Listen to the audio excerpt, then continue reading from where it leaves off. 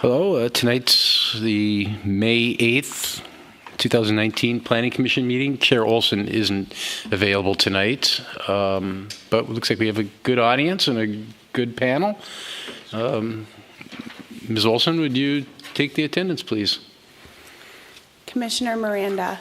Here. Commissioner Lee. Here. Commissioner Thorson. Present. Commissioner Strauss. Here. Commissioner Melton. Here. Commissioner Berube. Here. Chair Nemerov. Here. And then Commissioner Bennett. Here. thank you very much. Welcome. Next, we have a meeting agenda, and there's been just a couple changes from. There'll be a couple small changes from what you might have seen earlier. Following our bylaws, we revised our bylaws recently. Community comment has been moved ahead of public hearings. Section 5 versus public hearings will be item 6. And then also as part of chair and member comments, I think Commissioner Miranda is going to have a brief comment about transportation matters. Does anyone else have any comments regarding tonight's agenda? I'll move approval of the agenda as amended. Second. Thank you. Is there any other discussion? All in favor of the agenda as amended by that motion? Aye. All right. And then we also received in our packets, we have meeting minutes from our April 24th meeting. Does anyone have any comments to those minutes?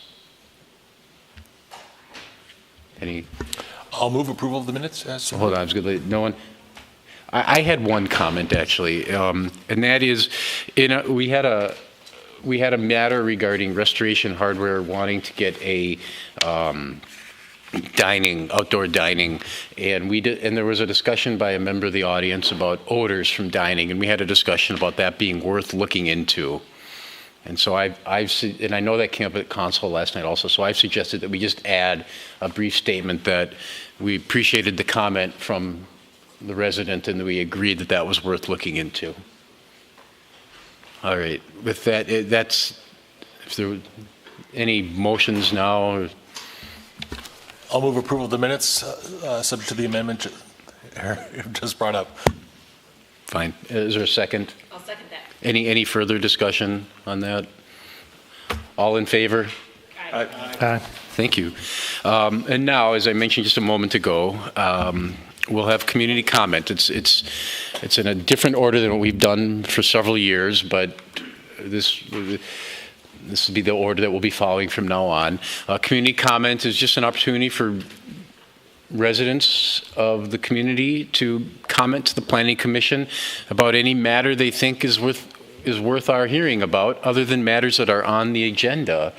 Everyone has 3 minutes. There's a light that'll go green, yellow, red, and I think we're all familiar with what those colors mean. Is there anyone in the audience who'd like to say something tonight? We have citizen John Hamilton.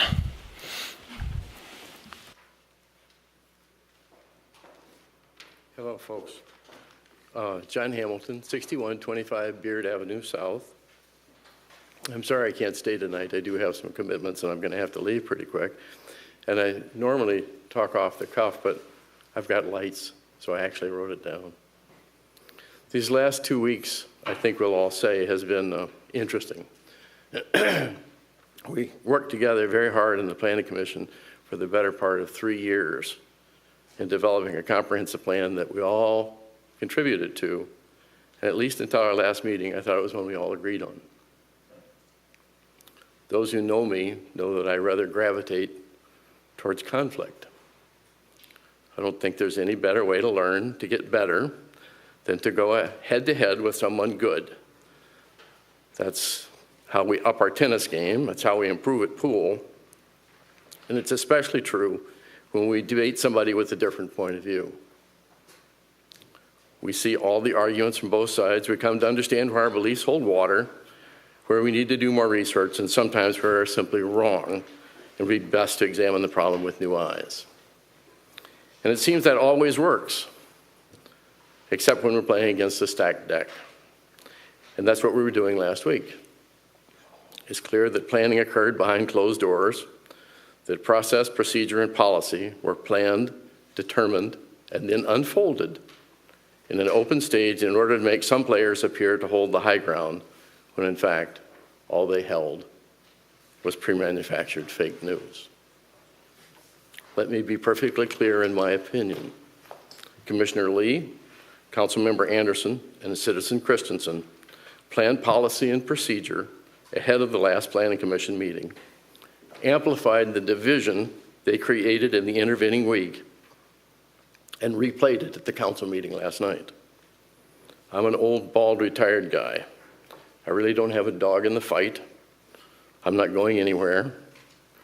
All I want is for Edina to do well and for folks to be happy.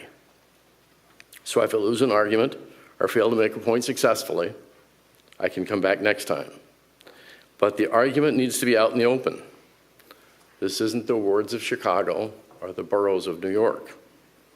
This is little old Edina, where the open meeting laws rule, where the right answer beats the flashy delivery, where we honestly care about truth, beauty, and the American way, and not where we hide our alliances, deal in half-truths, conceal our true intent, pretend we are acting out of civic interest when we're really carving out a political foothold and subverting honest dialogue to political self-interest.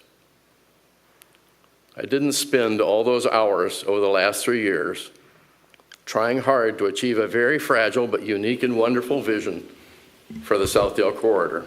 John. They have it become a political football, one sentence, and use that football to frighten citizens. I would like to think this might be a turning point for us to get back to doing the work we said we were here to do, advising City Council with our best insights and understanding, not running for office here or helping others to do so. Thank you. Are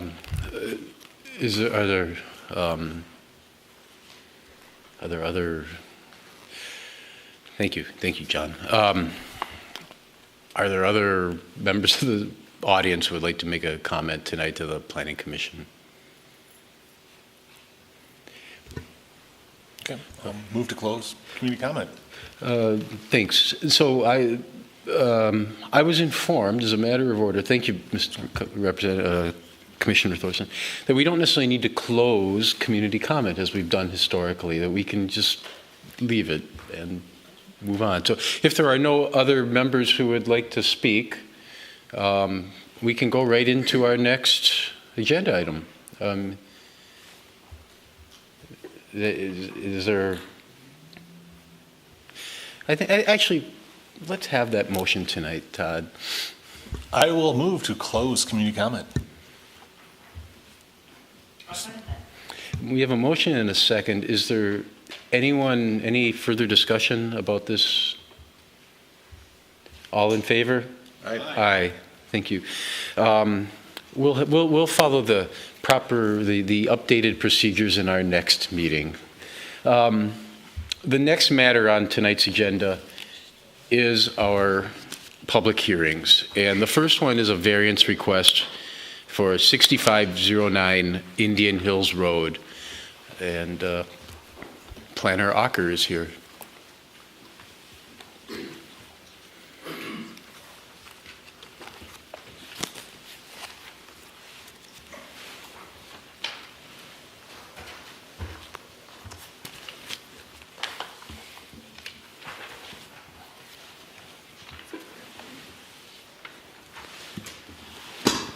Chair, members of the Planning Commission, this is a variance request for 6509 Indian Hills Road. It's for a 46.96 front yard setback variance and a 0.9-foot first floor height variance.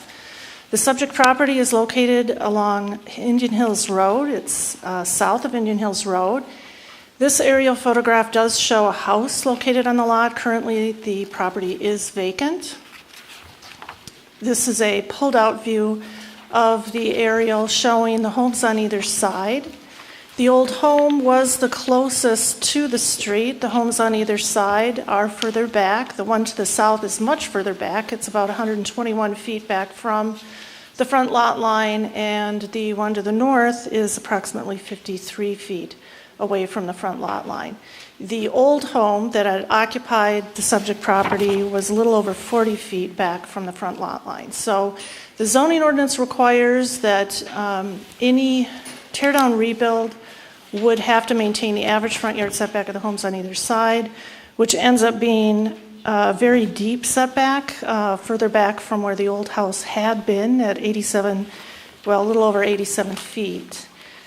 The property is heavily wooded. It also has a steep topography. It goes up from Indian Hills Road about 43 feet. So there is a steep grade from front to back.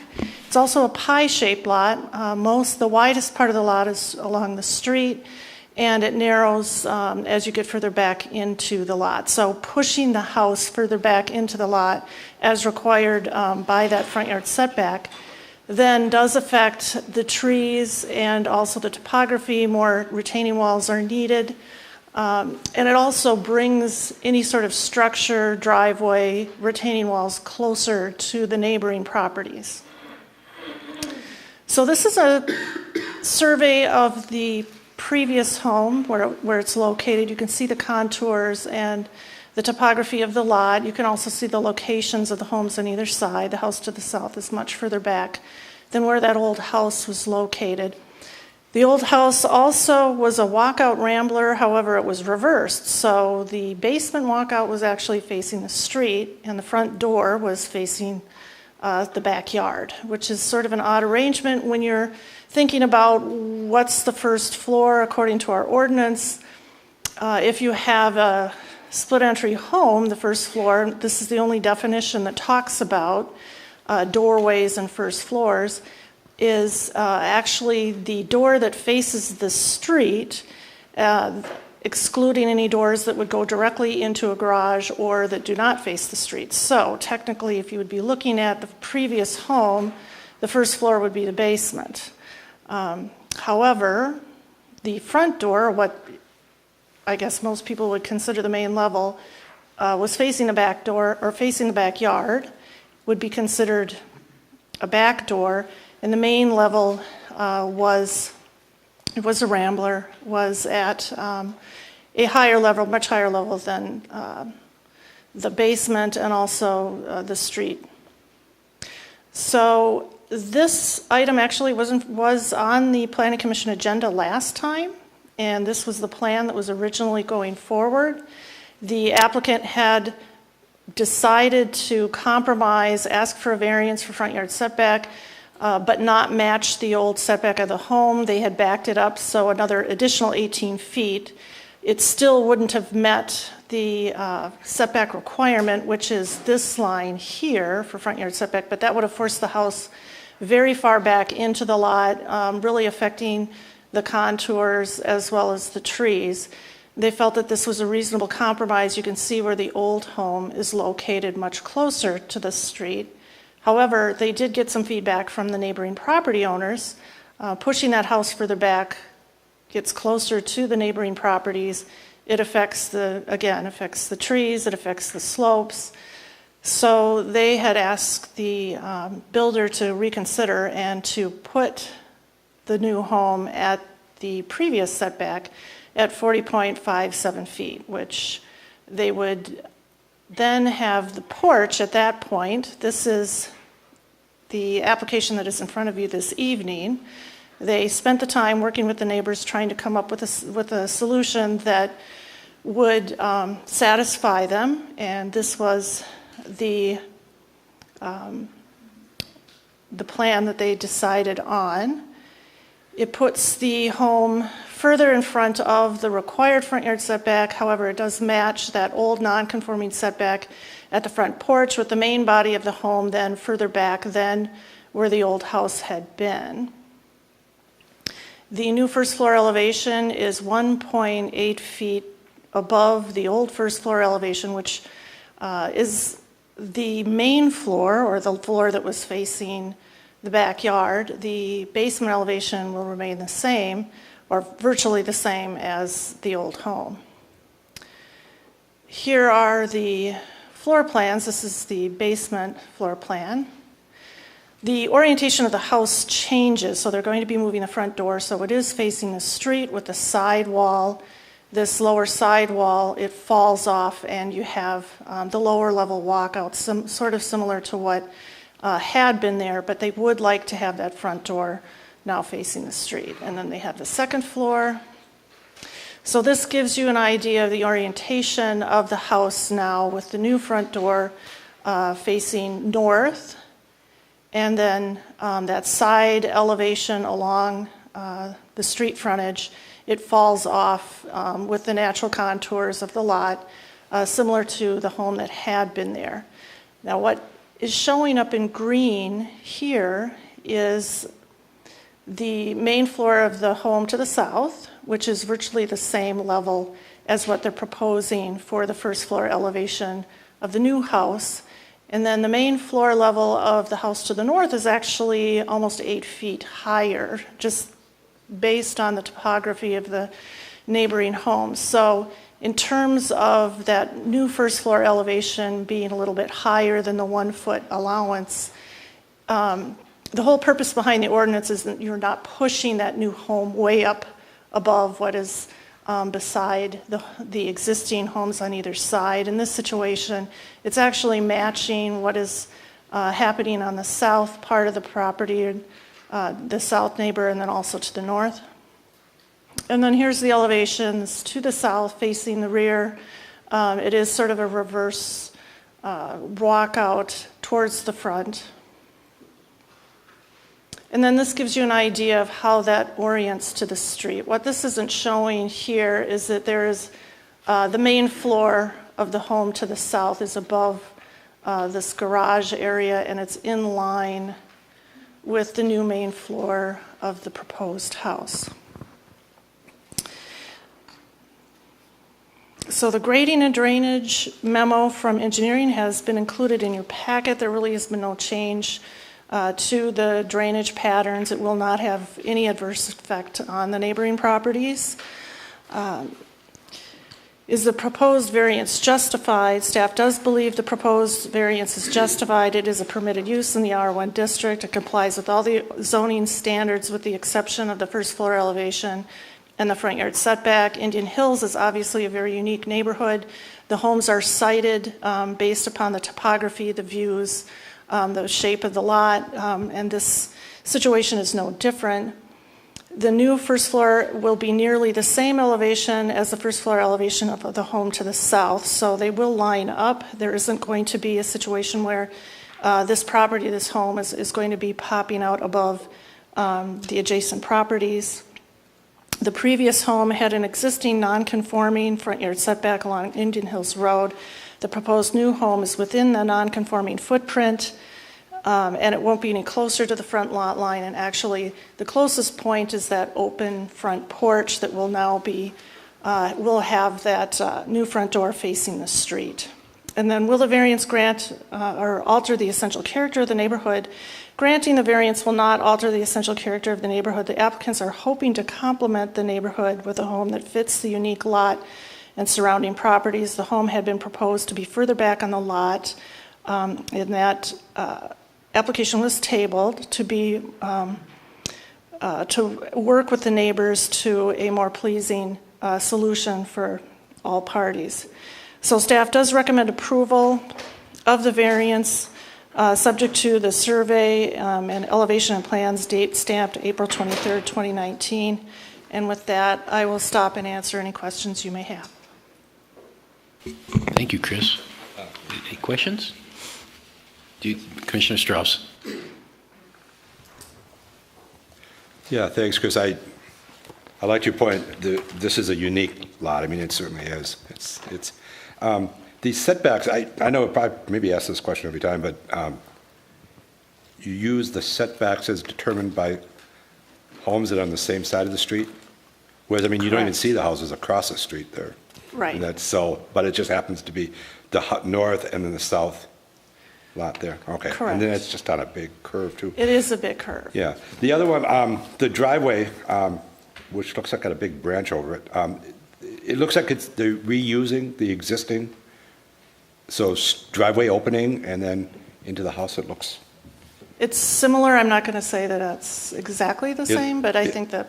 Okay, I mean, it applicant- appears from the drawings Yeah. that it matched, I'm sure they're repairing it, but so there's no smooth street cut, there's no, the pathway is clear from the existing one, right? Okay. Good, thank you. Thank you. Any further? Commissioner Berube? Okay. Thanks. It was really thorough. I just want to clarify one thing. Am I understanding correctly that they had a proposal, they thought maybe it was not enough of a setback, so they tabled it, they were going to do something else, but then talked to the neighbors, and now they're back to the original, and all of the neighbors are fine with the proposal? Is that what you were saying? And maybe I wasn't clear, I No, you apologize. The application that was submitted had the home at a deeper setback than the old home. However, it was not all the way back to where the requirement should be. The neighbors didn't like it. It was too close to the side lot lines. It, impacted the slopes and the trees. So the builder took a step back, worked with the neighbors. The neighbor to the north encouraged the property or the builder to actually match the existing non-conforming setback of the old house. Okay. And we have seen any complaints that have come in, or any neighbors who don't They've approve? all been notified, and I have spoken to both the neighbors on either side. Okay. Thank you. Any further questions? Chris, I had one question. It looked like in the original house that there was a driveway or something on one part of the yard. I have a couple of questions on this. Is that driveway going to be removed? And I guess my general question is there a change in non-pervious surface with this remodel? Well, it will increase. The home is larger. The driveway is larger. It looks like it's in the same location or a very similar location. It's a very large lot. It's over 42,000 square feet. So it's within the lot coverage requirements, and in terms of the driveway, it's actually, building coverage is at 10%, and it could be at 25%. Are there any further questions for Kris?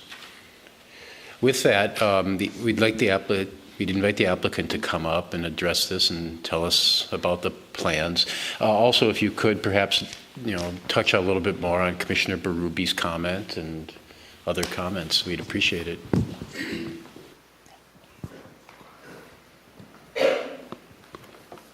Good evening, council members. I'm Steve from Wooddale Builders. We're 6117 Blue Circle Drive, Minnetonka is our office. We've done a lot of different things in Edina. And like Kris said, this is a very unique lot. We spent, and this is Jeff from... Jeff Lindgren with Jalen Design at 6514 108th Trail, Brooklyn Park, Minnesota. Jeff and I looked at the property at the time that I acquired it. It's a unique site. The first thing, we did have a neighborhood meeting and called all the neighbors, and they all graciously showed up. But we had submitted it at that point in time with a variance, compromising somewhat in the middle of what the city's requirement is. Due to the fact that, Indian Hills has got lots of terrain. Houses are up, houses are down, setbacks are uniquely different, and we felt that, we'd try to compromise somewhat in the middle. With that, then we had the neighborhood meeting. They were, after a lot of questions and comments, and days went by, and then we got back together and they voiced their opinion, and they really felt strongly that they wanted it pushed back towards the street again because it was encroaching too much into the hillside, too much tree loss, and so forth, and getting too close to them. We were open to that, helps us as well, pushing it back towards the street, helps us, work out more spaces, save trees, and do that. So we were open to that, and Kris thought that with the neighborhood's comments that was a good program, so that's what we did. Yep. I thought Kris did a great job of explaining everything, so if there's any questions, did you get your question answered okay? So this is a spec? Yes, Yeah. it is, yep, for the builder, yep. And I will comment a little bit more. It's a unique design because we have lake views to the back, which is to the roadside. We also kept the garage facing the side street so that the front of the house, which is then kind of the front yard, but really not the front yard, is the way we designed the house. It's got a summer porch and patios and everything to the front of the house for a kids' play area where it won't be to the street side. So it's a unique design for that particular lot. Thank you. Are there any further questions for the applicant? Well, see, thank you. Please stay. I'm sure you'll be interested in how everything else, there may be more questions for you. You've been through this drill before. But now we would have an opportunity. This is a public hearing. If anyone in the audience would like to comment on this, you can have up to 3 minutes.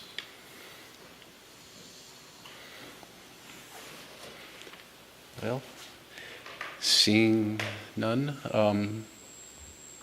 Motion to close public hearing. I'll second. Motion and a second. All in favor of closing public hearing? Aye. Aye. Aye. Well, that brings it back to the Planning Commission for discussion and review. Does anyone have any comments or thoughts?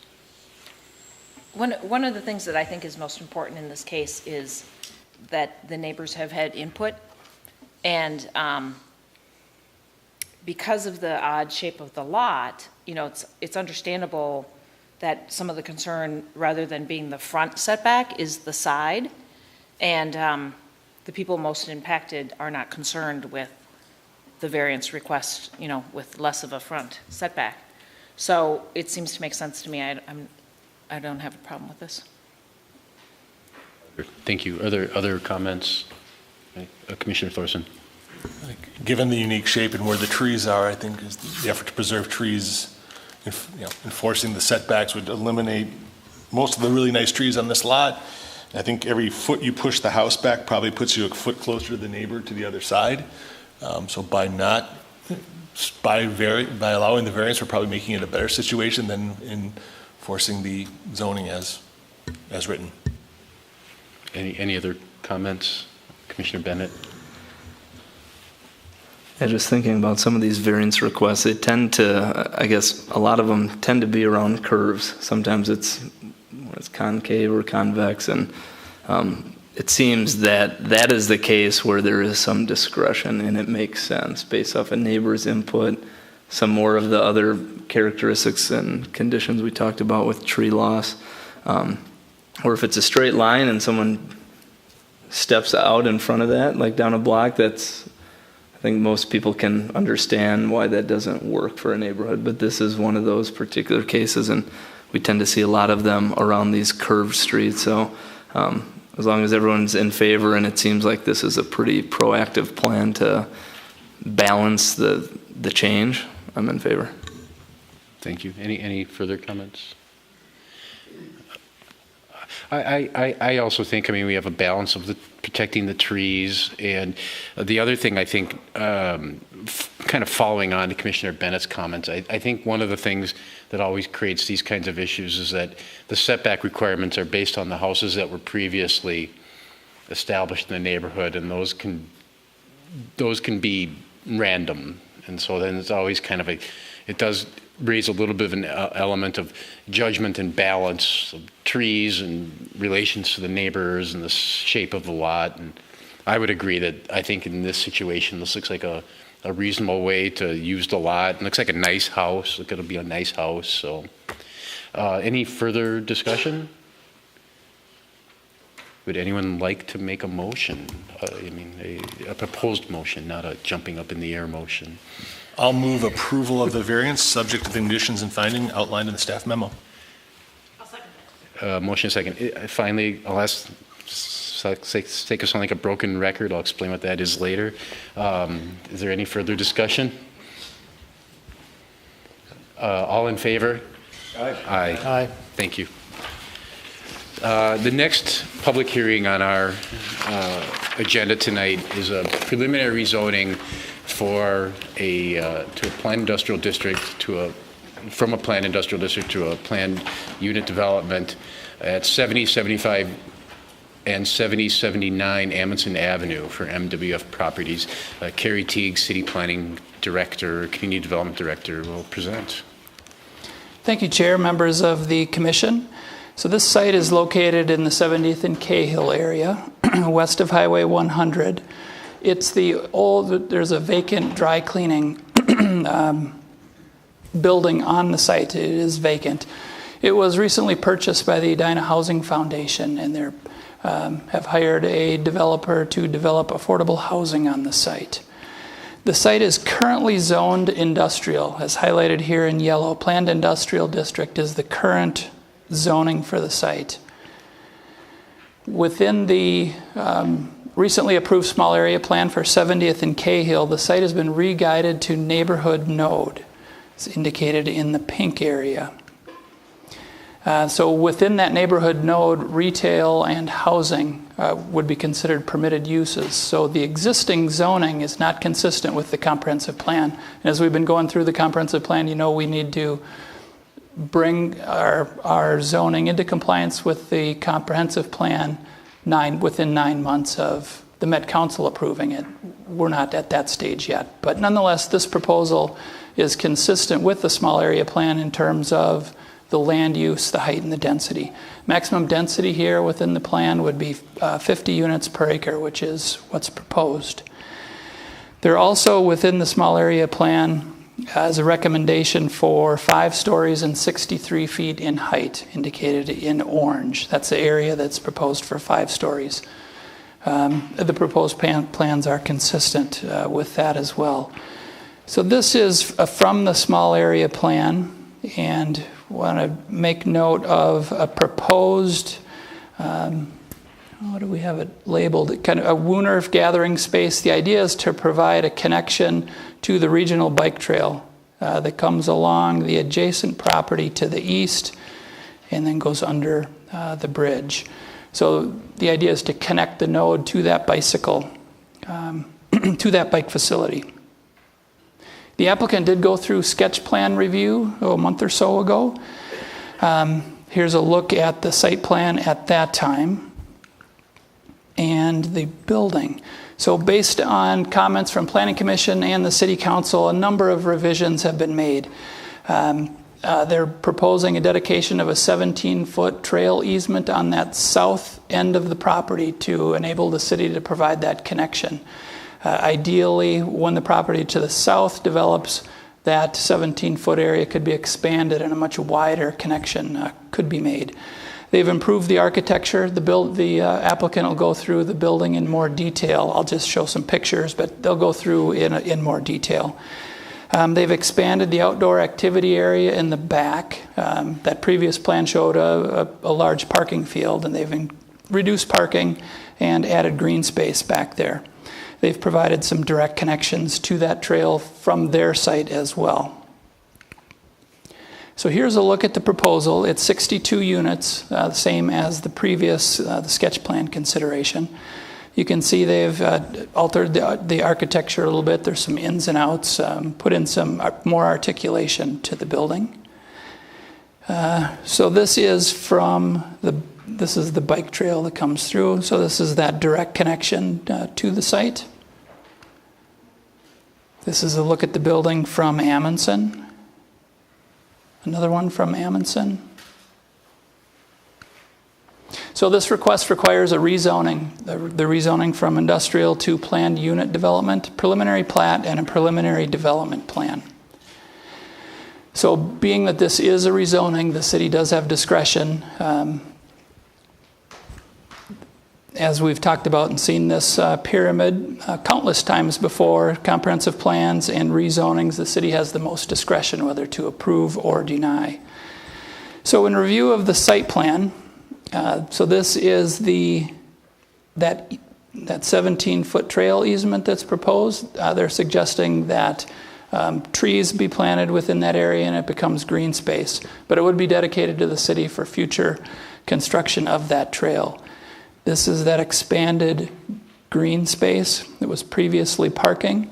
As recommended by the City Council, and I believe the Planning Commission as well, there was talk of kind of blending the site in up to the trail, which they have done that as well. Access to the site is off of Amundson. There's underground parking that would be accessed to this location.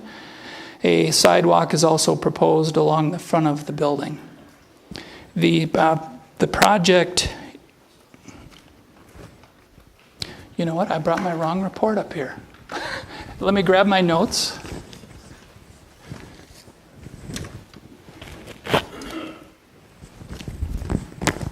That was the report for the next the next item on the agenda. I apologize for that. In terms of the landscaping, they are proposing enough trees. Based on the perimeter of the site, 31 trees would be required, and 40 are proposed. A traffic study was done by Wenken Associates. Ed Terhar is here to answer any question in regard to parking and traffic. The conclusion of the study is that the existing roadways can support the project, and the proposed parking is adequate to serve the development itself.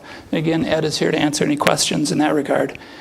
In regard to the plat that's proposed, the site exists as 2 lots today. They would be just simply combining the 2 and creating a new plat. This graphic shows that trail area. So on the top, this would be as constructed. So it would be green space with some landscaping. They've also provided an example, should that property to the south not develop, there would be potential to put in at least a 10-foot wide trail and still maintain those trees that are proposed. In regard to the required setback, so we did a comparison here of the underlying zoning, which is the industrial district. Through the PUD rezoning, the applicant is requesting flexibility in the zoning in terms of setbacks to the front, basically 3 of the 4 sides. The parking lot setbacks to 0 feet is kind of similar to the existing conditions out there today.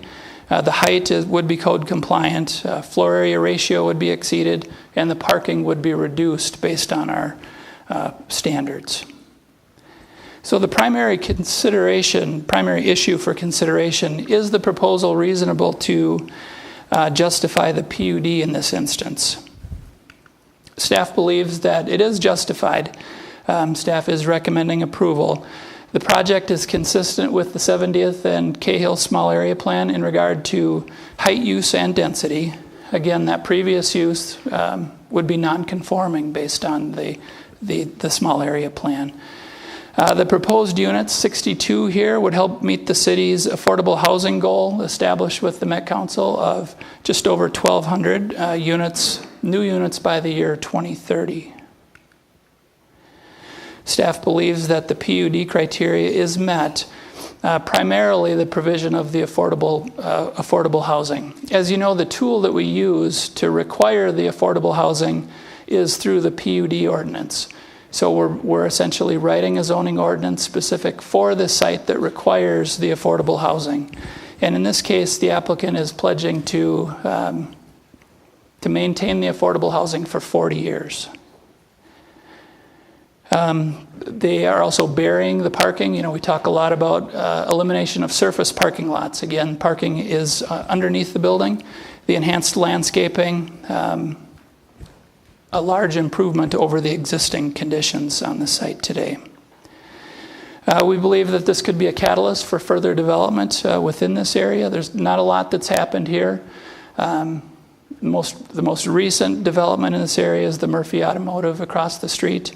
But in terms of other development in this area, there has not been a lot.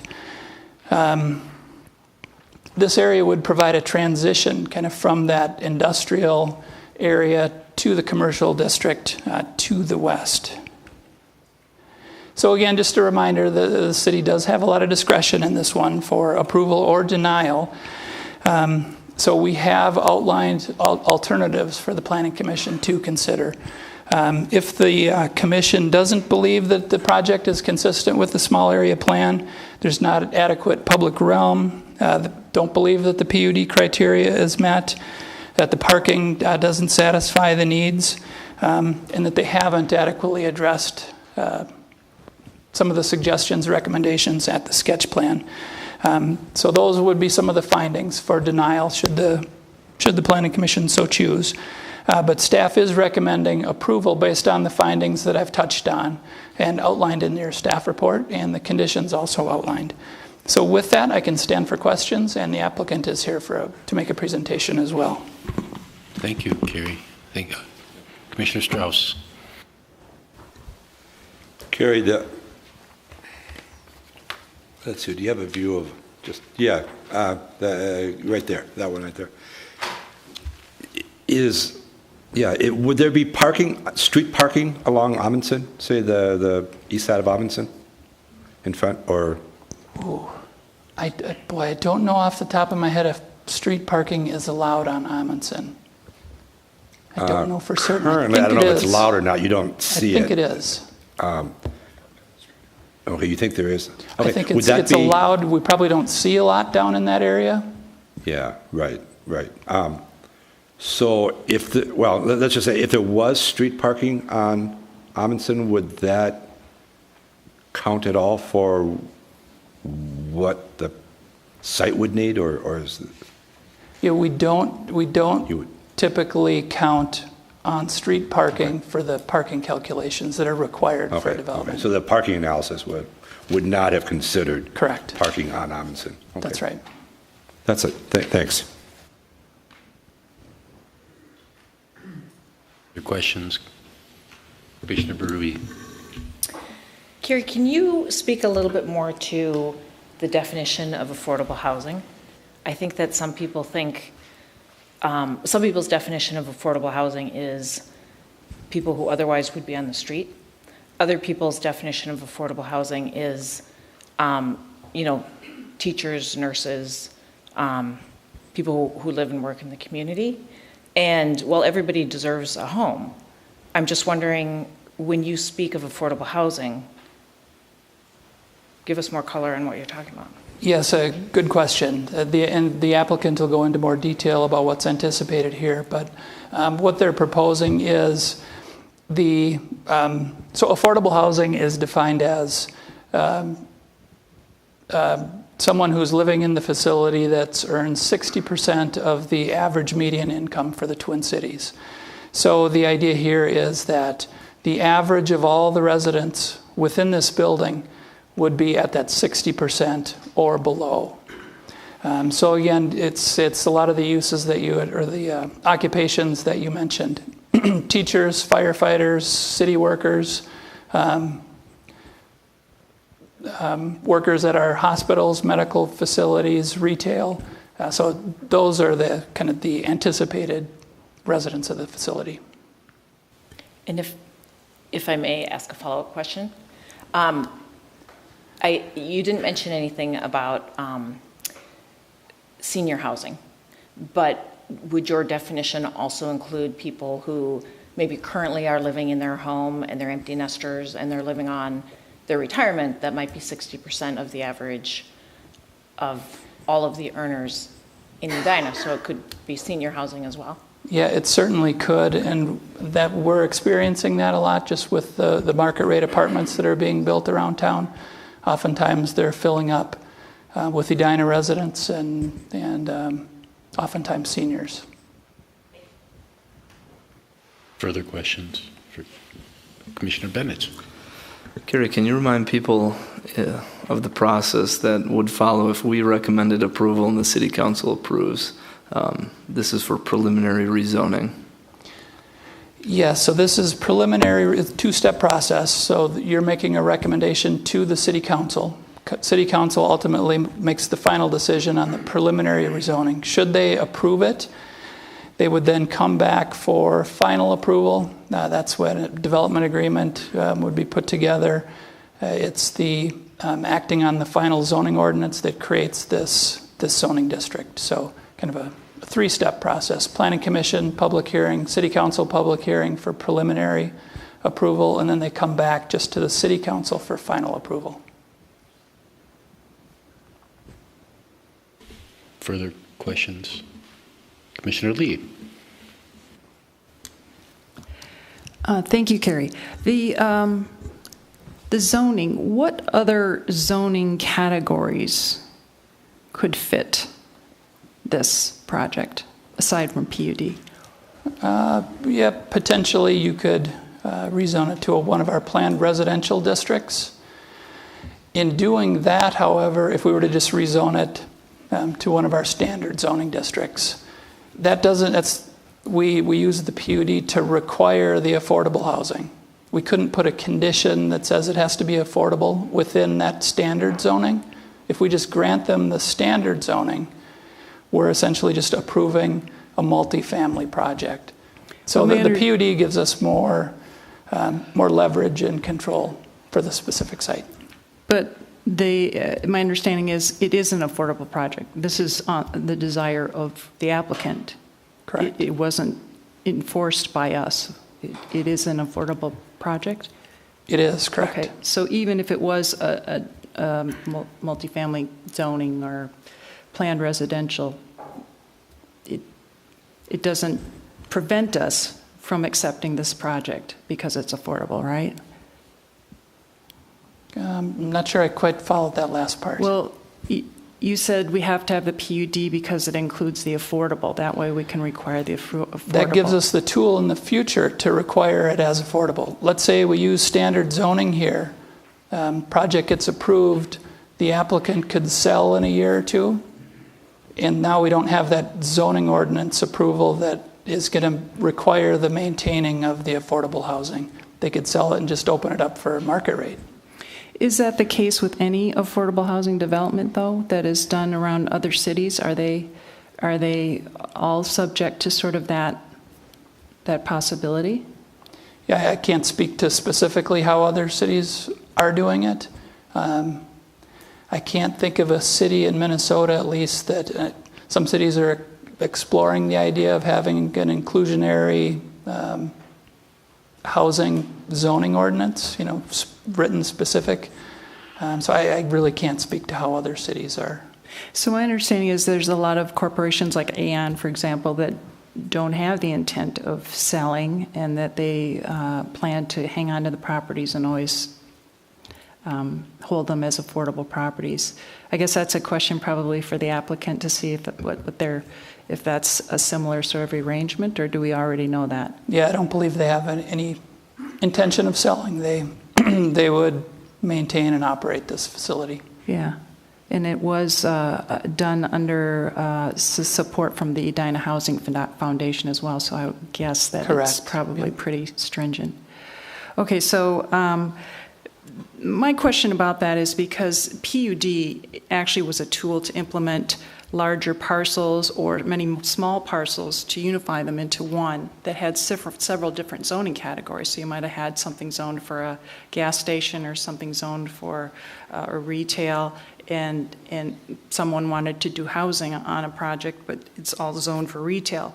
So by combining that and creating a PUD category specific to that project, that gave you that flexibility. I always hesitate when I see just a single building of a single type because I like to stay with standard zoning categories that everyone understands. We are hitting how many PUD categories now? I believe this is our 19th. Okay, so we keep creating these different zoning types. In effect, some people might say it's like creating no zoning. So the follow-up question is, do you see for all of 70th and Cahill now, every parcel will now become PUD, its own PUD, therefore no zoning? Yeah, not necessarily. Take, for instance, the Valley View Wooddale neighborhood node there. So that redevelopment is coming in under the existing zoning plan, Commercial District 1. The commercial part of this development has that same zoning. So, and housing is a conditionally permitted use. So it's hard to predict exactly, but It could be PUD, it could be conventional zoning. But in any case, we would be looking at each development proposal as it came before us, and as a planning commission, trying to decide what the appropriate zoning is. So I would expect that on these parcels, we might have some planned residential, and some will be planned commercial district. If it were in mixed use category where you had retail on the bottom and residential above, what have we typically zoned those for? We're getting a lot of those now. Yeah, again, the PCD1 zoning would allow retail on the bottom and housing above. Okay. Does it allow for 100% housing like this? It potentially has a conditionally permitted use, yes. Okay. So in some ways, to leave that flexibility, not in this case, we wouldn't necessarily, but it might be better to go for a category that has a little more useful life to it. Let's say somebody says he does want to do housing now, but it's just straight up housing, not affordable. It might be in the future worth zoning at PCD, because many people have said, oh, it's kind of disappointing that all we're going to get is more housing, and we really wanted sort of that vibrant retail on the first floor. We could zone at PCD and still have the housing project initially, but in the future, it opens it up for redevelopment possibilities that will include commercial. So I'm just asking that question because I want to understand exactly, what we would zone for. Yep. So that is an option to zone it, use that zoning. However, if you look at, there's a draft ordinance in your packet, and it does suggest, because we did talk about this at sketch plan, the potential for retail uses on the site. So as you see under accessory uses that would be allowed, and it does list uses allowed in the PCD1 zoning district. So retail could go into this site in the future. Okay. And then my last question had to do with sort of the meeting, the requirements to meet sort of the site development guidelines. You already mentioned that they are, based on the feedback, leaving sort of that easement for the trail. When does that trail happen? Because when this plan was initially done, it was the assumption that it would be done when these parcels that are adjacent are completed. Yeah, so it could occur a couple of ways. Should the property to the south not develop, and we want to make that connection, we could use that 17-foot easement that's being dedicated in this case. Or alternatively, when that property to the south develops, then we could require the easement there, and it would likely be constructed at that time when we've got a much wider, probably at least 17 feet, so we'd have at least 34 to maybe 40 feet to work with to provide that connection. And as you note on the slide here, you can see the slopes in this area. It would be an easier connection, really, to develop the connection to the trail on that property to the south where it's more flat in the back. And do you see that as being part of the responsibility of the development of that parcel? Yes. All right, so right now... In conjunction with the city. Yeah, I think that was the intent of the plan, was to guide it for the public realm improvements and build it into it. There was not to be this negotiation back and forth. It was simply to be required. So I just want to make sure that you feel as a city that they have met the requirement for providing that connection. And then the second piece I was going to ask was that Wooner gathering space that's shown sort of as the connector between the existing trail and onto this property. When would that happen?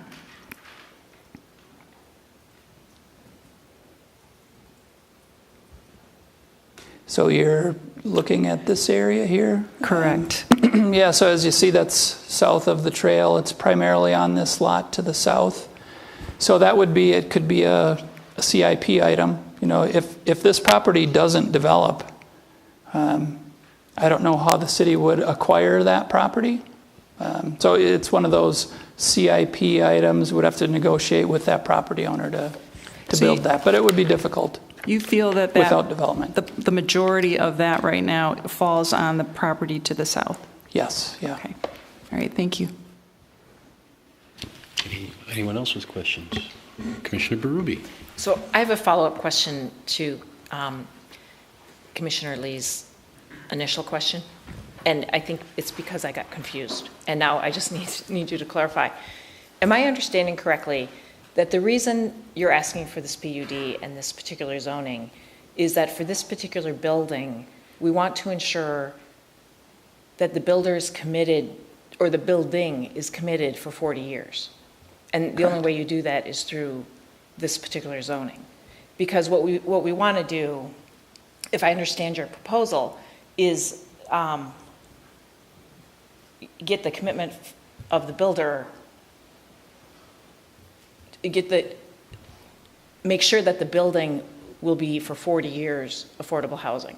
Because otherwise the builder could build it, and if it's zoned something else, could sell it, and we would have no legal recourse. Correct. That's what you're saying? Yep. So that's why it has its own particular zone? Correct, yep. Got it. Thank you.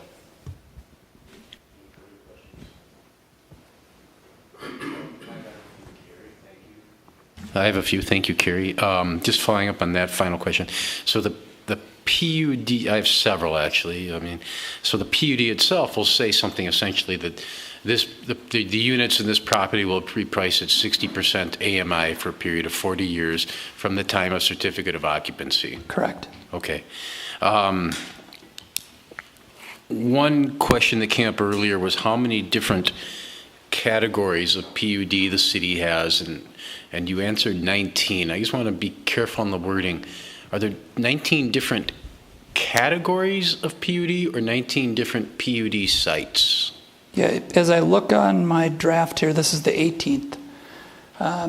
So with each PUD, there is an ordinance that gets put right into our zoning ordinance, so each one is numbered.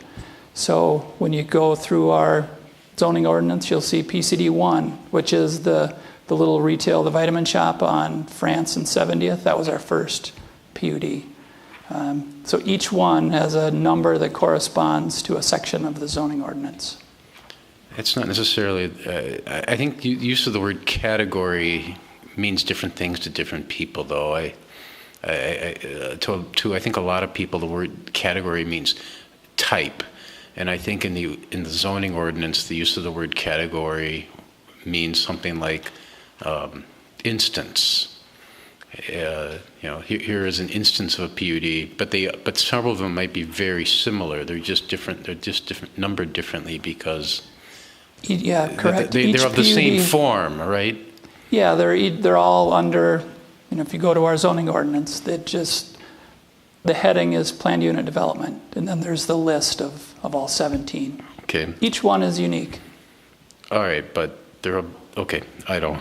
Okay, price at 60% AMI. So is for 2000, and I know you have the city's expert here. For 2018, just to get some facts on the record, is 60% of AMI $71,900 for a family of 4? Is that the income? I'll have some charts. Yeah, the applicant will deal with that. And I have a follow-up question on rent. So, and these are 2018 numbers I have. The rent I have for a 2-bedroom at 60% AMI is $1,273. And if you have a chart that will show 2019, we'll deal with that when you sound good. Asking just to give context and facts on the record for consideration. One thing that was on one of your slides, it showed that this PUD, that the city zoning would be 1.0 FAR, and this would be 1.5. But we've also heard statements that this otherwise, this complies with the SAP. Does the SAP have a FAR ratio in it? It does not. Okay, so it does. So having 1.5 is not a non-compliance with the. It's non-compliance with the existing zoning for the site. But not this small area plan. It doesn't talk specifically about FAR ranges. It refers to the zoning ordinance. Okay. Questions have come about the easement and the development of that area. and maybe you've answered this, but what would be the trigger of constructing the items that are to be covered by that easement? Yeah, I would see it today as with the development of the property to the south. Okay. Absent that, the city would have to go in and we'd have to do that ourselves within that easement. But the easement that the applicant is dedicating doesn't get us all the way to the trail. So we need to work with that property to the south. Okay.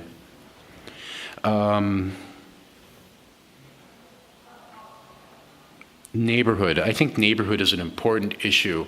For the record, perhaps right now, maybe for further consideration, do you have data on the types and the numbers of residents that are, say, within half a mile of this site?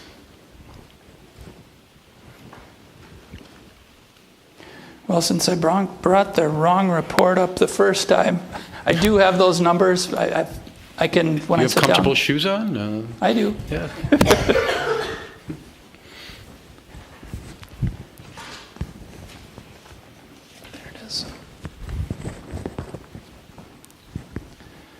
Maybe I'll put this up too.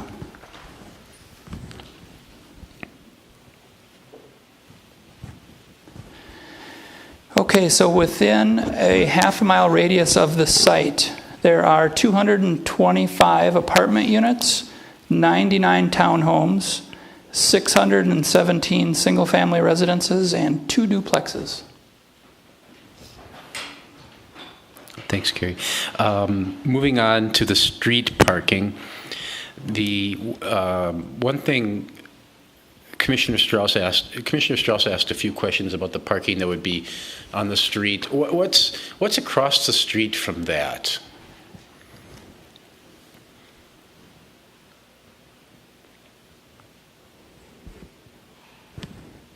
Okay, so I mentioned the Murphy Automotive is located on the corner. And then the uses directly across, it's a mixture of retail uses, restaurant and service type uses in there. Okay, all right. And so the on-street parking is contemplated to be towards the west there on Amundson, not to the east. Potentially could be on the east side. Okay. All right. And what's to the east? Is that the railroad? This is, yes. The overhead power lines and the railroad that comes through in this location. Okay. This is the city owns this property here, and this is the regional bike trail. Okay. And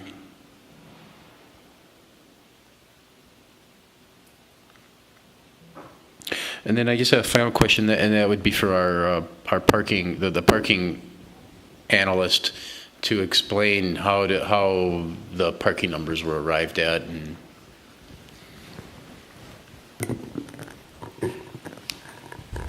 good evening.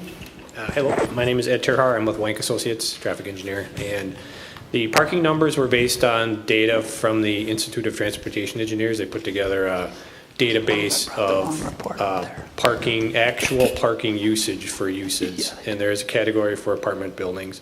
So based on the number of dwelling units, there is a peak parking ratio per unit, and that was applied to this to the number of units, giving the peak number in the report, which was 73, I believe. 73 spaces. So in this case, then they're proposing 94 spaces, and so that is adequate. Okay. Commissioner Bennett. How often does that number change, the data? The data, actually, they just updated the data. They came out with a new set just this year.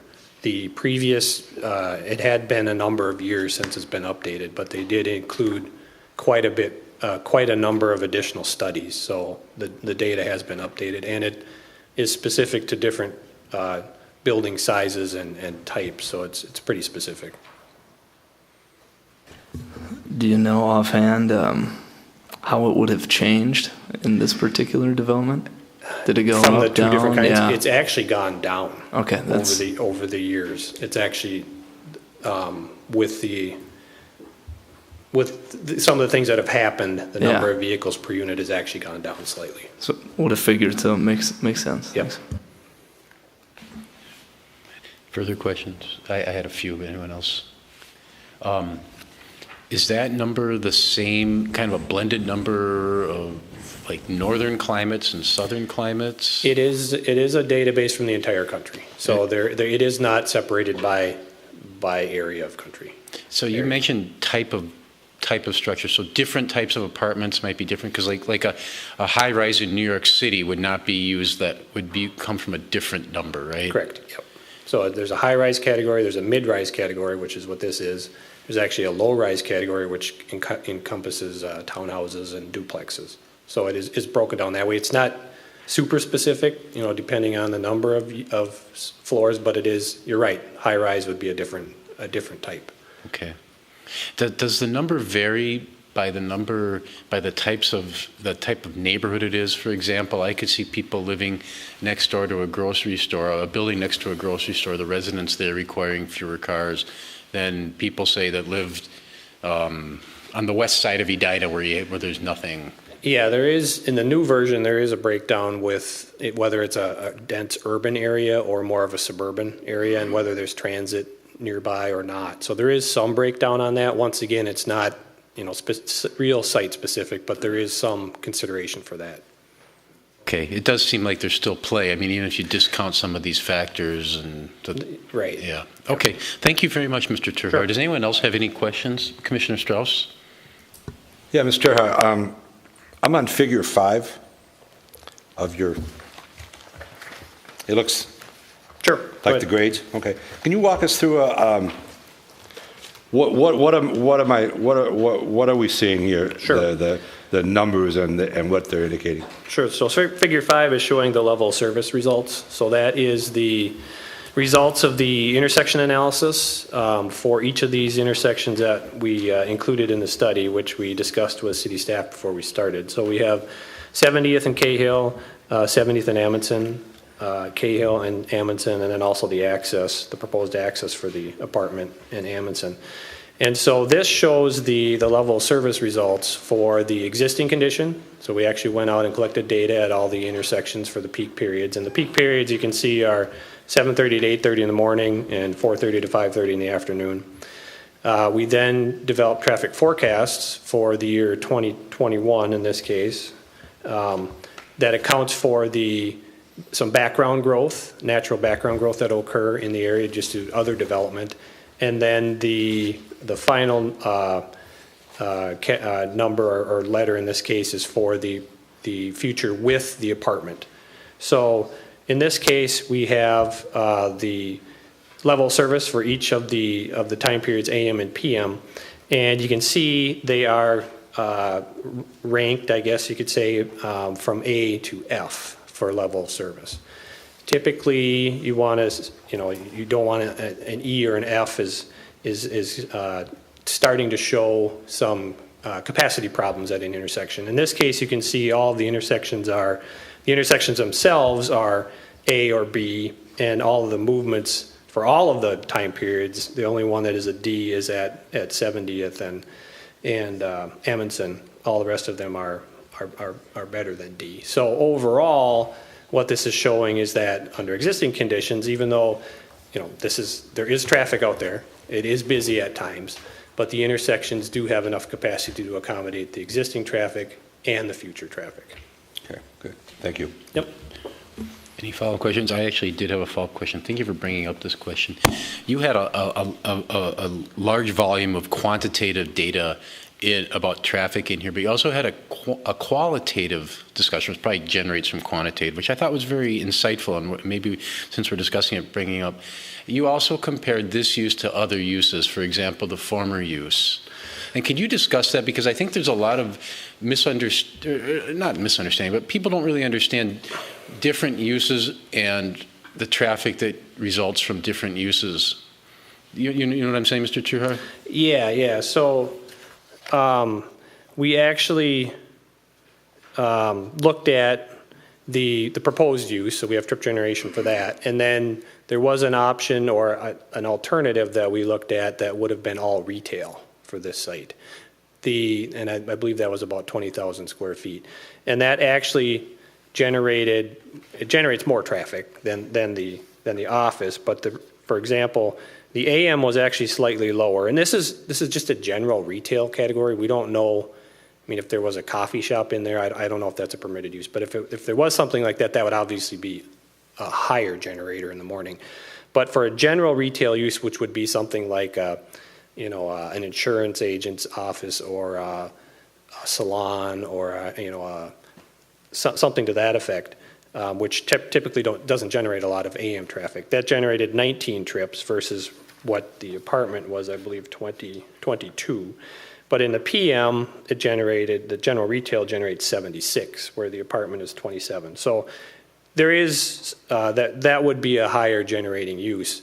Trying to compare it to the existing use was difficult. There is not a dry cleaner category.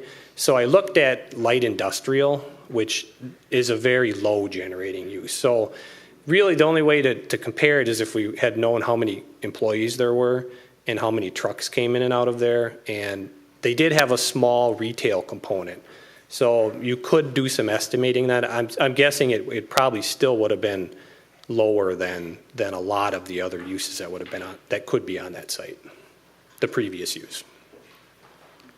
Thank you. Did you, in your estimate of the previous use versus this housing use, are they about the same? It actually, if you just look at light industrial, which is a pretty general category, but if you look at that, that's actually lower than what this is proposing. So for example, the light industrial, even with a little bit of retail, generated 13 AM trips and 12 PM trips. So it's about half of what the current is. But once again, that's a very generalized estimate. Thank you very much. Any further questions? Commissioner Bennett. So regarding parking, at least in your opinion, according to the report, it's adequately parked for its use? Correct. By about 20 stalls? Correct.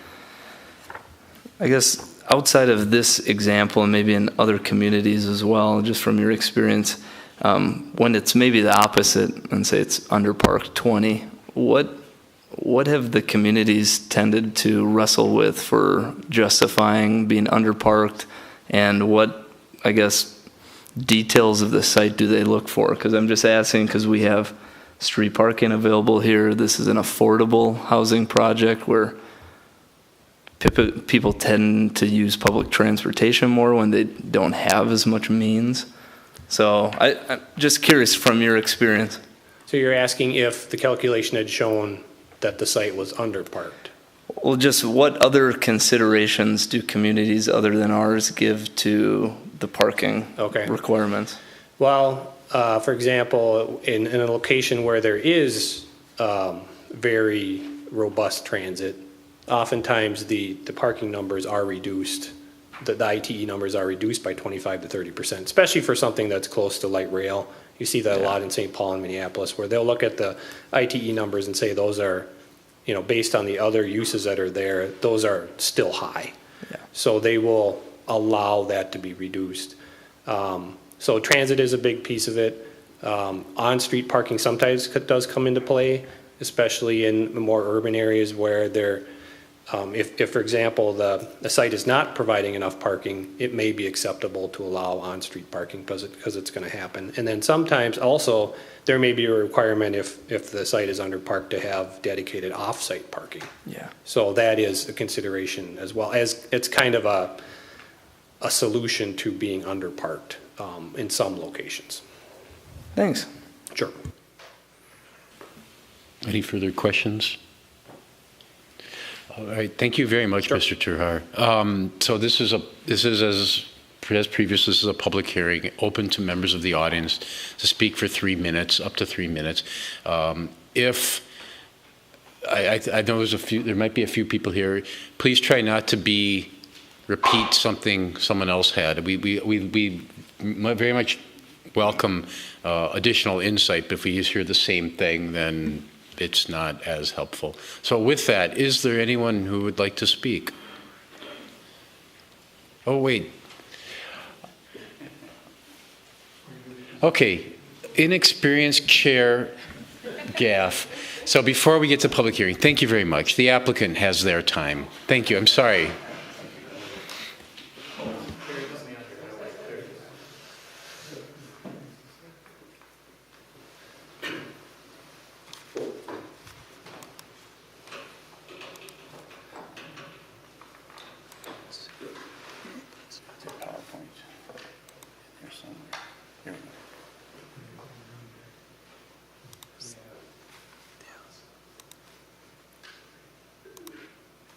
Excellent, thank you. Thank you very much. Peter Worthington with MWF Properties. Thank you for the opportunity to speak with you tonight. I've got a short presentation which I hope will answer some more of your questions, and then I'll be glad to take further questions. Thank you. Let's see, this one. So a little bit about us, mostly about the project, and we'll talk about our preliminary development schedule. Oops. See if I can, there we go, this way. MWF Properties has been developing affordable housing for about 20 years. We've got 24 projects open, with about 3 in construction and 2 about to break ground in the next couple of months. We have about 1,800 units. We have never sold a property. We're long-term owners. We have in-house management. And pictured here are a few of our recent projects. Everybody knows the site. Over here are the batting cages where we had the neighborhood meeting a couple weeks ago. It was very successful. Site plan, Cary has already talked about a few features, but I'd like to point a few other things out. When we last met, the building was a little bit more straight. We were able to shift the whole building to the east a couple of feet and shift the north half a couple of feet further than the south half to create some further articulation, which created some more green space. You'll see along here, one of the things we've done in the trying to activate the street side, we've put patio entrances to the ground floor units on the Amundson side of the building. And these, of course, patios will be on grade, but these patios will be elevated, and we've created a series of step planters to create some further building articulation and some green wall, if you will, and that'll be more evident on the elevations. Cary did mention that we're proposing to regrade and landscape part of the trail area in order to make a connection. This would be the connection to the trail for our residents. And of course, Cary has talked a bit about the potential easement for a connection for on the south side of the property. This is what the view from the street is now. This is what it would look like approximately with our building. And here you can see the stepped planters that I just described, trying to create tiers that would be planted with both vertical and drooping plants. Also notice that we've, this color and material board is over on the wall over there. We're trying to use the materials and textures, change the materials and textures to kind of break up the massing, trying to make the first floor feel a little bit different than the other floors, even though it's all housing and have a different look and feel to it. And then I'll show you in a minute that the top floor steps back at the 2 ends, and by changing the color and the materials, it makes it feel like a penthouse. So it's not one 4-story looking building, it's a couple of buildings. This is a view from the southeast, and here you can see on the south end of the building, it steps back quite a bit. And again, you can kind of see the various planes and colors and textures that we're proposing. This is the view from the trail. And this is the site section. It shows at 70th Street, it reads as a 4-story building, even though at the south end, it's 5 stories because at the south end, the parking garage is exposed. And over this area is where the proposed trail easement would be. I think Cary has described that accurately, so I'll take more questions on that, but I don't think I need to spend time on it. Here in the plan view of the parking garage, again, you can see the impact of those various planters and how it moves the building wall in and out. This is the first level view, and you can see that, again, there's the patios, and around the patios are the various tiers of planters. Over the patios on the first floor, we're putting a little architectural trellis feature, again, to make that first floor look and feel a little bit different than the others. And then the fourth floor, steps back a bit from the north end, but steps back more significantly from the south end. Some features of the property. We have on-site management. They're 5 days a week, as well as having custodial staff that typically live in the building. We have community room, fitness center. It's a secured building. We have 24-hour surveillance. We try to put some amenities, although it's an affordable project, so we can't afford to put too much into it. We're putting bike racks in all of the parking garage stalls, so every resident has bike storage. The underground parking is included in the rent. We don't charge extra for that. All the apartments have in-unit laundries, and we incorporate energy-saving features and appliances as much as we can afford to. This is kind of a 3D image of what a one-bedroom would look like. A two-bedroom. Again, you can see the laundry room. Oops. Three-bedroom. Okay, a bit about the units. 62 units, a mixture of 1, 2, and 3-bedroom units. 4 stories for parking. The average apartment sizes are about 700 for a 1-bedroom, 1,000 for a 2-bedroom, and 1,200 for a 3-bedroom. These are the rents that we're proposing to charge for 1, 2s, and 3s. Somebody asked the question about what the max rents are under the affordable housing program. At the 60% rent level, the maximum rent for a 1-bedroom would be $1,125. We're charging $678. The maximum rent for a 2-bedroom would be $1,350. We're charging $1,000. The maximum rent for a 3-bedroom would be $1,560. We're charging between $1,350 and $1,400. So we're charging less than the guidelines would allow us to charge for a 60% AMI project. The goal here is that the average household income will be at the 60% or less AMI level. For a household of 6, the new maximum income limit is at the 60% level is $69,600. And you can see it varies by household size. We have committed to maintaining this level of affordability for 40 years. And there were some questions about who lives in our buildings. This is a sample from one of our other metro sites, our metro projects, and you can see it's quite a diverse, including quite a few retirees.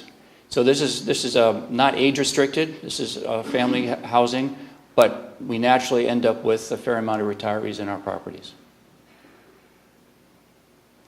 We hope to secure the land use approvals this summer. We apply for the financing through the state of Minnesota in early June. We will know by November of this year whether or not we're successful in being awarded the tax credits.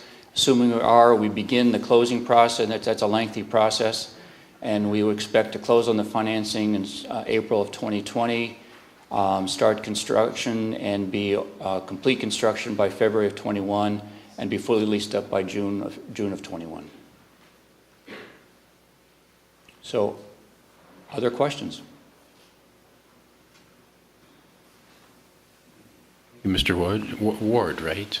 Worthington. Excuse me. Like the city. Been there. Thank you. Are there questions for the applicant? Commissioner Miranda. So you say the parking is included as part of the rent. Is there a reason why that's done? I mean, what if somebody doesn't own a car? Doesn't that increase the cost of the housing for them? We do it primarily because we want people to use the underground parking and not use the lack of affordability as a reason to not use it. So we want to make sure that we don't spill out onto neighboring streets, so we want them to be using the parking that we built for them. So they get, what, one parking space per unit? Or is it vary per the size of the unit? We have, every apartment gets a stall. Other surplus stalls are assigned on a as first come first basis, but we monitor that. We don't give too many stalls to one person, to one apartment. Okay, thank you. Further questions? Commissioner Lee. I think a follow-up question for Commissioner Miranda would be, could you see offering an incentive to someone who didn't want a parking space? Don't know, that question's never come up. We could think about that. Only because we're trying to encourage people to not use cars, and we're thinking maybe among this population that might be actually a higher chance that someone Interesting would, idea. being income dependent, Yeah. you know. I had a couple questions. All right, so you did mention you will have bike parking in the garage below? Yes, there'll be a hanging bike rack in every parking stall. It's hanging, okay. Just back to one of your plans I was noticing, and I'm guessing maybe it's not completely accurate, but you don't actually have plans that have bathrooms side by side? Or do you? In the 3-bedroom units? We have a couple of styles. There are, let's see, the 3D image I gave you is a typical corner unit. There are 3-bedroom units in the middle. I'd have to look more closely if the bathrooms are side by side. We're still working through the design details on this. Yeah, I was just thinking that seems rather not optimal, but I understand it. Is there some requirement that says a 3-bedroom unit has to have 2 bathrooms? It's not required, but it's something that we try to do because it's helpful. Yeah, my suggestion would be massage that plan a little bit. I think I'm looking at A340. You've got several on the 4th floor. I'm sure it was just more of a placeholder. Probably takes up a certain amount of square footage, and you're just trying to show them in there. But these are far from construction drawings. Pardon? These are far from construction drawings. Yes, right, correct. I did want to make a comment on the front elevation. So front being, I don't know, I guess on the west elevation. Amundson side? Along Amundson. Yeah. Those planters there, I think that as you go down the slope, the height of them increase, so that if you're down at the lowest part of that slope, that planter could actually be taller than your head. Is that correct? Well, the garage level is about 11 foot. From garage floor to first floor is about 11 feet. Sure. So if you think about it that way, grade is going to be at 0. The patio that's at the very top of all that assembly is going to be 11 feet. So this planter, I wish I could enlarge it, that first tier is probably going to be 4 feet or 5 feet, and then there's a second tier of planter. So I don't know that one would be over your head, but I don't have the dimensions. Okay.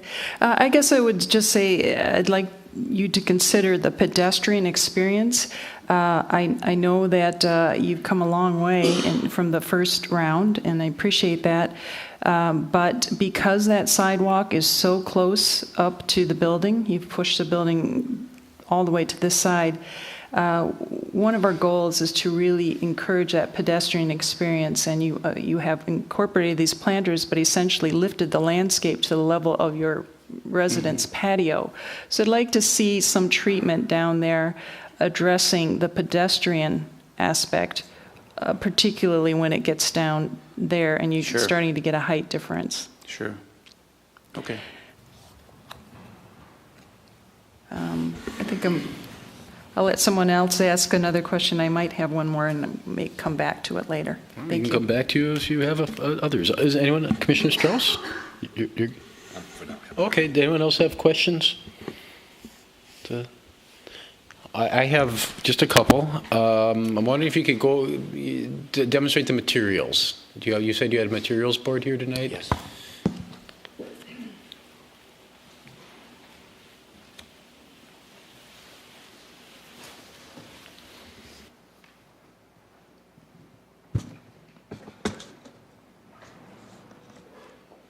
So we have a couple of types of CMU at the base. We have a cultured stone, which is this material. And then we have various widths of the lap siding and the cement fiberboard, which is this material in different colors. And then we get up to the 4th floor. This is cement fiber panels, which is different than lap siding. Trying to create, again, a different look and feel to that top floor from the middle 2 floors. Unfortunately, the colors don't render very well on the PowerPoint images. Are you able to estimate, for example, what percentage of the exterior is of which material? I don't have that percentage off the top of my head, sorry.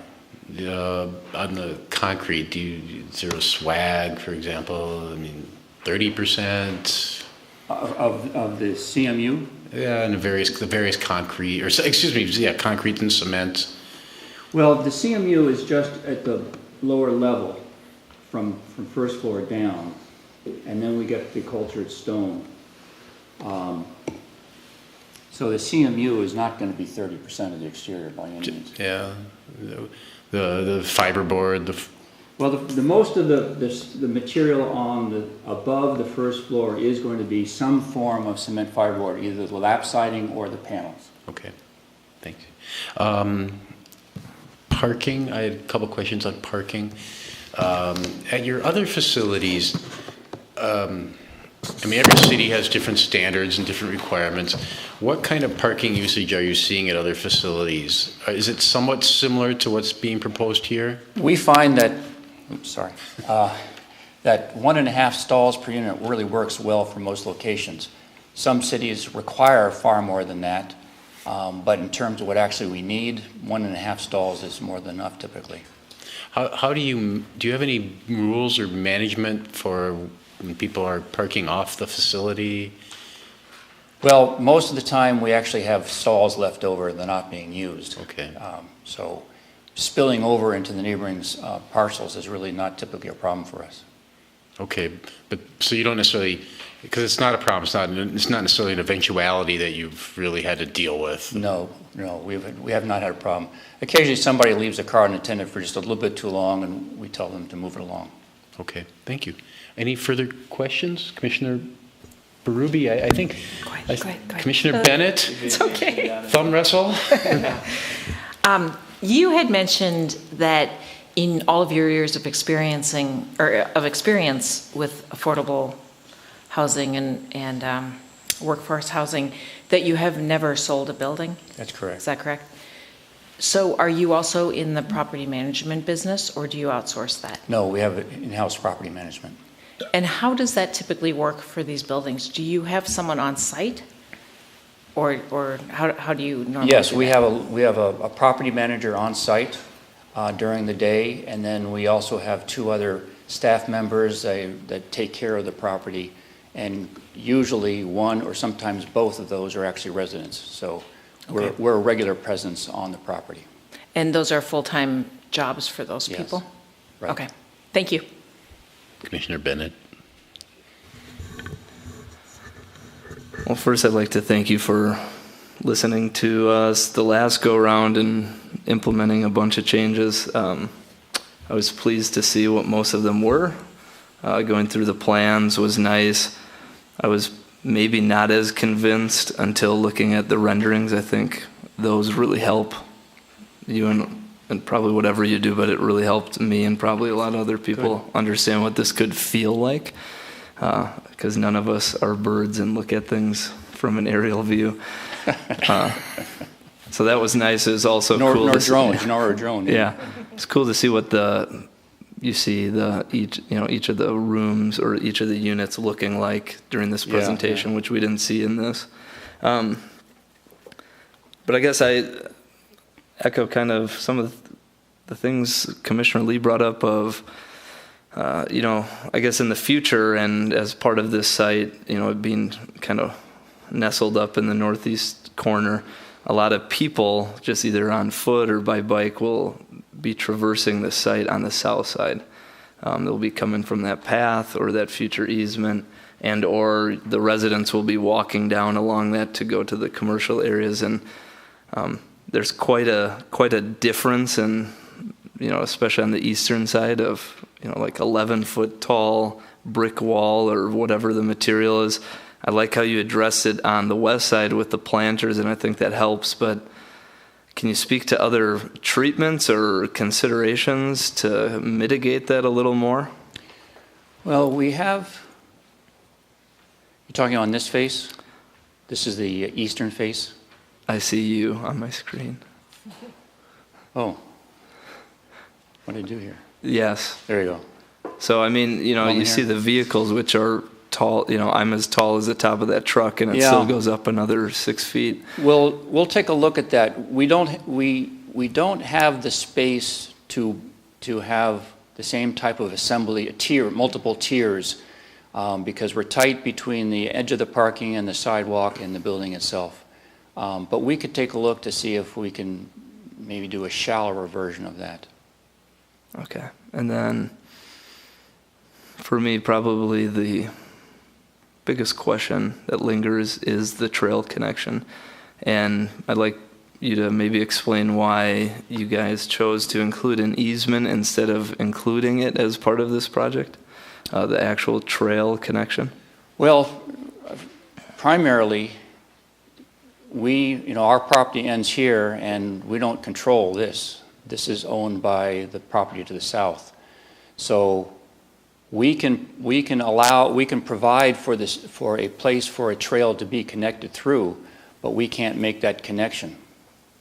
So what we proposed is a way that allows us to get our parking in, get these trees planted in a way that allows a paved surface to be done in the future when you have more land.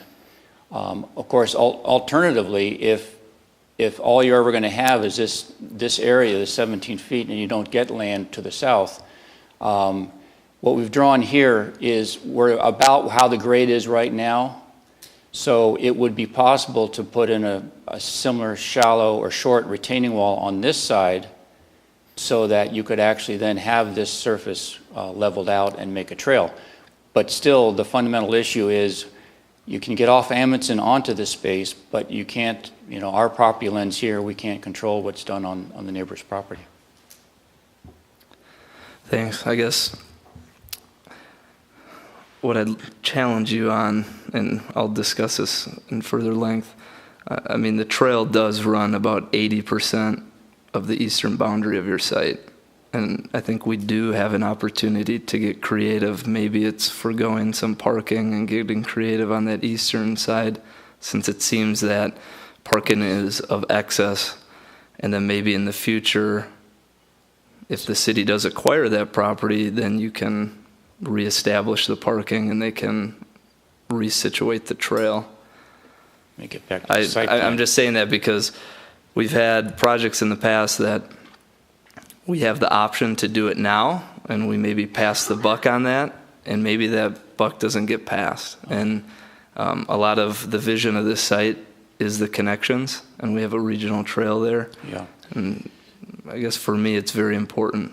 Yeah. And one other thing I need to restate, as I did before, is we compete for funding for these projects, and without the funding that we compete for, the projects don't happen. And we have to make sure that we are in the lower 50% of costs compared to all of the competition, because if you're not in the lower 50%, you're not going to get the funding. So we have to be cautious on all the things that we do, that we add to the project. Even if there's other sources of funding for them, it still contributes to the total development cost, and we have to keep that cost down. So a lot of things we can do, and there might be even funding for it, but if it contributes to the total development cost and pushes us over a competitive level, then we won't get the funding and there will be no project, no 100% affordable project. So I guess as part of that, it appears per some of the construction or documents, maybe the grading plan, that some of the construction's actually spilling out east of your property line to marry up with the existing trail. Is that going to be performed by you, or is that this? Yeah, or is that pushing that to the city? And No. if it is, No, that would be, we would do that as part of the grading here. We're going to be grading that area anyway. even though it's out of your property. Yeah, as long as the city's okay with that. That was, I guess, one of the suggestions that was made earlier, and I think it's a good suggestion. So I guess part of maybe my challenge there is, could you work with the city to split those costs to kind of reduce your portion if you then accommodate more potential for trail access? We could certainly look at that, but again, the issue here is, I think, it's somewhere about here, I think, is where the property line is for the trail on the east side. Is that what you mean? Yeah. Yeah. So really, I think the city needs to take the lead. Take the lead on having discussions with the neighbor about what's possible there, and take the lead. And if during this development process the city reaches some agreement with that, with the neighbor, we certainly would look at how we could participate in that. But I don't know that we can take the lead on that. I understand that. I think there's still maybe an opportunity to perhaps snake the trail, change a grade closer to within your property line, and maybe shift parking to the other side of that eastern lot, just temporarily. Other side of the eastern lot. So you're parking facing the trail, not facing the building.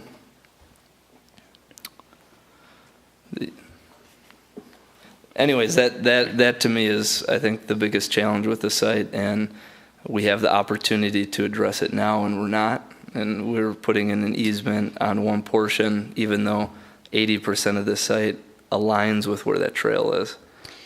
That's the challenge that I see, and that I feel that we ought to address in this development. Mm-hmm.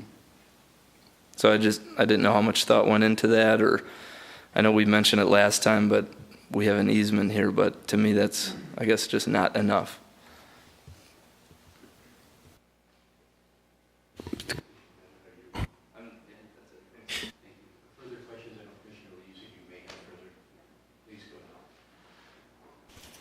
I'll follow up on what Commissioner Bennett said. I think what is lacking in this plan is critical to the small area plan was this idea that in order for the 70th and Cahill area to develop, that tie to the trail was going to be paramount. And this property is the linchpin in all of it. Not only do you have the heavy burden of sort of setting the architectural style, that is what's going to fuel the rest of the development.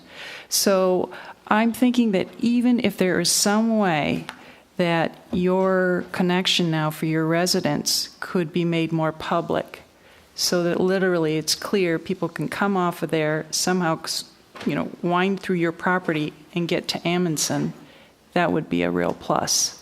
So if there is any way to kind of look at that as a temporary fix until we get that, the rest of the permanent connection made, that would be hugely valuable.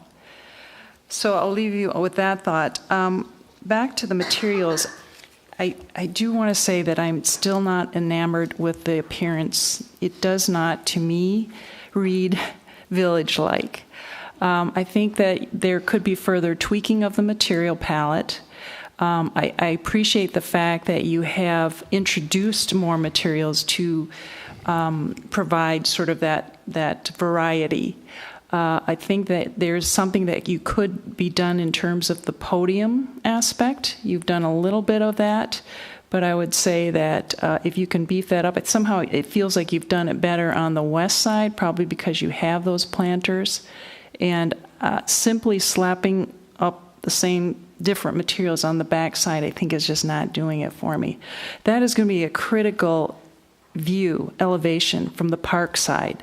And it has always bothered me that the parking is on that side. So if you are going to do the parking, one of the requirements of the plan is to buffer and screen it. That was very clear. And I think somehow we've lost that. It just appears to be a parking lot facing the park. So there may be something in what Commissioner Bennett said. Maybe you face the cars around the other way, and now you put up some type of screening green wall on that side, and then now you've got some room to tweak your path through there. that I think would start to feel more like a more organic fusion with the park and really supplanting and supporting it. The last thing I was going to say is you did confirm that you have never sold a property, and that is true. It's Correct. not your intent. So for you, does it matter to you whether we zone it PUD or if we decide to designate it as planned residential district? Do you have a sense of that? I haven't thought about it, actually, because it's always been a PUD, so I haven't thought about the alternative. And is it generally, when you've built in other communities, have they been PUDs? Most of the time, they're not PUDs. Most of the time, they're either zoning with a variance or a conditional use permit. It's usually not a PUD. Sometimes it is. Okay. It varies from community to community on how they manage their Right. entitlements. Okay. So if you could just give some thought on that palette. I think it's tending a little dark, and we're trying to go for timeless architectural materials. That type of look. Sure. Thanks. Commissioner Bennett. Another thought came to mind. As part of the small area plan, it discusses the lot to the east as kind of encouraging the city to maybe more or better pronounce its water feature or that big space in between the park. And maybe this is more of a question for Cary or engineering, but how much is that depression in there able to take on more water, and can this site contribute to that positively to enhance a potential water feature and eliminate some of the requirement that they have to have a subsurface infiltration system? I think the answer, well, I won't speak for engineering, but I know we have, this is a contaminated site. We have a PCE. So normally with modern stormwater management practices, you will have a certain amount of abstraction you want to remove. We can't let our rainwater percolate through the soils because it'll pick up the PCE. So we're doing rate control via the vault storage and doing some treatment via some filters. So I think the answer is probably anything that increases the infiltration directly through the soil from stormwater is probably not going to be a good thing.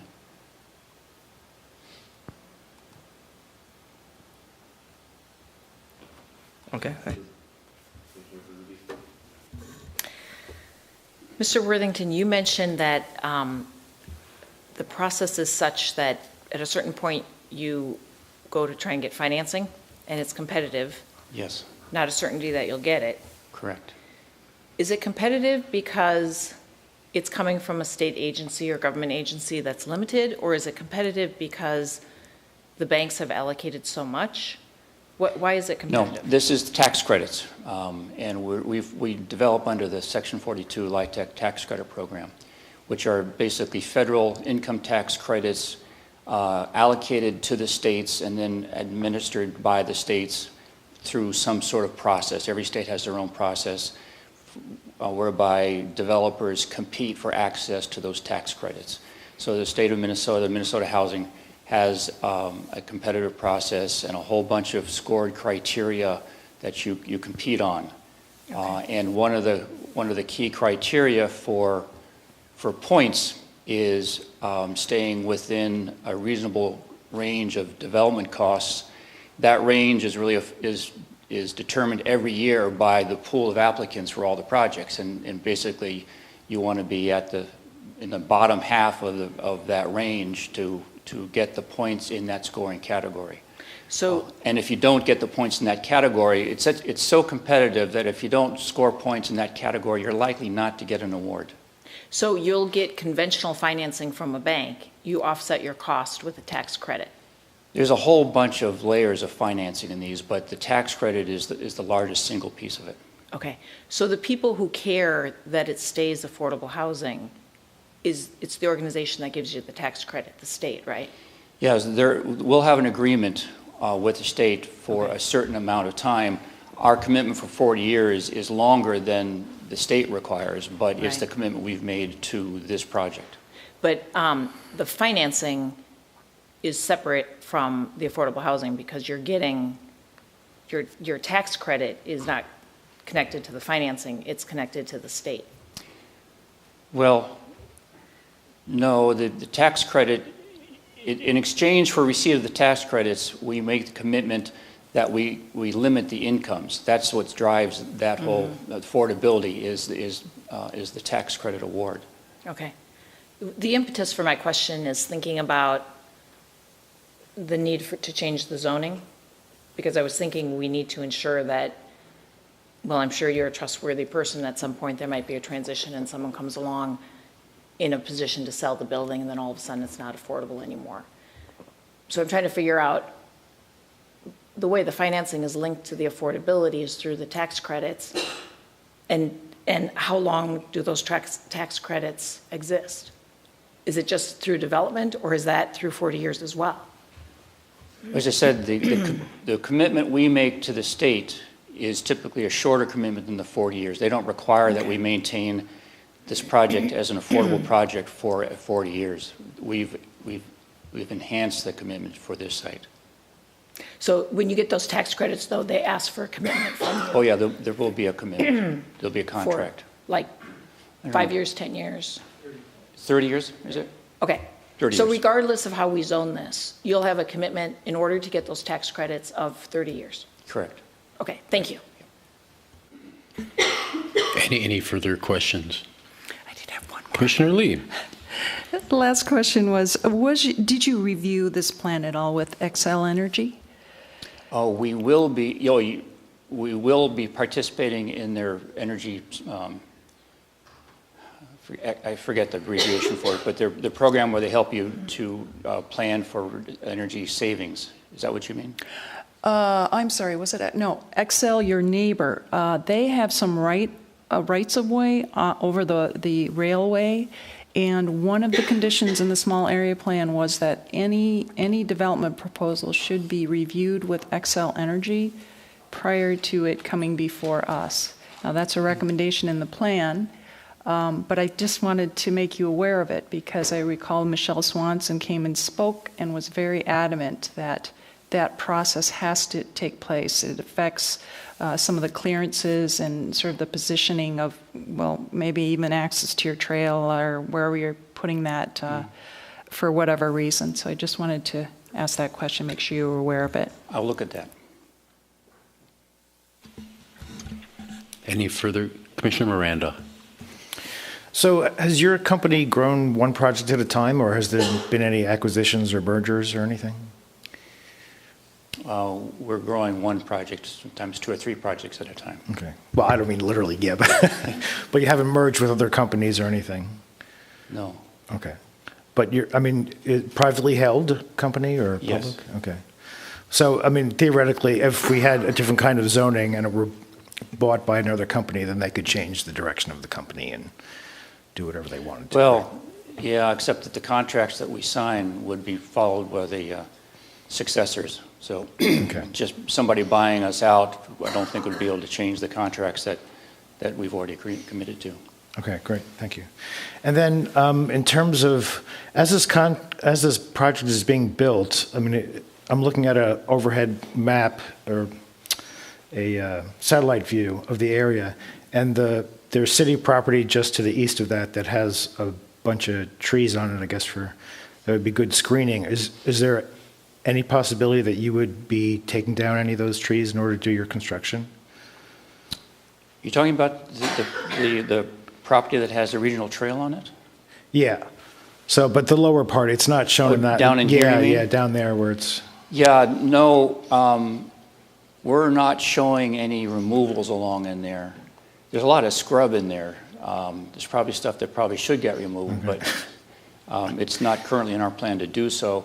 Again, if there's some desire and agreement with the neighbor for cleaning that up, we're not averse to looking at doing that, but it's not currently part of our plan. Okay. Well, I was just thinking of it in terms of screening the parking lot. If there was some shrubbery there or something or trees or something that would. Yeah, it's kind of a thicket in there. Okay. And then one last thing is you do have the connection, it's further up, but the direct connection to the trail. This right here. Yeah. That's correct. Would you be averse to having a sign there saying, to Amundson or something to? The biggest issue, well, there may be several, but one issue that we'd have to think hard and long about is the liability issue. Inviting the public to regularly come across our property creates an issue. So we're going to have to discuss that. Okay, thanks.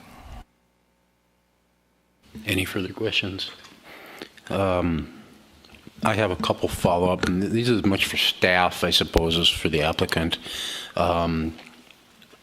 First of all, Cary, anyone else from staff, comments have been raised about construction of the trail now and performing that connection. Could staff react to those questions? In terms of requiring them to build their connection now? Well, like one comment was made that this property has 80% of the land for the trail or the connection. Or It would have to be a complete redesign, I think, in order to get solely on this property a connection to that regional trail. It would have to go right through the parking lot, or it would have to cross over the drive entrance. The trail would have to cross over some drive aisle at some point in order to make a direct connection. Okay. Mr. Worthington, did you want to say anything? I mean, you don't have to. No. Yeah. Follow-up questions are all related to the small area plan. Start with the connection again. What did the small area plan specifically say regarding development of a connection like this? This plan is somewhat different than our, say, 44th in France, where we talked about the give to get. The assumption was, as mentioned earlier, that the city would put in a lot of these public improvements. This is an opportunity to at least get an easement to help provide that connection. But short of the city coming in and negotiating a purchase of property in order to get that trail in, we see this as at least an opportunity to potentially get at least half of that trail connection. Thanks, Cary. Back to, again, with the SAP, comment has been made about a green wall for parking. Did the SAP discuss anything like that? Is that more of a sketch plan comment? Yeah, I don't recall getting into that kind of detail. Commissioner Strauss, Commissioner Lee, do you?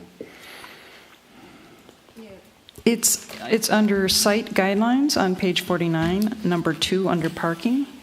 Visually buffer surface parking lots, install edge treatments. It also made a reference to locating and providing bicycle parking. That would be exterior to the building, and pedestrian lighting. So it was to look specifically in the public realm, and these are public realm things, but to be developed in conjunction as properties were developed. And yes, Cary's right that it was pretty clear that at some point the city would need to kind of take ownership and include these in their capital improvements plan budgeting. Okay, so you're saying that two things. One is, or three things. One that is that in your reading of it, and you guys were the planning commissioners who led the project, led the small area plan process, that the idea of a green wall between parking and the other things was expected, but that it was the city that was to provide that? No, it would be done as a condition of the development. Parking particularly is part of the development. I guess I'm talking more about things like site lighting that falls within the public realm, or in particular cases like this Woonerf gathering space was seen as something that would be a shared cost thing. Okay, thanks. Two more about the SAP. a comment has been made about the color of the item. Is there anything in the SAP that gets into the design and the appearance like that? That one was, I think, just personal to me. Okay. Yeah. Just I think, okay, fine. And then the Xcel Energy, final question. What did the SAP say about engaging with Xcel? Because obviously, for example, if you call someone and they don't call you back. Right. It is on page 73 under 8.5 Transportation Implementation. For parcels adjacent to the rail tracks, require proposers of redevelopment projects to review their plans and coordinate with CP Railroad and Xcel Energy early in the design process prior to submitting any plans for review to the city. So I could respond to that. A couple things. The plans were sent to Xcel Energy. We haven't heard anything back from them. Also, this property is not adjacent to the rail lines. Okay, thank you for answering my questions. Does anyone else have any questions for the applicant or staff, even to just catch up? Well, then, going back to my error earlier this evening, this is a public hearing. The people who were excited to speak earlier and had to hold your peace, I'm sorry, but now is your chance. You can have 3 minutes, speak at either side of the podium, and please step right up.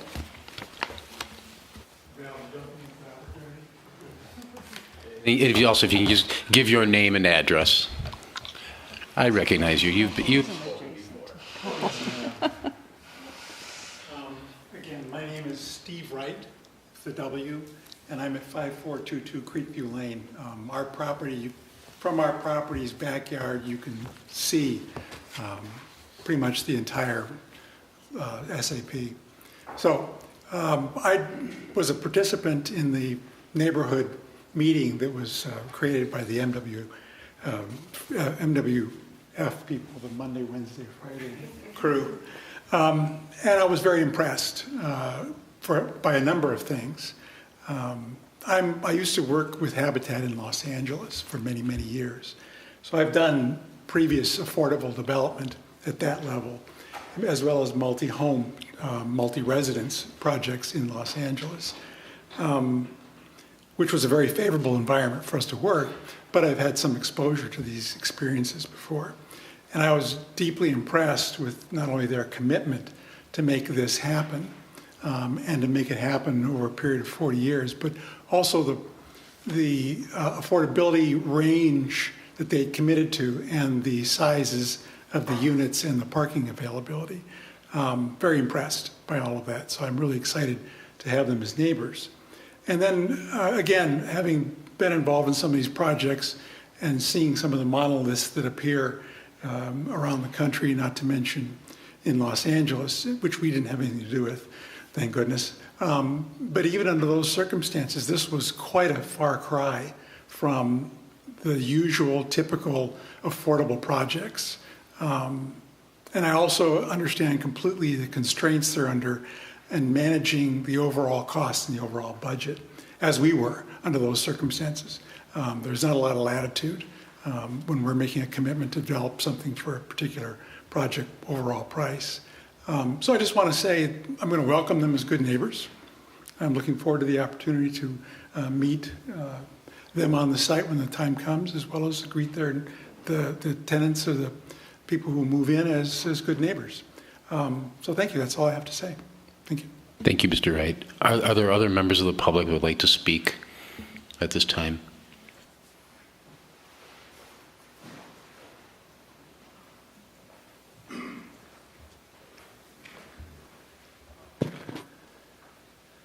Mr. Chair, my name is Floyd Grable. I live at 7510 Cahill Road. This is my neighborhood.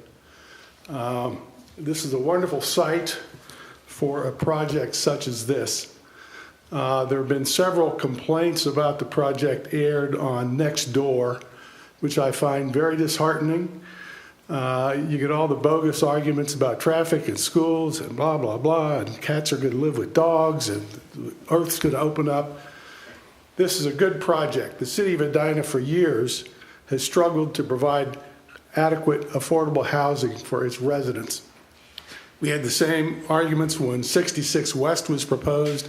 When a developer comes forward, the city has to stand on its head to try and get a developer to include affordable housing units in its market rate developments. And here you have an opportunity for an entire affordable housing development. Works towards addressing the requirements that you have from the Met Council. And this is just, as far as I'm concerned, is a welcome thing for the community.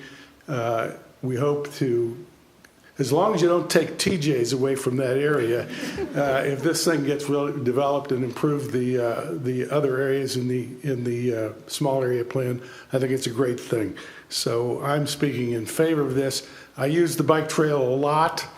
It would be nice if we had, if I didn't have to go up the hill to get onto the trail, but you know, whenever that happens, it'll be great, but it doesn't, as far as I'm concerned, doesn't have to happen right away. So as far as I'm concerned, I hope you approve this project, and I hope it goes forward. It's a great thing for the city. The people who will benefit from this, as has been illustrated, are the people who work here in Edina, and we hope that they can find a good place to live. Unfortunately, I'm retired, but I make a little bit more than what might be required, so I can't afford to. I can't afford to live there. That's the problem. That's right. But it sounds like a great place, and I'm looking forward to its development. So thank you very much. Thank you, Mr. Grabo. Are there other members of the public who would like to speak this evening?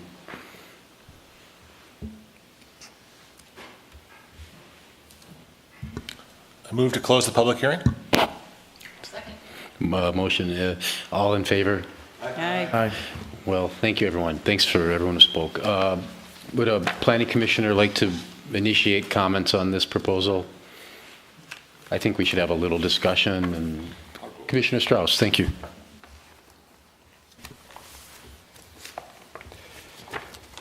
Yeah, Mr. Weatherden, thank you for your presentation.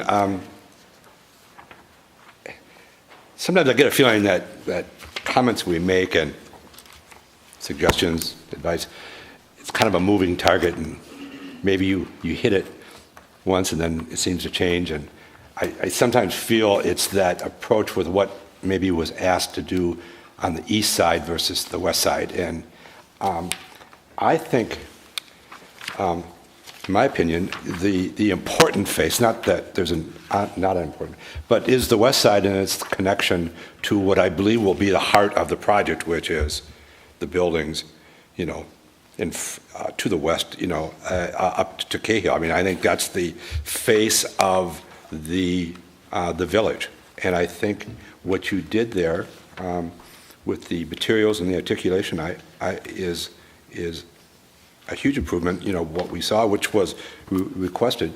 I think it's good.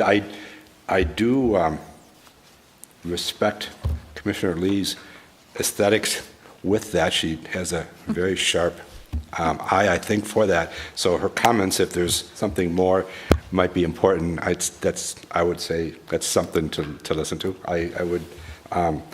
The trail connection was another big issue. I think you have done that once where you showed what you could do if you got the land to the south or whatever. I mean, that shows your intention to work with what you can work with. The city is a major player. They have obviously made that commitment to making this trail connection a big part of whatever city's contribution can be. But I maybe should bring up, there's a new player. I mean, a player which I really became aware of last night at the city council meeting. Three Rivers Park District has a major north-south trail, which is part of it, to connect from the north of Edina to the Minnesota River. I mean, down through Bloomington. And I believe this Cahill section is important.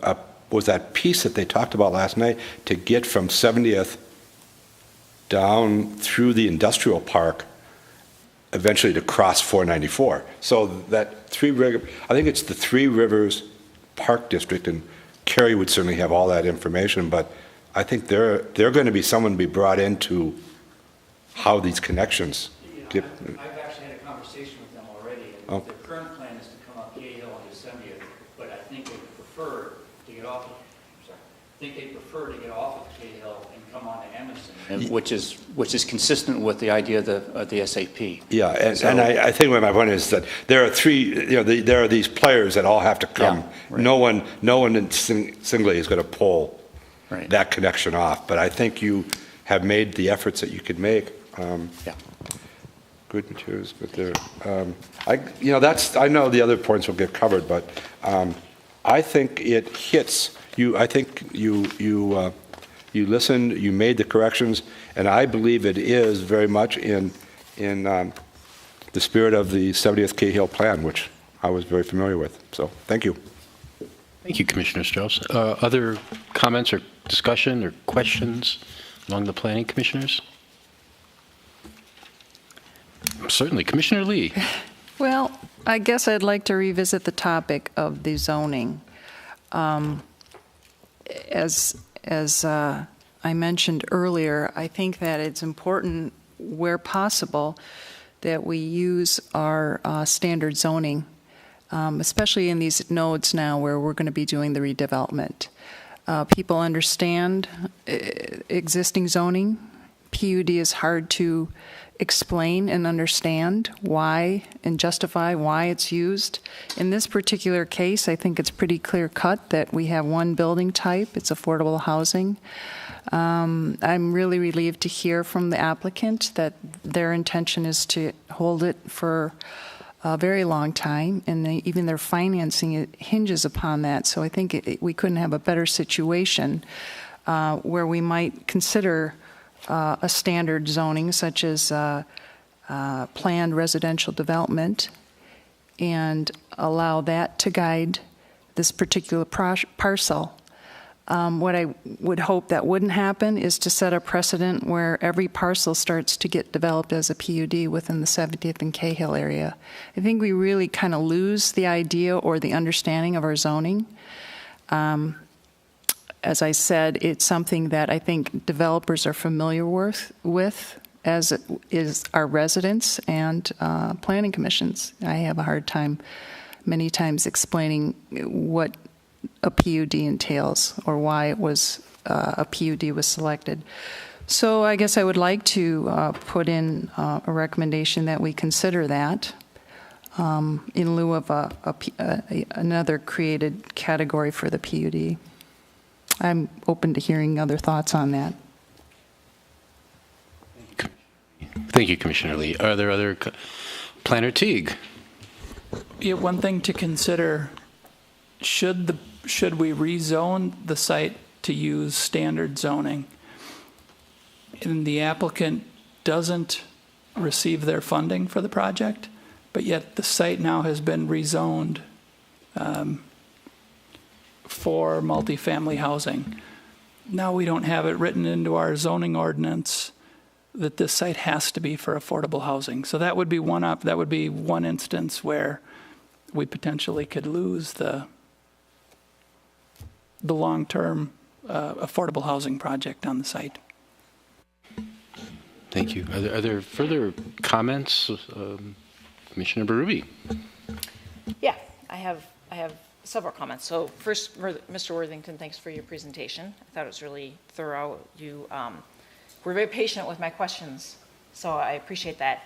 I've been thinking about your answers, and the more I think about it, the more I appreciate that we should pass this this proposal. And it has nothing to do with not trusting you, but I do think it's important that even though you will have tax credits tied to this, regardless of what the zoning is, and regardless of whether it's a PUD or whatever, for about 30 years, at some point, as this area gets more developed, and there's greater vitality, and there's great transportation, and that land is going to be really valuable. And so it doesn't matter what kind of incentive you have.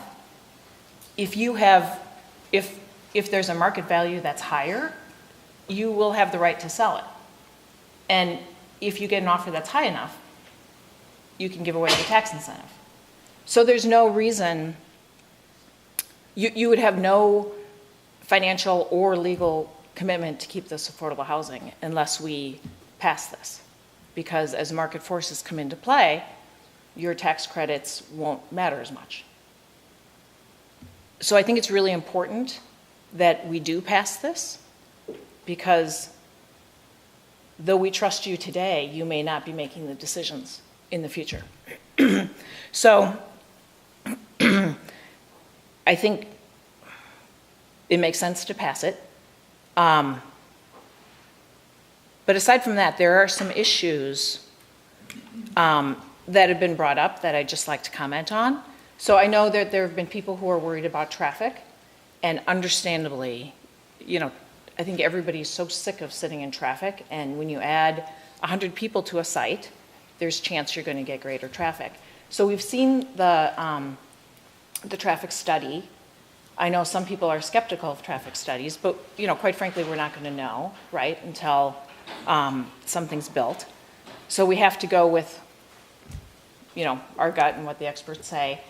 I think the more density we have in this area, the better transportation options are going to be. We're going to get more buses. We're going to get, you know, more people biking because the trails are going to be better. We're already seeing that. So while traffic's a concern, quite frankly, it's a concern everywhere. Any kind of development we have, it's always an issue. It's going to be an issue if you put in luxury condos there. It's going to be an issue if you put in a restaurant. It's going to be an issue if you do anything other than leave it an ugly strip mall. And even then, people complain about the traffic. So in my mind, people are going to complain about the traffic either way. So let's make it something that's worthy of the complaints. I appreciate the workforce housing and the senior housing options. We've been hearing that left and right.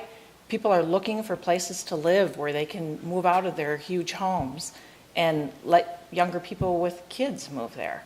So this is a good opportunity to let people stay in the community. It's retirees living on their pension and or Social Security. It's the nurses and the firefighters. And you know, these are the people we want to keep in our community. And this is a nice place for them to live.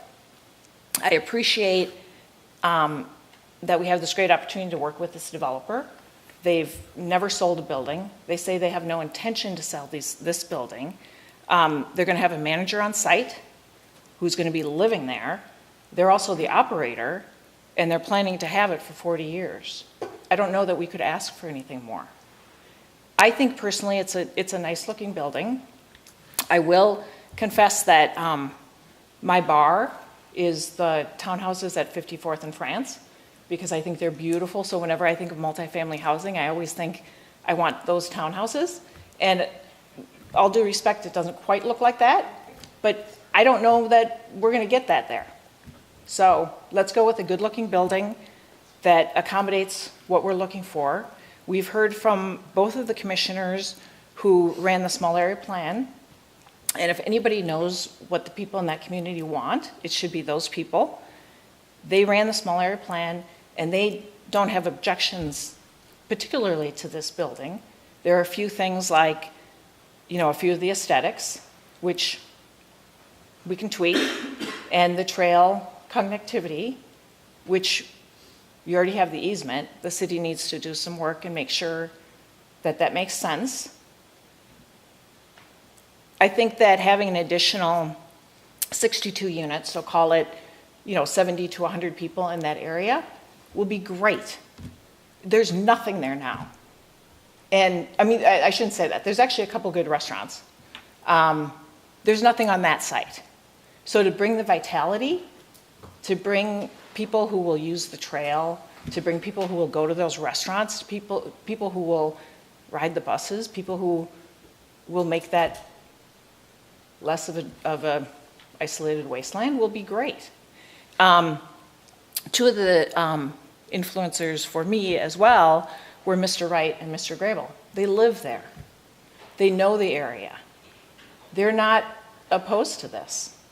What greater voices do we need? There's no one here objecting to it. So I'm ready to make a proposal that we pass this. Thank you, Commissioner. Is that a motion, or are you just ready for? If we're done discussing, I'm ready to make a motion. Is there any further discussion? Commissioner Lee? Commissioner Bennett? You have a discussion moment matter. Yeah, I just want to say, this plan in general, what it's doing, what it'll do for the community and that local community, I 100% support. I think everything that you're doing there and what it's going to bring to that area is right in line with what I'd want to see on this parcel. I think it's perfect. My major point of contention is some of the timing and one detail, and I feel like I'm sucked into all these things that are so wonderful about it that I'm overlooking something that also feels critical to the future blossoming of this area. And I just say that from the perspective of having seen this, have us and the city council pass the buck on potential connections that then end up not happening.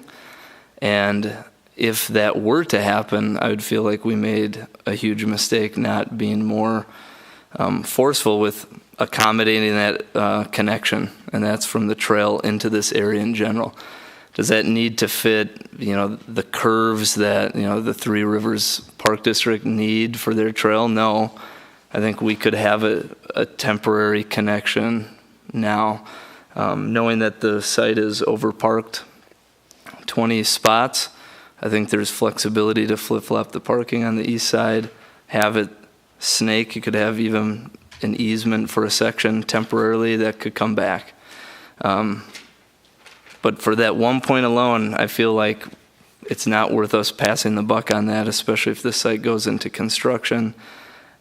People will then take that sidewalk connection through the site because that will be the shortest route, and that's where people will go if you don't make that connection anyway. So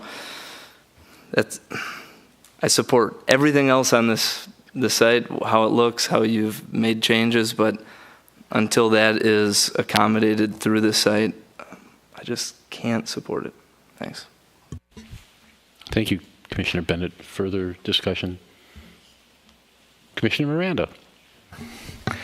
Yeah, so I agree that in general, this is a wonderful use of this land, and it fits in with the small area plan. I think affordable housing is something that we have a real deficit of in Edina, and I think this would be a great way to make up some of the deficit that we have. And I don't think it's in any way meant to, focus it in this neighborhood or anything. It's just that we need a lot more around the city, and we don't want to, put it willy-nilly. So in our small areas seems to be the place to put it in our nodes. So that makes a lot of sense. The project, I like a lot about it.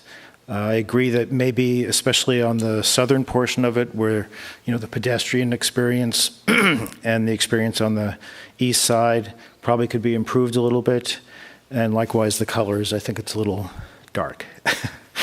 But that shouldn't take away, somber. That shouldn't take away from the project itself. In terms of the connection, I'm obviously one who's huge on transit and transportation and cycling and walking, and I guess I don't have as much experience on the planning commission, so I'm willing to wait and have the best connection rather than having some sort of intermediate connection now. I mean, the change in grade seems to be so high that it doesn't seem like we could have anything reasonable. I'm hoping that the developer won't put a gate up where their entry is, so that people can use that as a shortcut in the meantime. And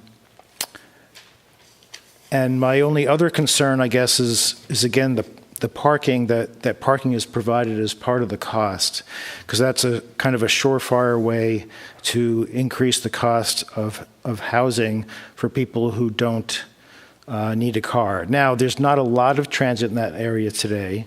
And maybe you don't need to do that today, but I wonder if, there could be some thought put into a long-term plan that as transit develops in the area, which I think it will. That's kind of why we have a comprehensive plan in our small area plans, because we're telling the Metro Council, what our density is expected to be in that area, and so that's how they plan transit. So I think there'll be more transit in that area in the future, and I think the trail can also be used as a way of, biking to jobs either in that node, or people who live there could be biking to other nodes, because it connects a number of nodes in Edina, including the Southdale area. So anyway, I think we need to get away from having people in apartments pay for parking that they wouldn't necessarily use. So that's my only other concern. Thank you. Thank you. Any further comments? Commissioner Lee? Well, I guess I see this more as a discussion. So I am, Cary, is there some option to maybe have the applicant explore some of the comments that we said tonight and come back? Could this, just seeing what our options are, is it possible to table the vote? Is it an either or thing? I think most of us are in support of it if it were just strictly about affordable housing, but I think this is the time to kind of weigh in on some of these finer points. So is that an option? That is an option for the commission. We're not bumping up against the 60-day rule in this case. You'd want to be specific about what you're wanting to see the applicant come back with, but that is an option for you. Okay. Well, I think that this might be a case where it would be worth kind of just taking a look. I think a lot of times we make our comments and we kind of just put it out there in the air, and we're essentially kicking the can down the road and asking the council to hopefully tune in and see what we said. But in this case, we might be able to do some of the homework ahead of time and then pass it on. And the second point I wanted to go back to is I just want to make sure I understand this. So the reason for going PUD is that we all agree we want to forever in perpetuity make it so that only affordable housing will be built on that site. Is that the point of the PUD? Is that how everyone understands it? It's 40 years in the PUD. Oh, okay. So it's already 40 years, but yet the applicant has said 40 years. But I understand the other points made, that not everything's guaranteed, the market forces and all. But that is the primary advantage for creating a new PUD categories, because we, as a commission, have agreed that we want to lock that into being an affordable housing parcel in the 70th and Cahill area. You say that like it's a bad thing. No, I just want to be clear about that. That's the reason. That land is so valuable in 5 years, 10 years, as it becomes vibrant and it turns into the vision of the small area plan. I think they don't have to worry about tax credits. They don't have to worry about, and who knows who's in charge of MWF. So I think that's really important, because the land will be valuable enough that the tax credits don't matter. Mm-hmm. And so I'm trying to be convinced. And these are the kinds of discussion points that I think are really helpful when we have it up here, rather than just talking out to the audience of our own personal opinions. But I thought you made some great points, but I just wanted to make sure I understand why we would be doing it that way. Because what the advantage is, we can be assured that regardless of who's making the decisions and regardless of how valuable the land is, that this will be affordable housing as proposed, as we're all assuming it will be for 40 years. And there's no chance anybody could change it. Now, if something came along and somebody proposed that we change it, you can always come to the commission and change it, right? Mm-hmm. But you can't just sell the building and all of a sudden it becomes, $1 million condos, and the nurses and the firefighters and the teachers now have to live somewhere else.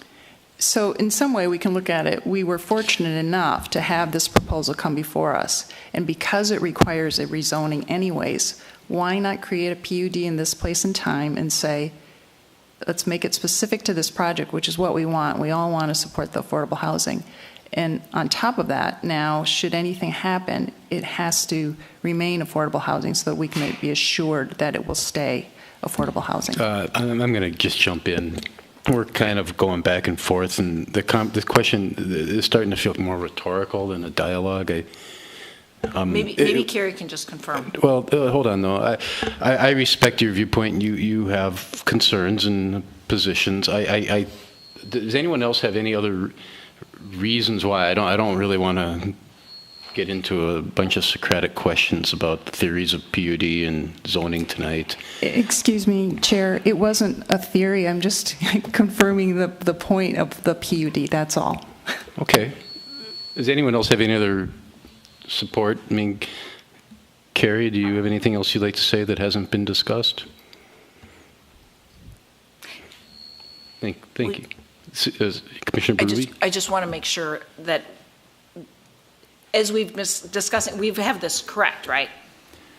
Is there anything you would correct? In addition to the affordable housing piece, and it's assuring that this building is the one that gets built, and it's also the flexibility with the setbacks. You know, if we were doing standard zoning, we'd be looking at the criteria for, practical difficulties in justifying variances here.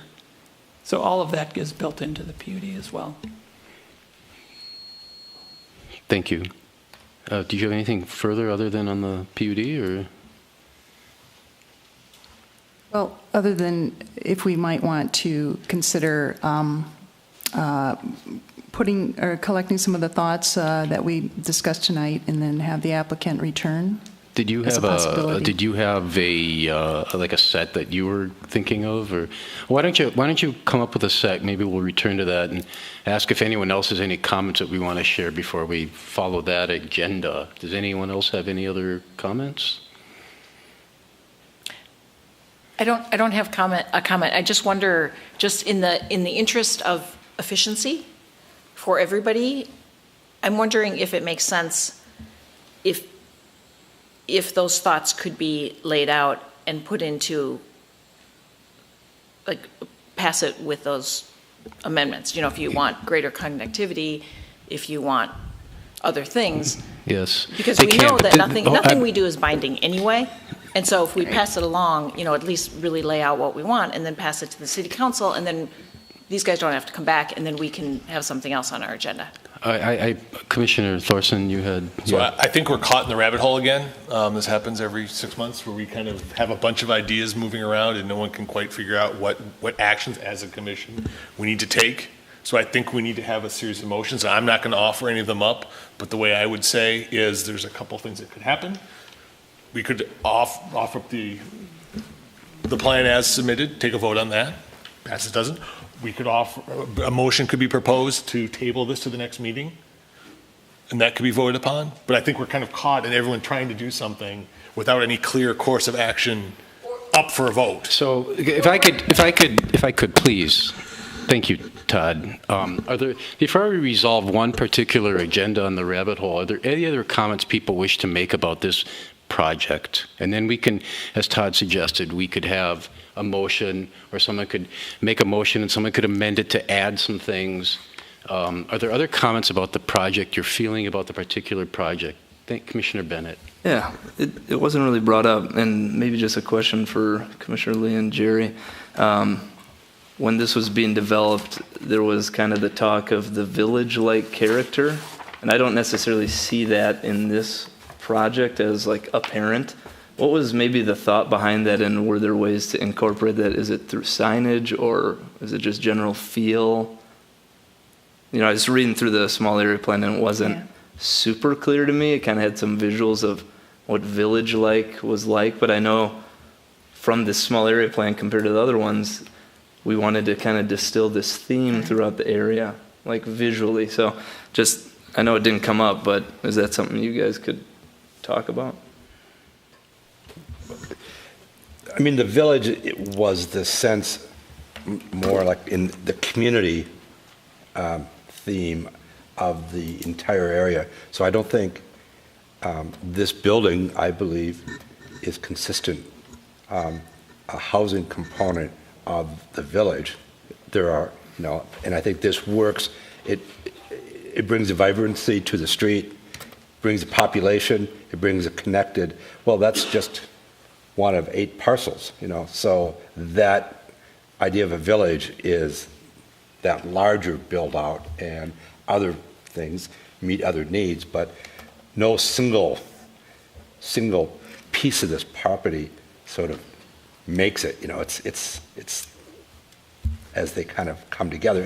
It's an important, I think, beginning, and it's consistent with sort of the vision of the village, yeah. So that's kind of how I was seeing things, but I was just curious about like specific aesthetics or, like there's that corner, statue that's kind of I thought this came up during I guess when we recommended approval of the 70th Cahill plan, that was what was different, kind of like it gets shared into like the district or the business district, and then together they would kind of make a similar theme of the public realm. Was that part of this at all?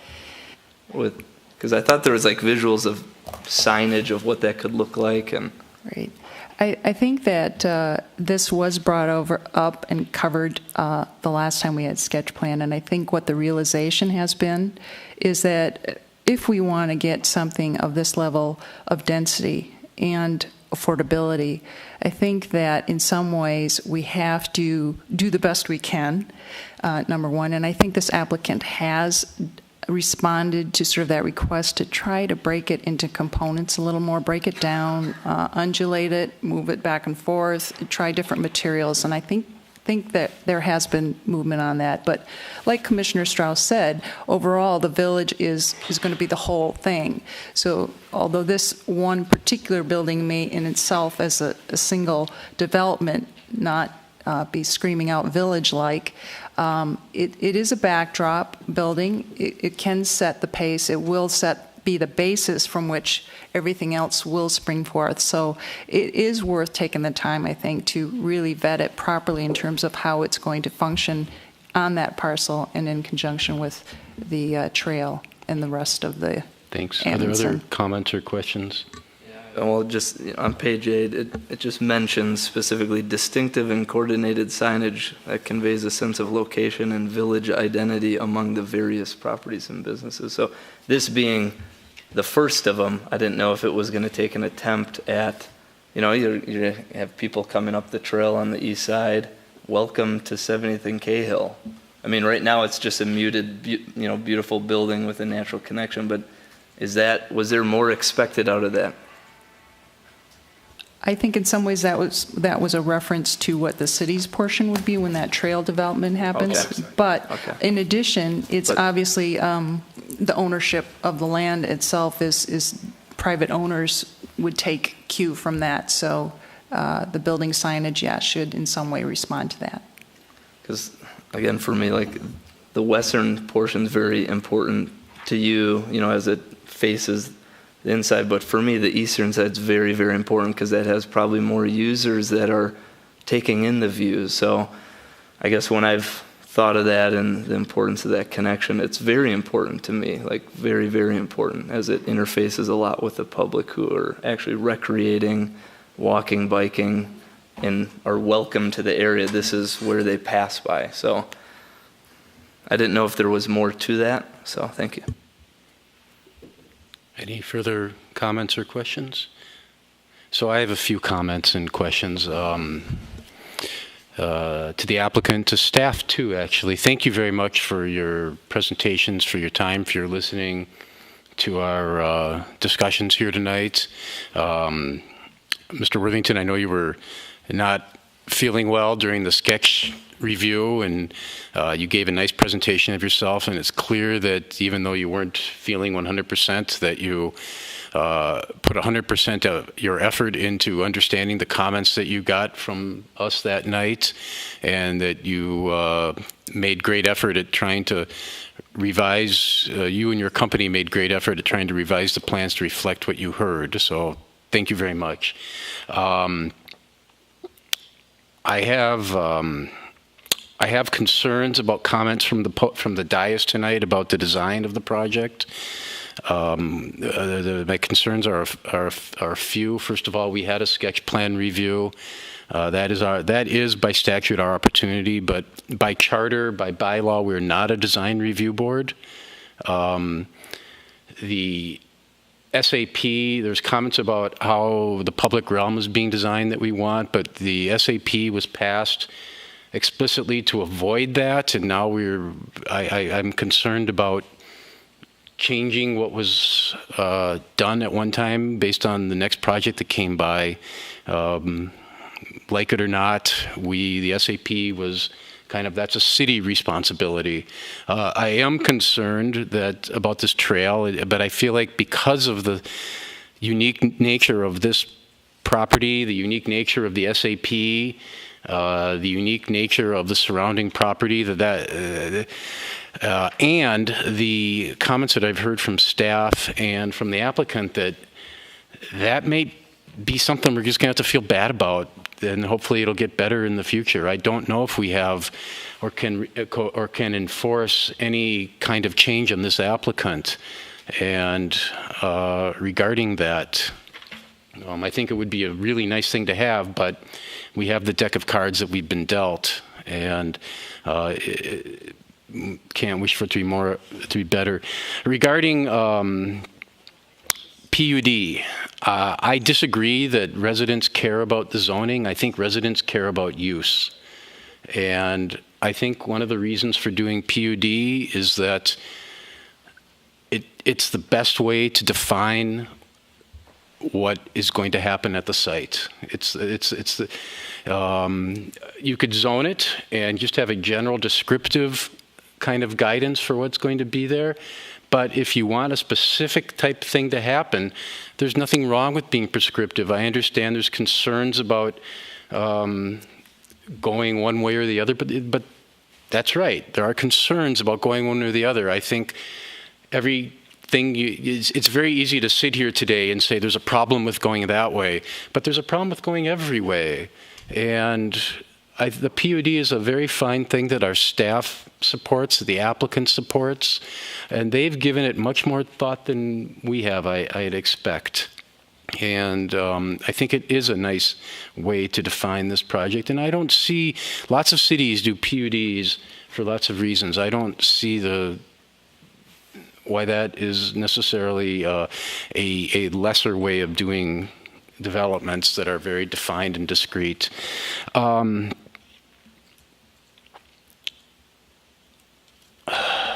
Traffic.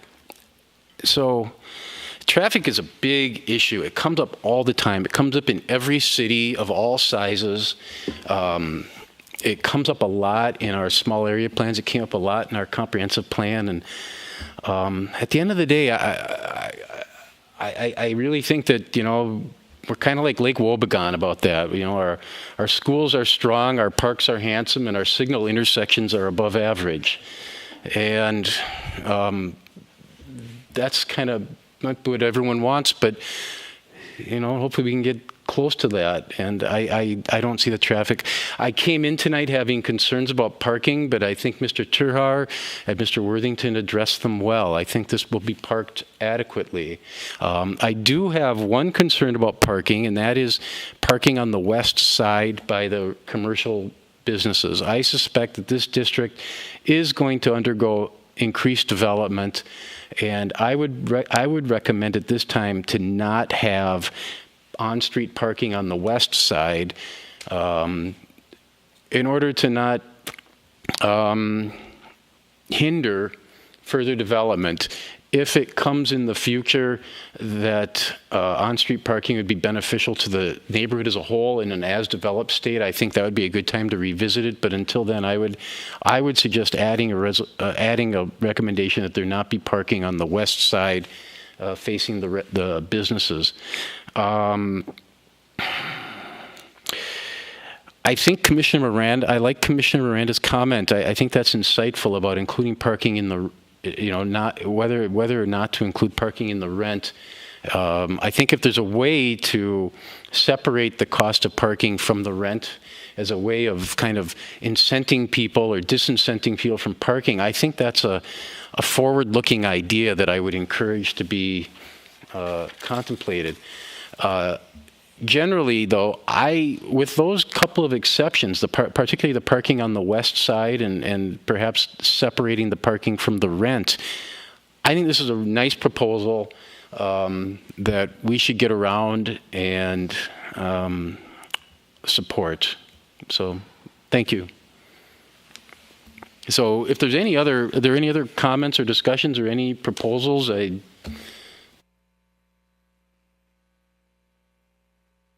Lee.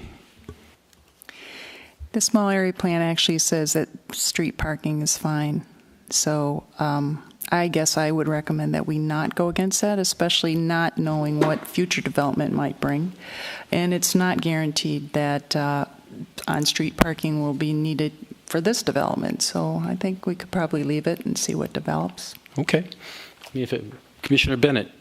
Yeah, I just want to say if someone is visiting, it might be way more convenient to just kind of pull right up and then walk in the front door. So, I mean, we shouldn't necessarily prevent that if it becomes a convenient need to. Okay. So is there any further discussion? Anyone have a motion? I know Commissioner Berube, at one point you said you had a proposal, or I know Commissioner Lee, you have some things. Commissioner Thorson said you weren't. You guys figure this out. I would like to add that I'm heading in the direction of thinking that we would approve this, recommend that the council approve this. As a PUD, I have been convinced by the discussion, so thank you Chair, for allowing that additional discussion time. And that we say that we strongly recommend the applicant take a second look at a connection that does not rely on the adjacent property future trail development, but to make a connection now, because there will be upwards of 50, as Sheila has said, 70 people that will in some way have to get to that trail and will want to get to the trail. Once that connection is made, it pretty much is public. So I think it has to be addressed in some way or another. So the requirement would be have the applicant take an additional look at providing a public trail connection for their property. And as part of that, we don't have to say this, but I just want to refer to Commissioner Bennett's suggestion that potentially it might mean moving the parking on the east side a little bit to create a little more space for that type of arrangement. I would say the second thing would be to take a look at the material and color palette one more time to see if that there is a way to make it a little more aesthetic. And adjust. I think the applicant has heard all the other ones. I think those they were minor in relation to the others. So if there's others that anyone else wants to weigh in on. Let's hold those. So are you making a motion then to approve the project as proposed with two additional suggestions? Two suggestions. One to the is applicant, yes. to look at the connection, which may involve some changes, and two, to look at the materials and colors. Are you making that motion? Yeah, I would say that, yes. Okay, so we have a motion. Is there a second for that motion? I'll second. Okay, so we have a second. A motion and a second. Is there a discussion on this particular motion? Does anyone have any comments that they wish to make or any amendments? Commissioner Bennett. Yeah, just discussion. Said I wouldn't support it without that. However, I do realize a lot of times things go past us, and that is just, I support where you're going with this, and I'll probably support it, with my vote. I just have reservation from past indications of the time of things either not happening or something happening in between that prevents it. So very, very strong suggestion, but there's a couple examples. We had a project just north of the Grandview area where the connections are very important. Then a sound wall got built in the way. We wanted to put a hole in the sound wall to allow a connection. That didn't happen, and then the trail that people take is likely going to get eliminated with the new construction of a bridge. So there is time, and it could be substantial time, so I think it's very wise to try as hard as we can to get a temporary or a trail connection in there now. So that's just thoughts and discussion. I'm sorry. Is that a just a discussion? Okay. So on that motion, though, that's separate from the motion, or? It's just to say it's a nudge, like, yeah, I like it.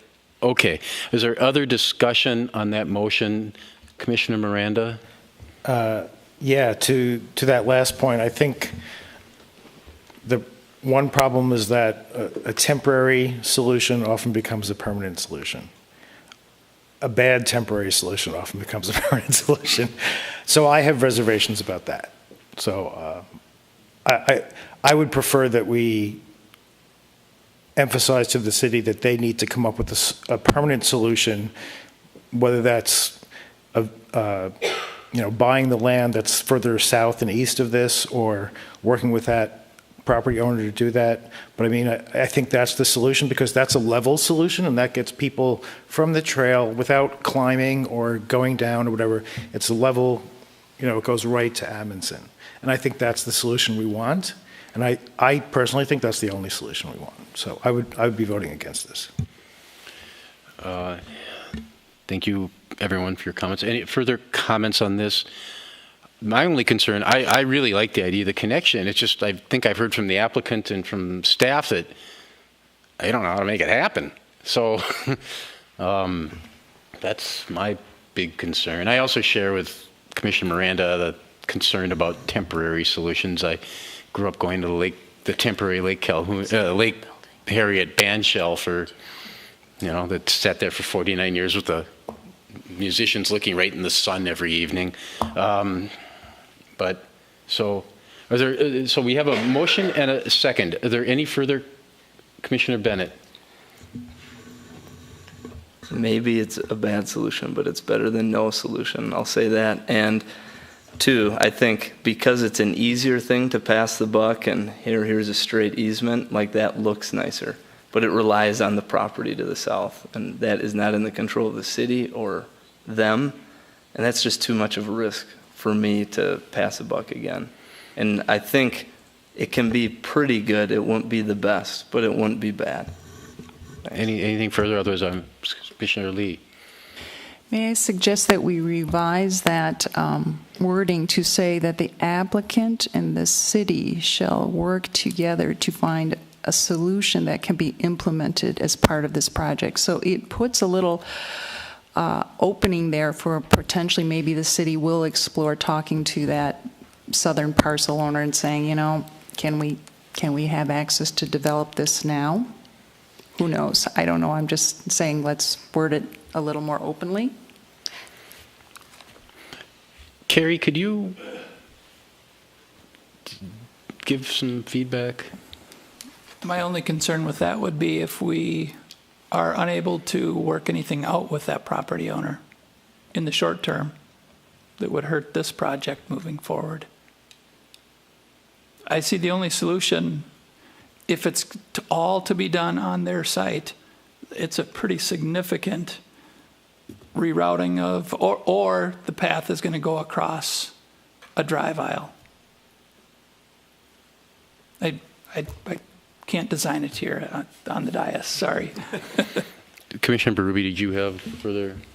Yeah, I just wanted to remind everybody what we learned from Mr. Worthington about the competitiveness for the financing, and that all of the little costs will make a difference. So I'm pretty sure that this the land there is going to become pretty valuable pretty quickly. And once this gets built, we're going to see a lot of transactions. And I can't think right now what's in that building, but we're going to see a lot of transactions around there. And we're going to see a lot of activity. And I think we're going to have the ability to influence what happens there.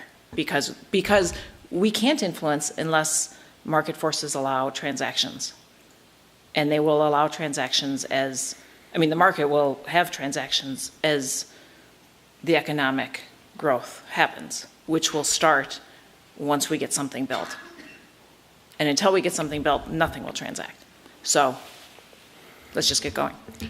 Yeah, I think I like the connection, but I think it's the tail, and I think the property's the dog, and I think that Cary. Yeah, if I could add, so you recall that property to the south is zoned industrial. The small area plan is suggesting that it's going to be re-guided to neighborhood node. So we have to do a rezoning on that property within 9 months of the Met Council taking action on our plan. So we're going to have to be meeting with that property owner and informing them that we need to rezone their property. That's a good way to start that discussion about making that trail connection. Could even just be part of that rezoning to get that easement at that time.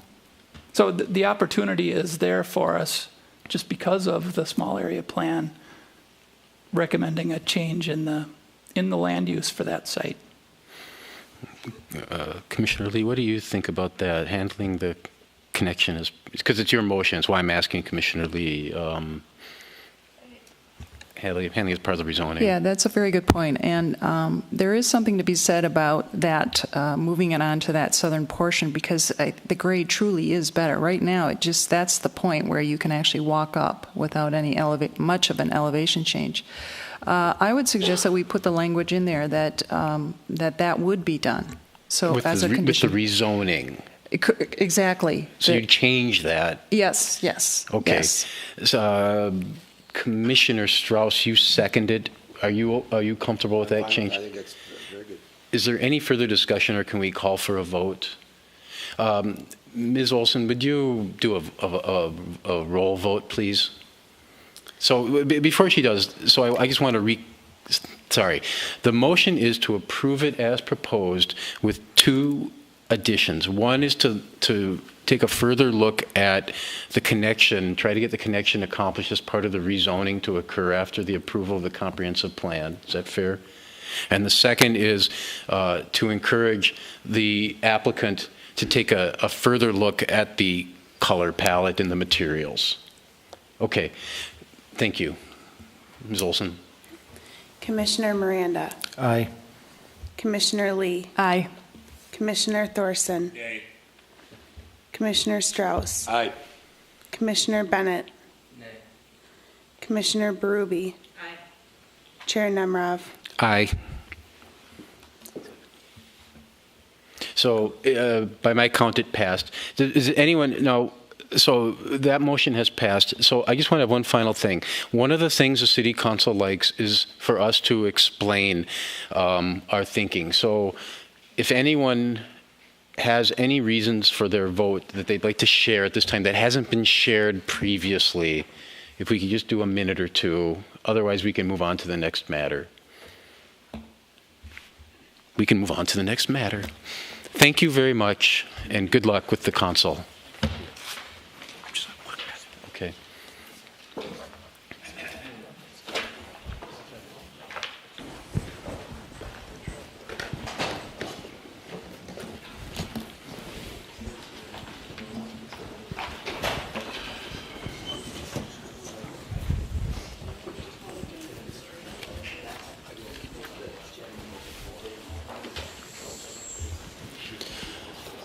So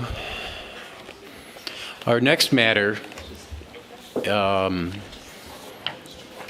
is a subdivision with a front yard setback variances for 6625 Mohawk Trail. And Mr. Teague, you've been a busy guy tonight and all week. This has been, what is this, one of the busiest weeks of your year? It is, with back-to-back Planning Commission and City Council meetings, yes. Well, for you too, because you were here last night as well. Okay, thank you, Chair, members of the Commission. Our next request, this property is located out in the Indian Hills area, highlighted in red on the graphic. It's about a 5-acre site. You can see the largest lot in this area. You can see the existing home on the site. The site it's heavily wooded. There are slopes. The house sits on a high point, and the terrain slopes down to Dakota Trail. So you can see there's street access on both Mohawk Trail and Dakota Trail. What the applicant is proposing here is to subdivide the 5-acre parcel into 3 lots. So the existing home would remain, access off Mohawk Trail, and then 2 new lots created that would gain access off of Dakota Trail. So in these areas of town where the lots are larger than 9,000 square feet, our size is determined by the median of all homes within 500 feet of the site. So the minimum lot area, lot width, and depth is determined by the median. So the applicant, their surveyor, has run those median calculations, and all of the 3 proposed lots meet those medians. So there's no variances requested for the individual lots. There are, as mentioned, front yard setback variances that are requested for the 2 new lots where 2 new homes potentially could be built. So as the Commission is familiar, the way the minimum front yard setback can be calculated is an average of all of the homes on one side of the block. So it's kind of small print, but so we take the average of all the homes on the west side of Dakota Trail. Along this street, the setbacks vary quite a bit, from 21 feet to the south here to 180 feet. So there's a wide range of setbacks here. The average of all those is 73.5. So looking at this lot, so again, here's Dakota Trail. The required setback is indicated by the dashed line here. And you can see the applicant is suggesting building pads that would encroach toward Dakota Trail at a 30-foot setback. So the intent is to try to stay off of the steep slope and mature tree area. Primary issues for consideration here: is the proposed subdivision reasonable for the site, and are the findings for the variance for the front yard setbacks met? So first, starting with the subdivision. Staff believes that the subdivision is reasonable for this site. So again, the medians, the minimum lot area, width, and depth are all met, as demonstrated. The lots are similar, or in many instances larger than many in the neighborhood. So you can see again the graphic here. Couple of subdivisions I think are worth mentioning. The property to the north here, this was subdivided back in, it was around 1991. So it's about a little over 4 acres in size. And there was a 4-lot subdivision created there. There's a private drive that accesses off of Mohawk Trail that services all 4 of the homes. So these homes here do not access Dakota Trail.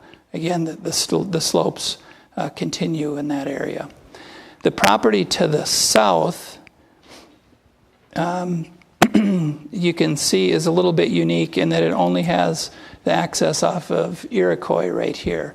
This was proposed for a subdivision back in 2002 it was. This was to be a 3-lot subdivision, and the city denied that request. Part of the findings, and those were what was included in your packet. The city has an ordinance that talks about you can only disturb a certain percentage of slopes over 18%. It talks about no more than 25%. So with that proposal, because of the limited access off of Iroquois, there was a road proposed to serve those 3 lots. That was denied based on the impacts of the slopes and trees. So just a couple of proposals that are significant in the neighborhood. Staff believes that with smaller building pads, not necessarily as proposed by the applicant, but smaller building pads with the establishment of a slope and tree preservation easement, and I'll show a graphic when I get into the variance criteria, but smaller building pads that meet that 25%, no more than 25%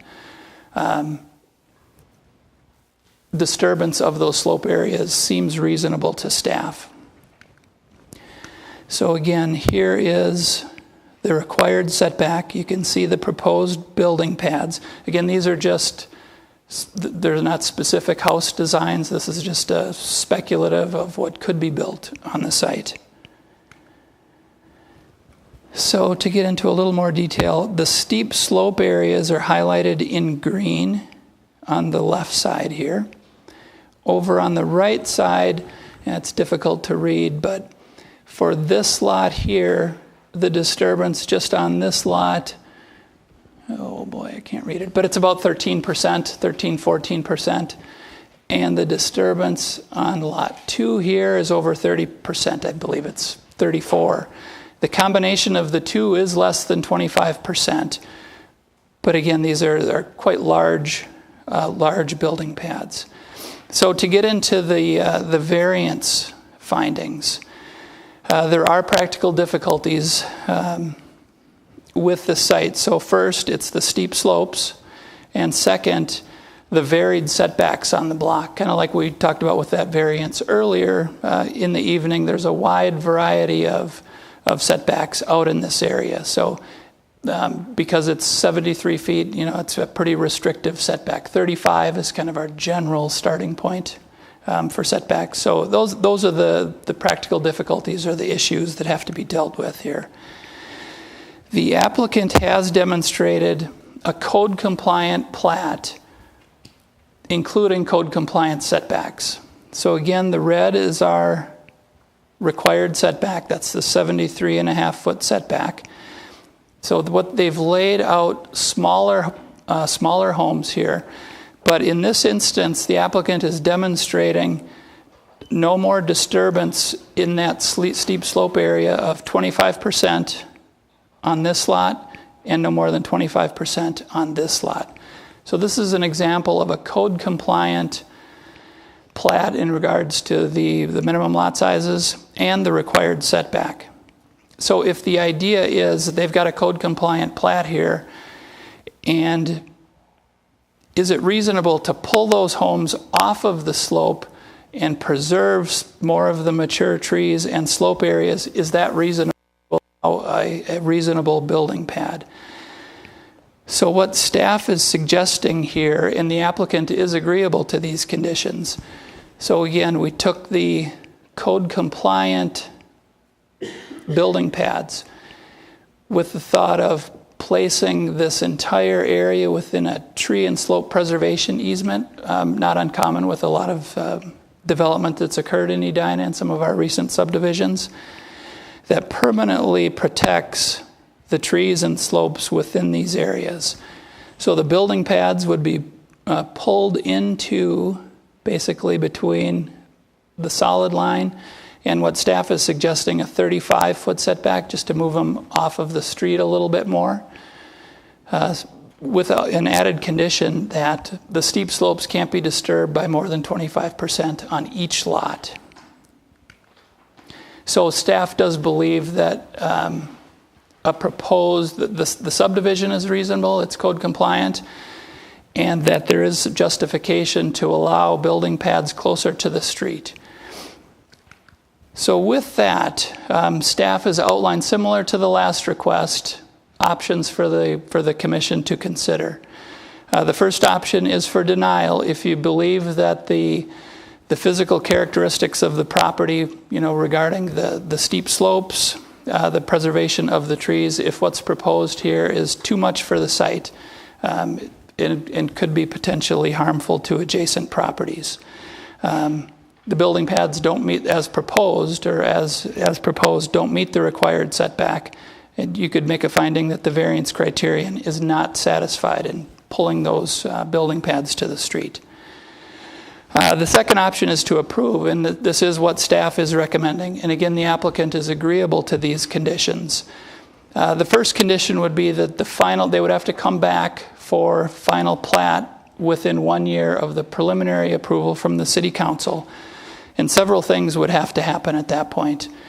They would have to revise the grading and drainage plan. They would need to show building pads that are outside of that slope and tree preservation easement and demonstrate that they've disturbed no more than 25% of those 18% slopes.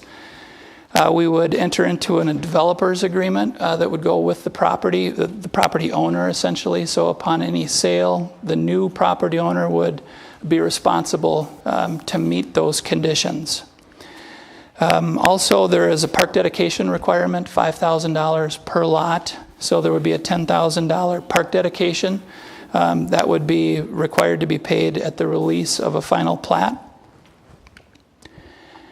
And then the traditional standards in terms of when a building permit is pulled. Again, we would want to make sure that those conditions are satisfied as well. So with that, staff is recommending approval of the subdivision request and the variance subject to those conditions that are outlined by staff. With that, I can stand for any questions you may have. Thank you, Commissioner Teague. Commissioner Strauss, you're in my line of sight. Cary, yes, Cary, that join there. So it's staff's recommendation that the solid line and the dash line, that becomes where the building footprint would lie between the solid line and the dash line? Correct. And that would be, I see it covers both lots. Okay. And that placement is different than they proposed? Or is that, okay, that's what they had. This is overlaying the code compliant. Let's see, so this is the applicant proposal. So the conservation easement would go somewhere in that location.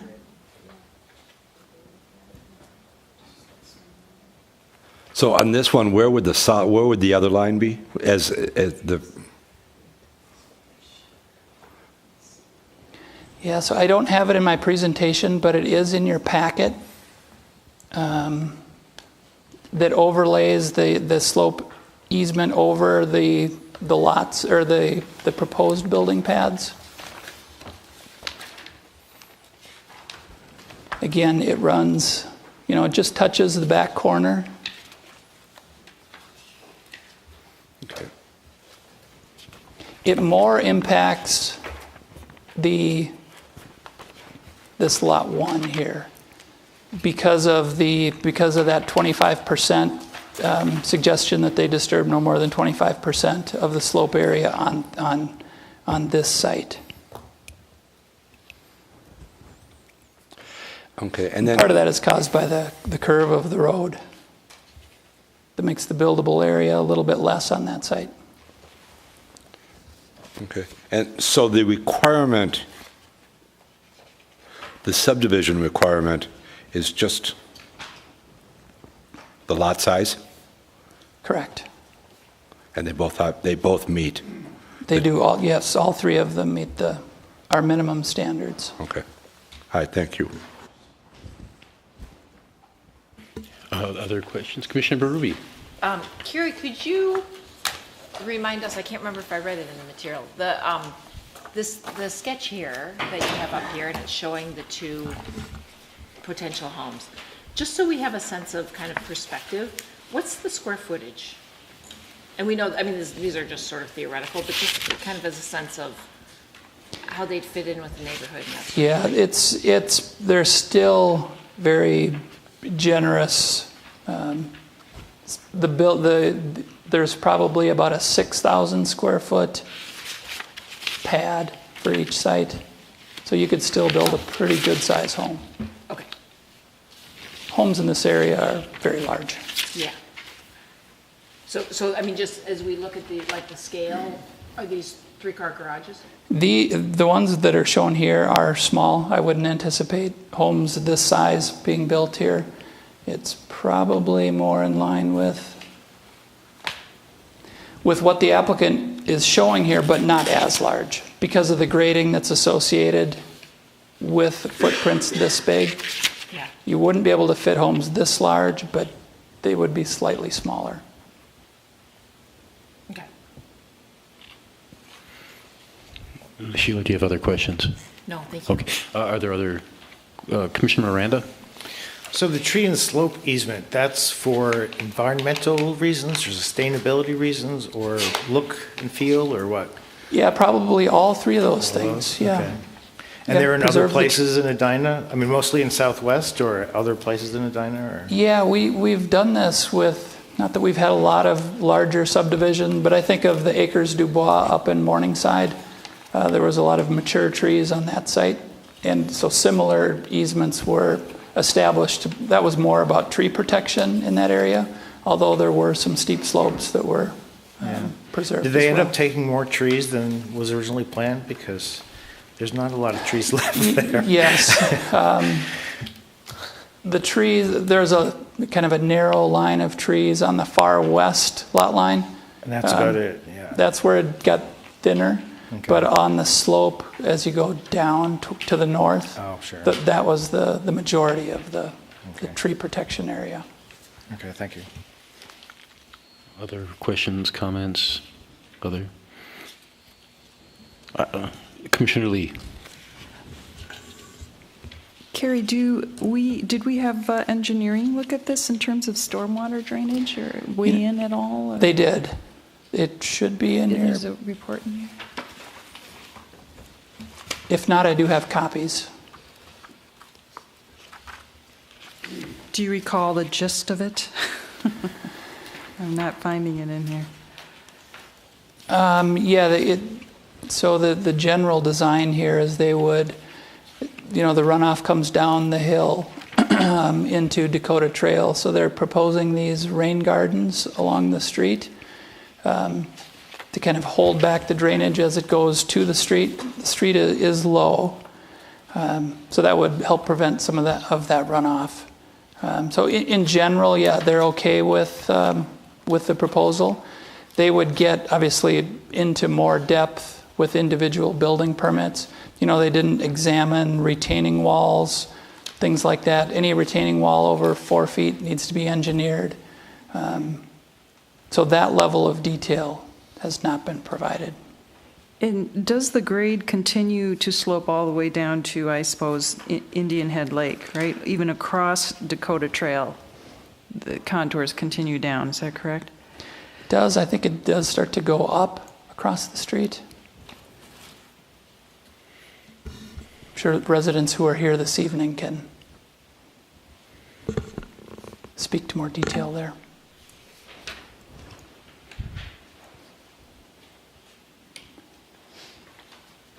Sue, are you thinking more? You have more questions, or? No, that was it. Okay. Anything else? Anyone? Cary, hold on. Don't escape from the chair. So I had a few questions for you. First of all, and some of this is almost like asking you to give us a very brief training on a few issues too. But page 8 and 9 talks about the primary issues for the subdivision. Page 8 and 9 of the packet, that is a staff report, talks about the primary issues for subdivision, primary issues for setback variances. Kind of as a reminder and a refresher, we see more variance proposals than we do subdivisions. And the subdivision discussion here discusses the typical criteria we see for the setback variance talks about the typical criteria we see for setback variances or variances in general. Are there criteria that we should be thinking about regarding subdivisions? The subdivision itself is code compliant, so there's no variance to to the minimum lot sizes. A lot of the subdivisions that we see on the east half of Edina, there are variances associated with those. Those are on the 50-foot wide lots where we see 100-foot wide lots proposed to be split down into 50s, kind of reestablishing the old plats. We don't get too many subdivisions that are code compliant in terms of lot size. Okay, so if a subdivision is code compliant, the criteria are fairly limited. Right, the variances that are requested here are for the front yard setback. Okay, but I'm just saying, you consider them separately. Yeah. Yeah, okay. It's in the packet, I believe, but I believe you're changing the lot sizes a little bit. The redesigned lot sizes, how do they compare to neighboring lot sizes? Are they still roughly, the two new lot sizes, are they still roughly similar to the average lot size in the area? Yeah, if anything, larger. Okay. Okay. Yeah, it varies. Some lots are larger, some are smaller. All right. I think one or two of the commissioners to my left have asked this question, but I want to ask it. So as redesigned, there is no more than 25% slope disturbance on either. It's not like you're aggregating 10 on one and 40 on another and coming out a balance of 25, right? Correct. Okay. Here's where a little bit of the training comes in then, on slope disturbances. Can you give us just a little bit of the thought process behind, I mean, some of this is obvious, but just for discussion's sake, two questions. One is, what's bad about slope disturbance? And two, how is the 25% number, how is that determined over time? Yeah, that code predates my time here. I'm not sure. This type of ordinance isn't uncommon. I know city I previously worked in, Minnetonka, had a similar kind of request. What's magic about 25%? I'm not sure, but that seems to be my experience in seeing that kind of provision in other cities. Same with the 18%. Why that slope is magic, I'm not sure. Okay. And one of the differences between this and the proposal from 17 years ago is that had a greater than 25% impact on the slopes? Did. Okay. Final question, and this is probably an unusual question, and I'm going to ask you to answer it very briefly and not give any, kind of the back and forth or the blow by blow. But it's my impression on this project that there's been extensive discussions to land where you are. That you and the applicant have worked very hard to come to this place. Can you give kind of like just a high level about how you arrived here? It or was can you really, not? yeah, I don't know if I can be quick about it, but what really landed me to this kind of modified was seeing this code compliant plat. And my thinking was, okay, if here's a code compliant plat, and if the intent, and building pads, if the intent here is to try to preserve trees and slopes, well, let's shift these to the south and truly preserve this area. So taking those code compliant, where you could build a building, could locate a house that meets all of our codes, but would it be better to preserve the slope and the trees associated with it, so you can see the trees that would be saved within that area? That seemed to resonate with a justification for allowing a subdivision here. So I presented this to the applicant, and they were agreeable to it. Well, thank you very much, Cary. I'm sure we could ask that question on everything you do, but it just seemed like this particular project had a little bit more care and art than typical. So thank you. I'm not going to make the same mistake twice. Would the applicant like to speak? Good evening. I'm Michelle McCrory Colton. I, along with my brother, Gray McQuarrie, are here tonight to seek approval of the subdivision of the property that was owned by my mom and dad. My dad passed away 12 years ago. My mother passed away 2 years ago. I really just want to introduce myself to you, let you know who the applicant is, and then really I would like to turn it over for the nuts and bolts discussion part of it to our realtor, Jim Siebold of Caldwell Banker, and to our lawyers from Faegre, Baker Daniels, Carol Lansing, and Paul Mull. They really know all of the specifics of it. I just wanted to give you a little bit of background as to why we're here today. I have lived in Edina for 45 years. 18 years of those was on Mohawk Trail, where I grew up, and I loved it and adored it. And I currently live, excuse me, with my husband and raised our children about a mile away. I went to Creek Valley, Valley View, Edina High School. My kids went to Creek Valley, Valley View, and Edina High School. I live in this community, I work in this community, I grocery shop in this community, I attend church here, I go to community events, and I have been part of many community organizations. The city of Edina is my home, and this particular piece of property is almost literally in my backyard. So after Mom passed away, Gray and I had a long discussion as to how best to sell the property in the most reasonable and responsible way. And so we did market the property as a 5-acre piece of property for a year. And I can tell you that in those 365 days, we not only didn't get anything that even approached an offer, we didn't get a single walkthrough, we didn't get a single showing. It was clear to us, and the realtor and I were out there shaking the trees trying to generate interest in this property, and it was clear that no one these days is interested in a 5-acre piece of property as beautiful as it is, unless possibly it was associated with a body of water, such as Lake Minnetonka or the St. Croix River.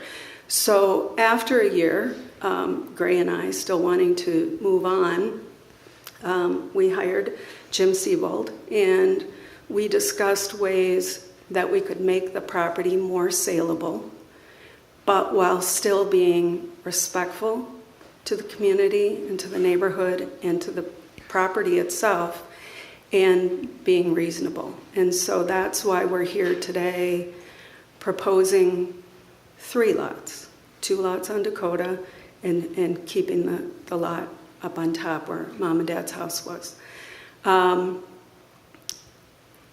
going to turn it over to my team, but I just want to talk about one thing that has kind of come up in the discussions regarding the subdividing of this property. I know that when the property directly to the south of Mom and Dad's property was up for subdivision, and that's the one that we discussed, the Iroquois Circle. Dad did object to that subdivision, but it was a very site and project specific objection to what was presented. When the property was subdivided to the north, directly on the north of Mom and Dad's property, when Dr. and Mrs. Rattel, who owned the property at the time, decided to retire to Grand Marais, they attempted to sell what was their 4-acre parcel. And they came across exactly what Gray and I have come across. There aren't a lot of people that want a big piece of even beautiful property. So they sought to subdivide it with 4 lots on the 4-acre lot with the road and the 4 houses. And at that time, and the city minutes reflect it, Dad not only supported that subdivision, he came and actively presented an argument in favor of the subdivision. So just so it's known, he did object to the one, but he really had neither mom or dad had any problems with subdividing the property. So in conclusion, as I turn it over, I just want to say that we're approaching you tonight with what we believe is a responsible and respectful and reasonable request to subdivide the property and to provide the variance to really protect the trees. So, thank you. Thank you, Ms. McQuarrie.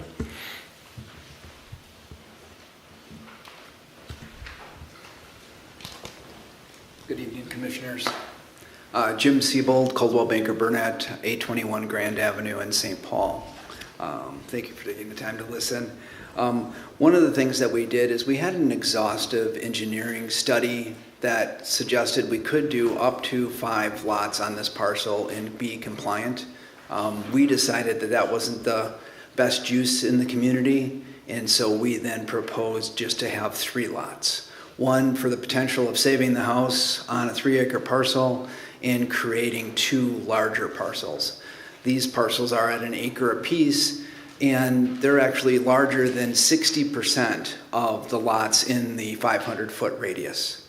One of the things that threw us off with the setback is the setback requirement for a front yard setback. If your home happens to be on Mohawk and on Dakota Trail and it goes through, then you're actually required to have 2 front yard setbacks. And so what happens is you could have one on Mohawk that happens to be 15 feet off the street, which one is, or very close to that. And the other one then is 120 feet, therefore pushing the average way up. So that's one of the main reasons that we had wanted to adjust it forward. The other main reason that we wanted to adjust it forward was that we were trying to preserve more of the trees in the back. And in fact, we won't get anywhere, we will be within more than 40 feet away from the northern property in our proposal. And we are okay with most of the suggestions made by staff with regards to the preservation easement and the setback requirement and the size overall, not to disturb more than 25%. Let's see.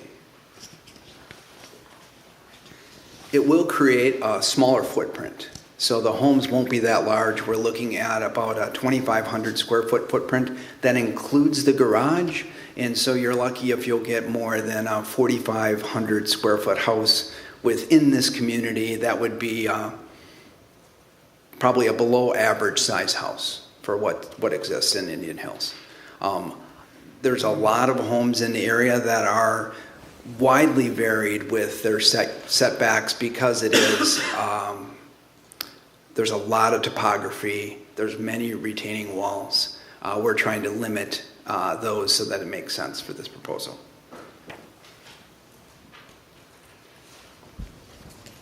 That was that. Any questions? Well, thank you, Mr. Siebold. Does anyone have any questions for Mr. Siebold? Or are there other representatives of the applicant that are going to speak?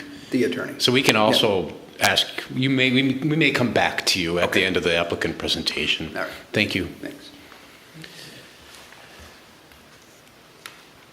Good evening, Commissioners. I'm Carol Lansing, attorney at Faegre Baker Daniels, 90 South 7th Street, Minneapolis.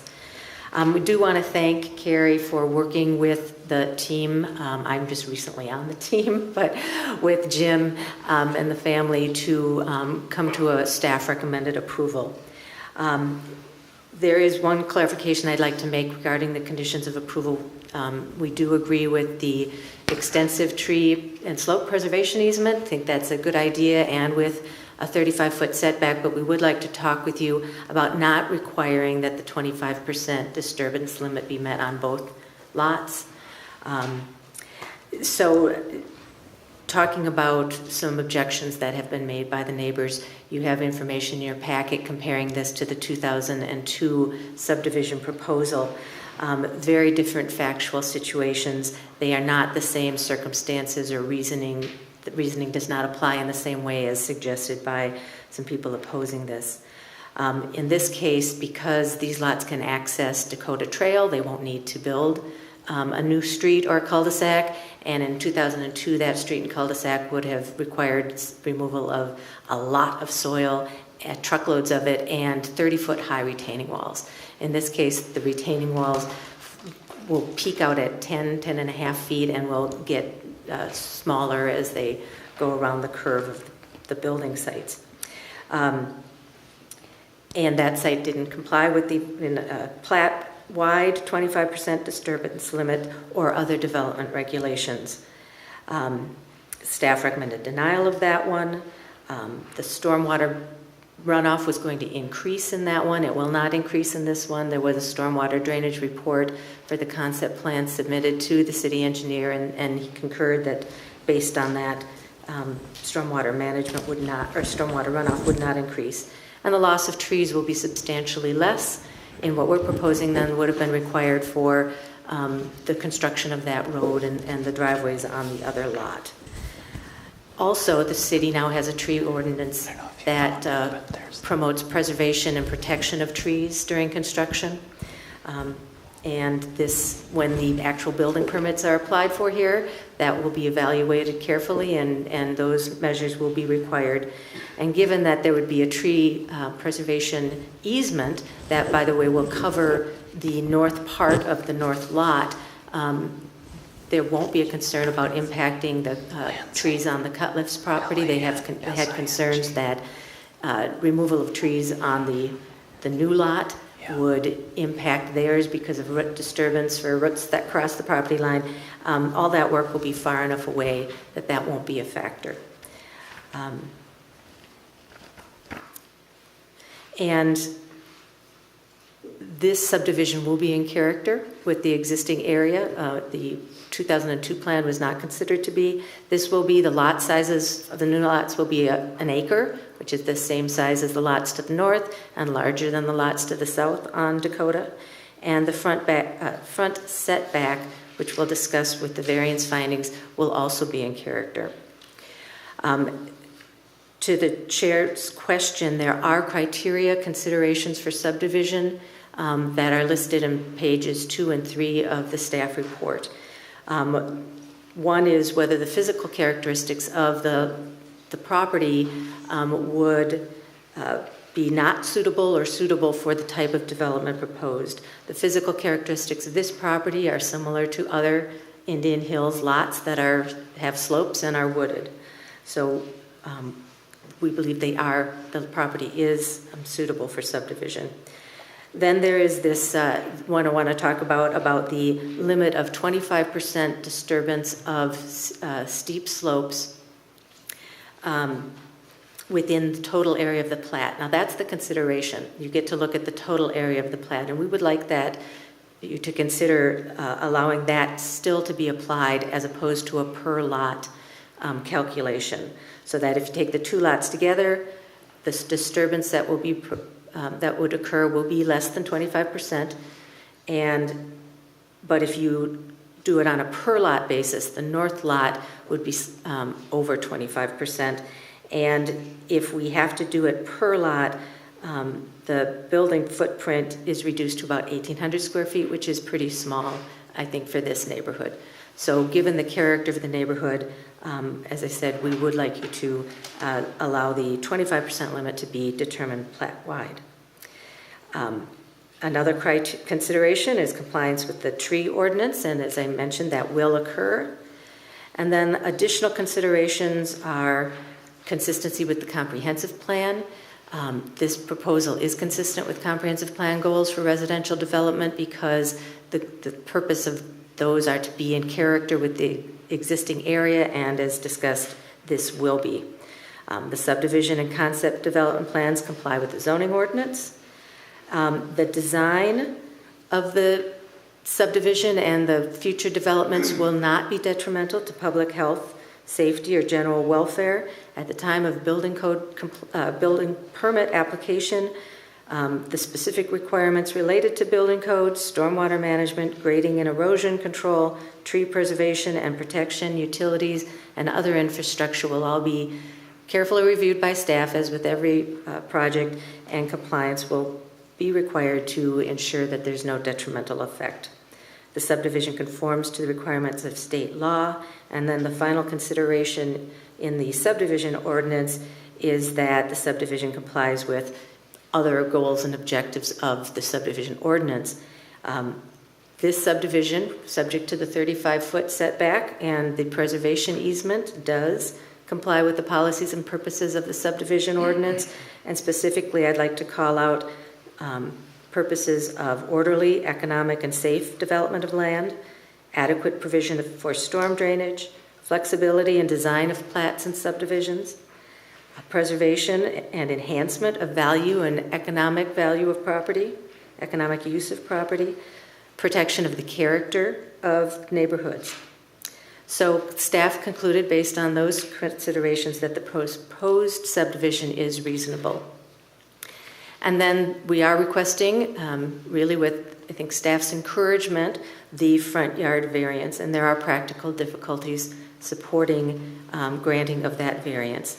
A 35-foot setback is a reasonable front yard, and it is reasonable in comparison to existing front yard setbacks in this area. A code-compliant plan does exist, but as was discussed, this plan is better by moving the buildings further down the slope, further closer to the street, and allowing the preservation easement, preventing loss of more trees, and a plan that is less intrusive on the hillside. The circumstances of the slopes, including the slopes, are unique, and including the varied setbacks of front lot lines along Dakota Trail. And as Jim noted, the kind of unique situation of some of those lots to the north being what I call a through lot with frontage on both sides. They're really oriented to Mohawk as opposed to Dakota.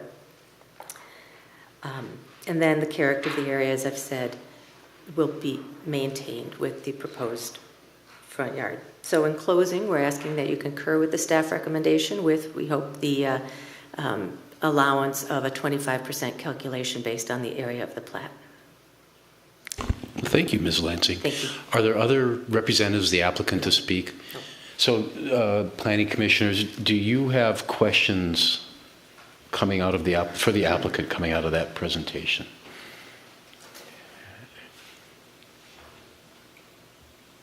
Everyone's good. Cary, I had a couple of questions for you, and it looks like you may even want to say a couple things. I'm trying to read your body language. I'm wondering if you could respond to a couple of things that were raised by the applicant's presentation. There were a variety of comparisons to the 2002 proposal, to distinguish this proposal from that one. Are you, at a very high level, are you, at any level, do you agree with those distinctions? I do. Okay. All right. Could you comment on, there's one point of departure from what you had proposed that made by the applicant. Could you, regarding the 25% plat wide versus unit wide, could you, per unit, could you comment on that? Yeah, certainly. The only concern I would have, because the south lot, there is a pretty large area that's outside of the 18%. I would only caution that I wouldn't want to see 40% disturbance on the north lot and then 10% on the south. Does it have to be 25-25? Maybe not, but I wouldn't want to see any more than, say, a 30-20 split. The submittal as proposed, those building pads that they were originally proposing, it was a 35% disturbance on that north lot and 13.2 on the south lot. So that would be my only caution. Mr. Siebold, you're a mind reader, I suppose. We proposed that we would, on the north lot, not increase it more than 31%. We probably could make 30% work. We've designed a plan where 31% works, so we don't need to go over that. if we needed to be at 30, if that made more sense, we could do that. Cary, one question I asked earlier that maybe I should have. Thank you, Mr. Siebold. This is a question for you, and perhaps a question for the applicant too. I assume I'm not an engineer. We actually, Mr. Bennett might be good to comment on this too. But I assume that the effect of a slope is. I'm a liberal arts person, not a scientist, but I assume that the effect on a slope is not linear, but it's exponential. The more you grade it, the more risk you take of bad things happening. Is that fair? I mean, what can happen as you disturb the slope at a higher degree? Yeah, I'm not an engineer. I don't know if I would really be qualified to. Well, we're lucky tonight.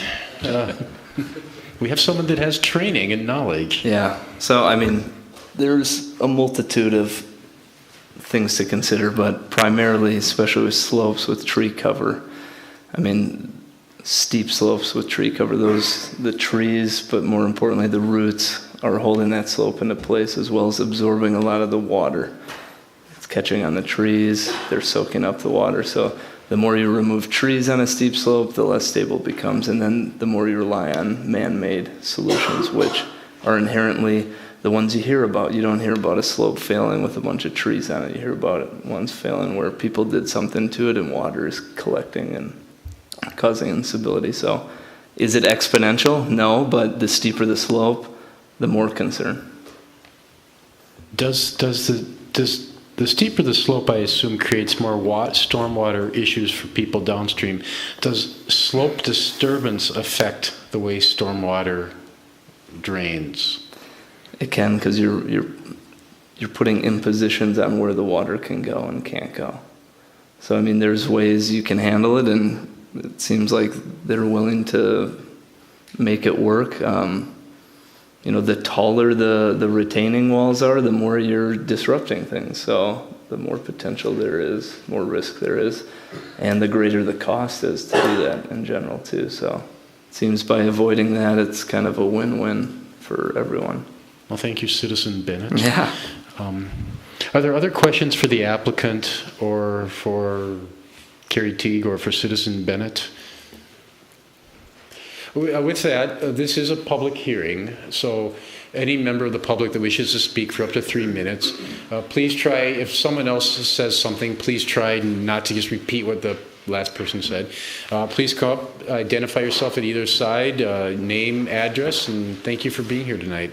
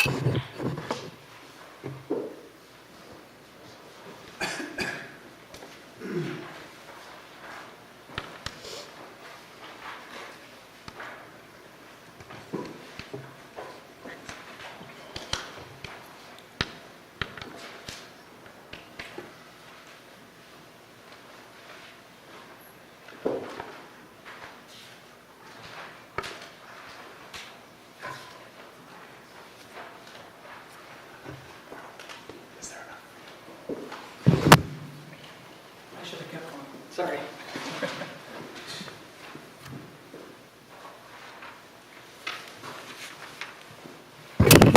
These two.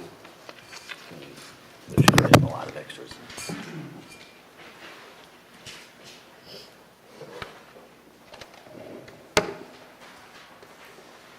Good evening. My name is Greg Soule. I'm an attorney at Malkerson Gunn Martin, 220 South 6th Street, Minneapolis. I'm representing Betsy and Jay Cutcliffe, who have lived for 19 years at 6617 Mohawk Trail. I hope you will give me a little more than the 3 minutes because this is a very complicated site and there's a lot of things to consider. Unfortunately, Mr. Soule, we That's hard for us to do.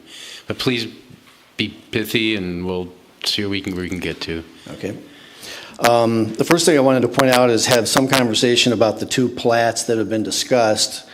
There obviously was conversation about the Iroquois Circle plat that was denied. There certainly are some differences, but if you look at the main factors that were used to deny that, it dealt a lot with the loss of trees, the steep slopes, and it's a very similar, it is a similar but not identical circumstance to the issues that are raised by this plat. I also want to point out that the Rattel subdivision, and the Cutcliffe property, by the way, is right here.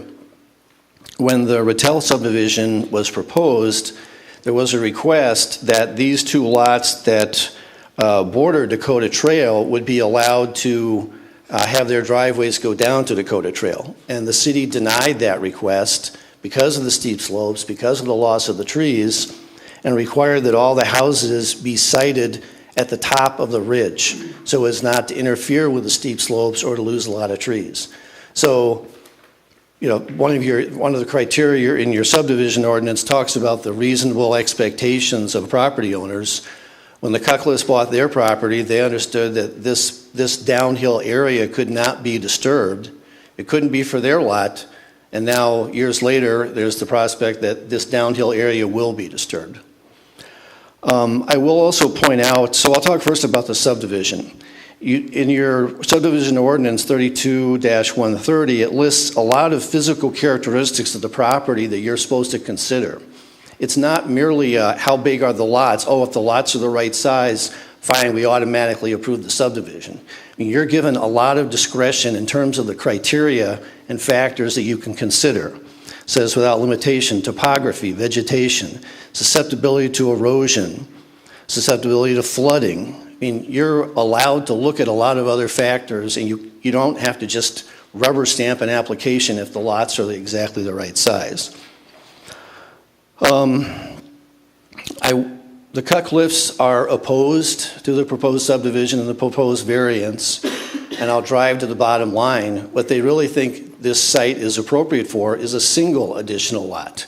A single additional lot that could accommodate a well-sized house and would not cause the same problems that forcing two lots into this area will create. So there are a number of factors that I would ask you to consider as far as this subdivision application. Over 77% of the two lots are steep sloped areas, which is more than 18%. As has been indicated, the proposal originally was for the north lot adjoining the Cutcliffe's property to have 35% of its steep slope area disturbed. And there's also, I don't think there's been adequate calculation of what it actually means to disturb an area. The calculation, as I understand it, was made right to the very edge of where these very large retaining walls are being proposed. I think you will disturb a lot more of the area than just where the very edge or the perimeter of that retaining wall is located. So I would challenge exactly how these disturbance calculations were made. The second thing is there are very significant retaining walls. Again, on this north lot, there are paired retaining walls right next to each other, and at least in one or several locations, the total height of those retaining walls is 20 feet. So it's not 10 feet.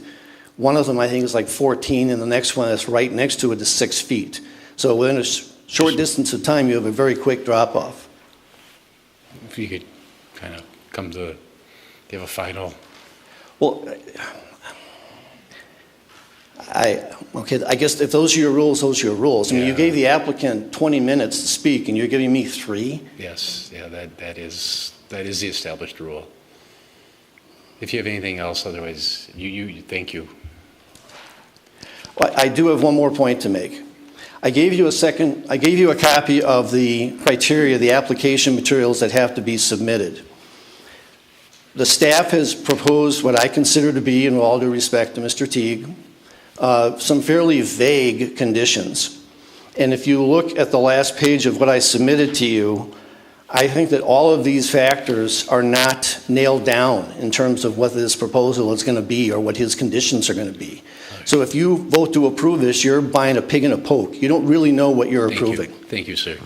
Thank you very much.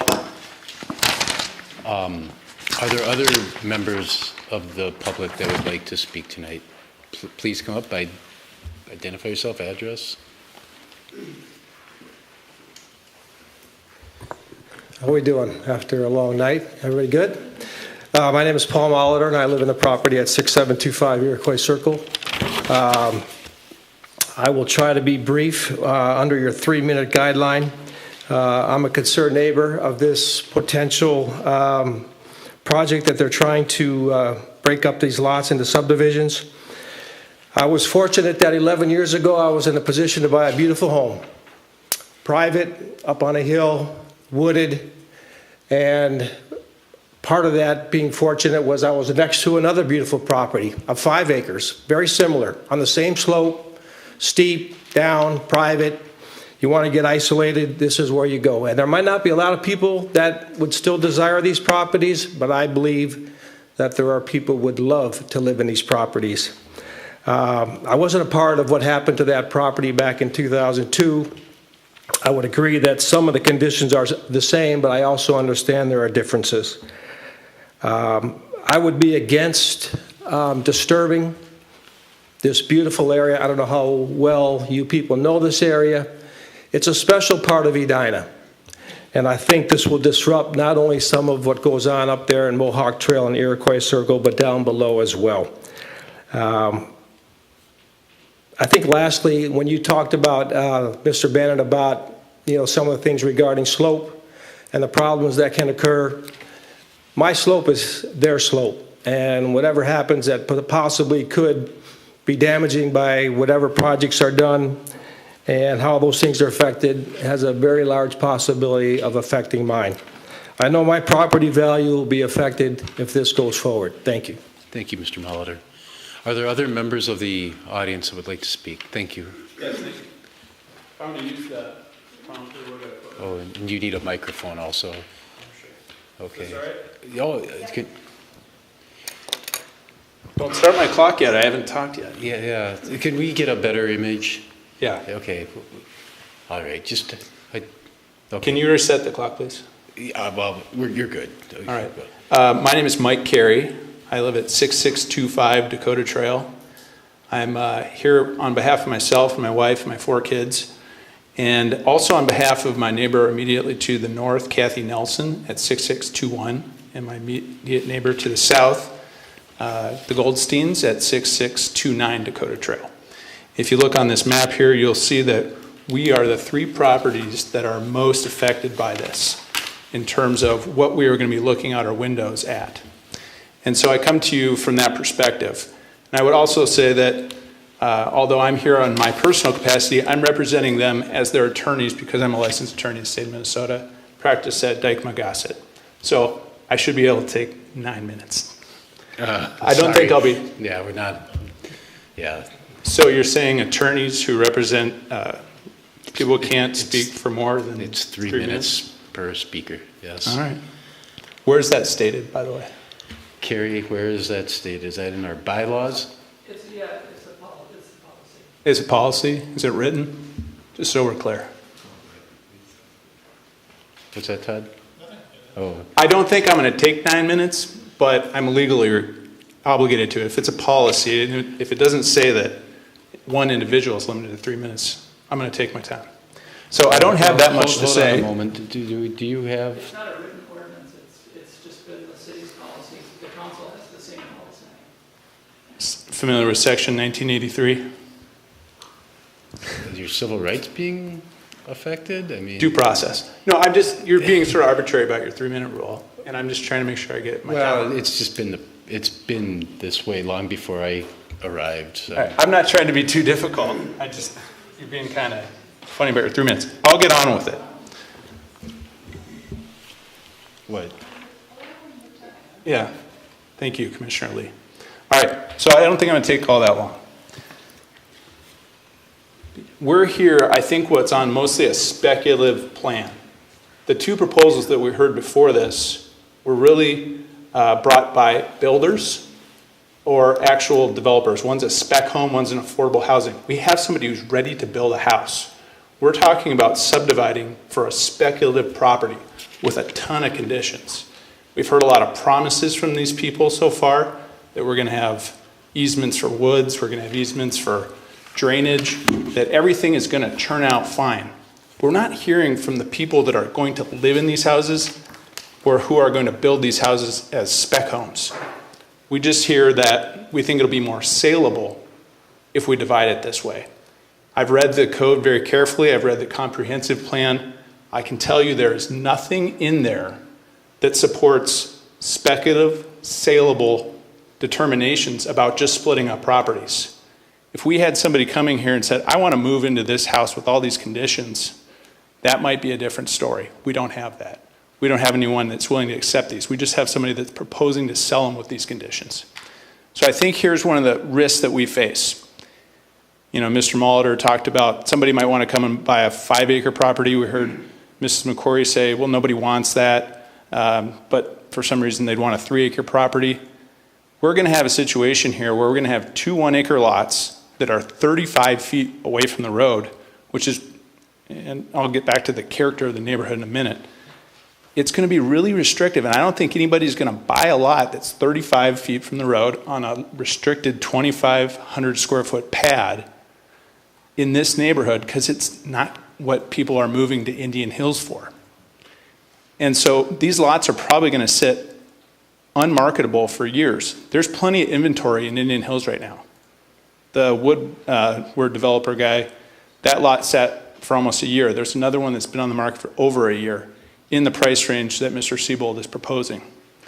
So it's not like people are clamoring to get into this neighborhood to build anyway, and we're putting all these restrictions on these lots. So what I'm concerned about as the person that lives across the street who has kids is currently there is a 12-foot fence with barbed wire and electrification.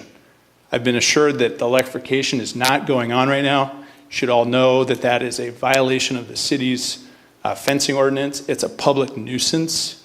The leaves and the buckthorn and the trees that fall down. The McCorys may be good neighbors to the folks up on Mohawk, but on Dakota Trail, it's a wasteland with a big fence. And so with these lots that they're proposing that are going to go unsold for a long time, I'm going to be dealing with that.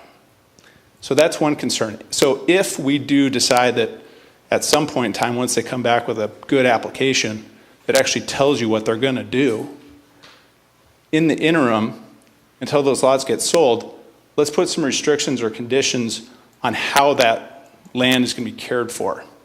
I think it's appropriate to ask them to take down the fence. I think it's appropriate to ask them to address the buckthorn that's basically up to the street.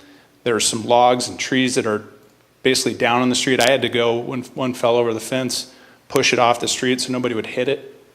You know, they're just not caring for it right now. They're not keeping it up. And so nothing tells me that, you know, all these promises that they're making about engineering and water and trees and so forth are going to be met because they haven't demonstrated a commitment to the neighborhood. I understand Ms. McCory's words, and I think she's well-intentioned, but I haven't seen that commitment followed through. So I did want to make a point about the character of the neighborhood.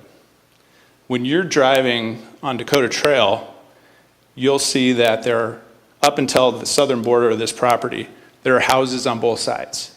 I think on the west side of the road, we decided that it was like a 75-foot average setback, but some of the houses there are closer, like 50 or 40. But as soon as you cross that threshold north from the southern border, you go into the woods. And as Mr. Molitor said, that's what makes this area special. That's why I moved there. That's why when my friends come to visit, when I talk to my other neighbors, we remark, this is unique. We have fox, we have an owl that actually lives on McCory's property. I don't know what happened to that owl. There's all sorts of wildlife, there's all sorts of trees that would be gone. And we don't have a lot of that left in Edina. So the last thing I wanted to talk about in terms of the comprehensive plan is there really isn't anything in there that's saying, boy, we need to build more on the outskirts. We need to take every bigger lot and subdivide it out. The focus of the comprehensive plan, when you look at it, is environmentalism. Density helps that. right?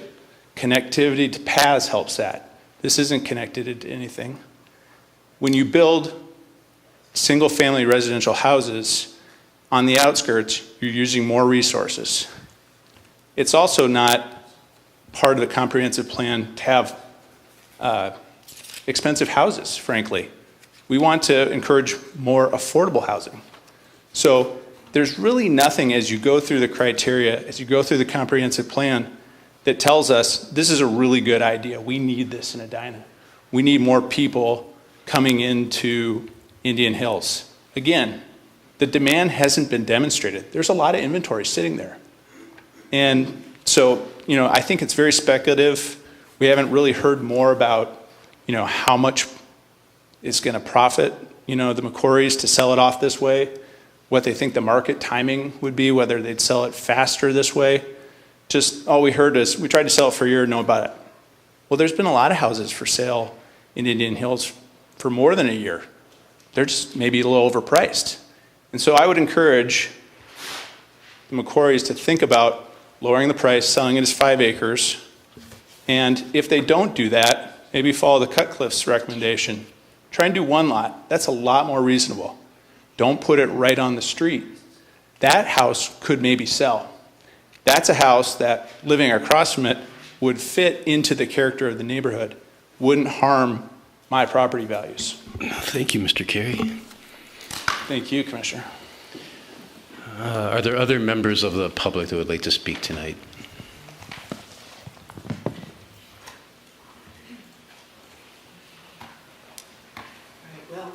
I'm Betsy Cutcliffe, but I'm going to talk for myself here. Back in January, I did send to Jim Siebold about just making this 1 2-acre lot closer where it is the flatter side, which is closer to 6800 Dakota Trail. And 1 lot subdivision minimizes the loss of trees, minimizes the steep slope disturbance, minimizes the retaining walls, minimizes the drainage issues, and minimizes the setback variances. I don't know if you guys if you all have been over there, but there is already an over 5-foot existing retaining wall that goes from our property off of Dakota Trail into the Macquarie's property on Dakota Trail. And what it does is it's holding up the property. And, for the stormwater runoff issues and the soil erosion, it keeps it up. So that has been there for many years. And I think that had a lot to do with why the driveways could not be off the Dakota Trail back in 1991. Because there was so much with the steep slope and that existing retaining wall and holding it up and minimizing of the loss of trees, because there's many, many trees. And I have had 2 tree reports done. One was done in November and one was done in April, talking about the abundance of trees and what would happen if this was made into 2 1-acre lots. And I do have a petition with 36 neighbors off the Dakota Trail, Mohawk Trail, and Iroquois Circle that signed a petition against this to deny it. And Cary Teague has all the original copies for that. Thank you. Thank you, Ms. Cutcliffe. Are there other members? Please come up.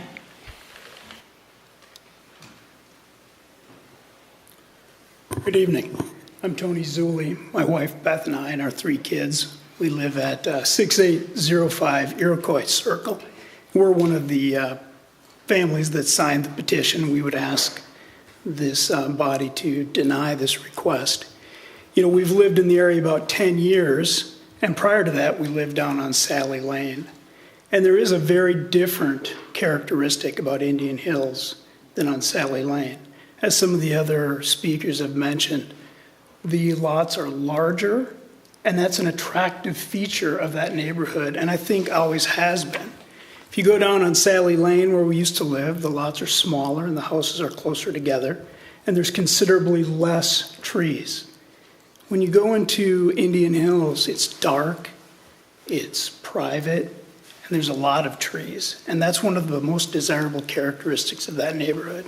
And I think that should be maintained. It's certainly why we moved there. It was only 1 block as the crow flies, but it was a very, very different feel. And I'd like to see that maintained. Thank you. Thank you, Mr. Zulli. Are there other members of the public who would like to speak? Seeing none, is there? Motion to close the public hearing. Okay, motion second. All in favor? Aye. So that brings up the Planning Commission. Before we do that, have a discussion. We received many comments, and I'd like to go through them and ask staff and the applicant to respond. I tried to take notes, but if other people have things also, please let us know. One of the first comments that came up dealt with reasonable expectations of neighbors when they bought their property. I'm wondering if staff or applicant would like to address that. I know we have counsel for the city here tonight. If he also is very welcome to opine, but so I'm going to toss it out there for the applicant or for staff or our counsel.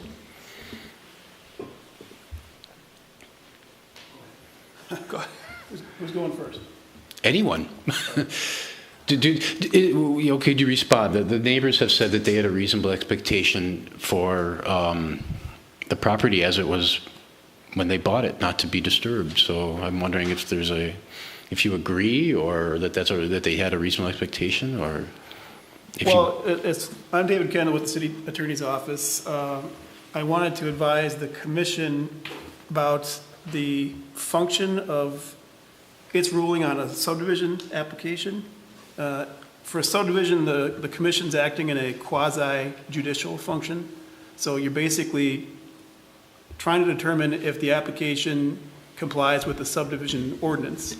And if you think it does, there's not a great deal of discretion as far as, can you deny it because you just don't like it? It's more like if you think it complies, it's fairly clear you're supposed to grant it.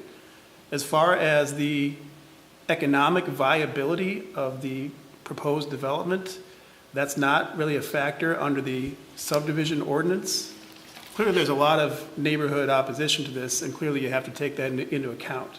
But neighborhood opposition by itself is not a basis to deny the subdivision application. Economic viability, as far as people's opinions on that, that's not a basis to deny under the subdivision ordinance. So if you think that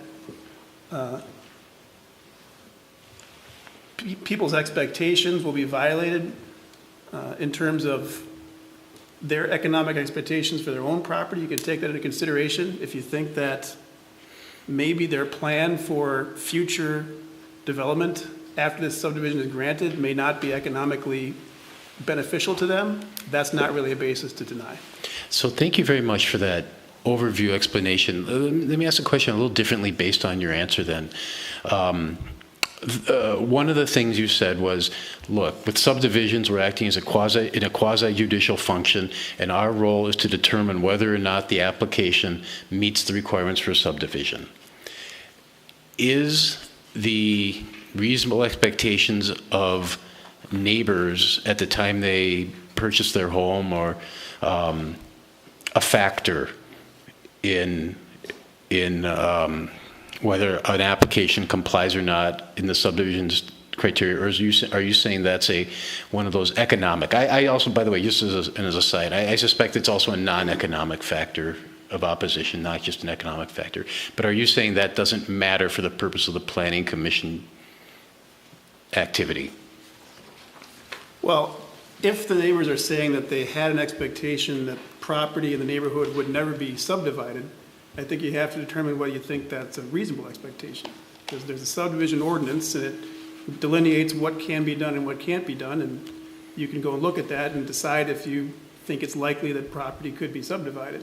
So they're saying they had an expectation that maybe the property wouldn't be subdivided. I think you have to decide whether you think that's a reasonable expectation sufficient to deny a subdivision application. Well, thank you. Any other? Okay, so the next comment that came up was there was a comment about of the site becoming susceptibility to erosion and flooding. Planner Teague, applicant, what's been the review on that? Do you have a response to the comment about susceptibility to erosion or flooding? And I assume that that is a subdivision criteria that that we should be considering? I believe you've looked into the susceptibility of the site to erosion and flooding. I'm not sure if it speaks to flooding. I'd have to look exactly at that criteria, but we rely on the city engineer to review the plans. Generally, he was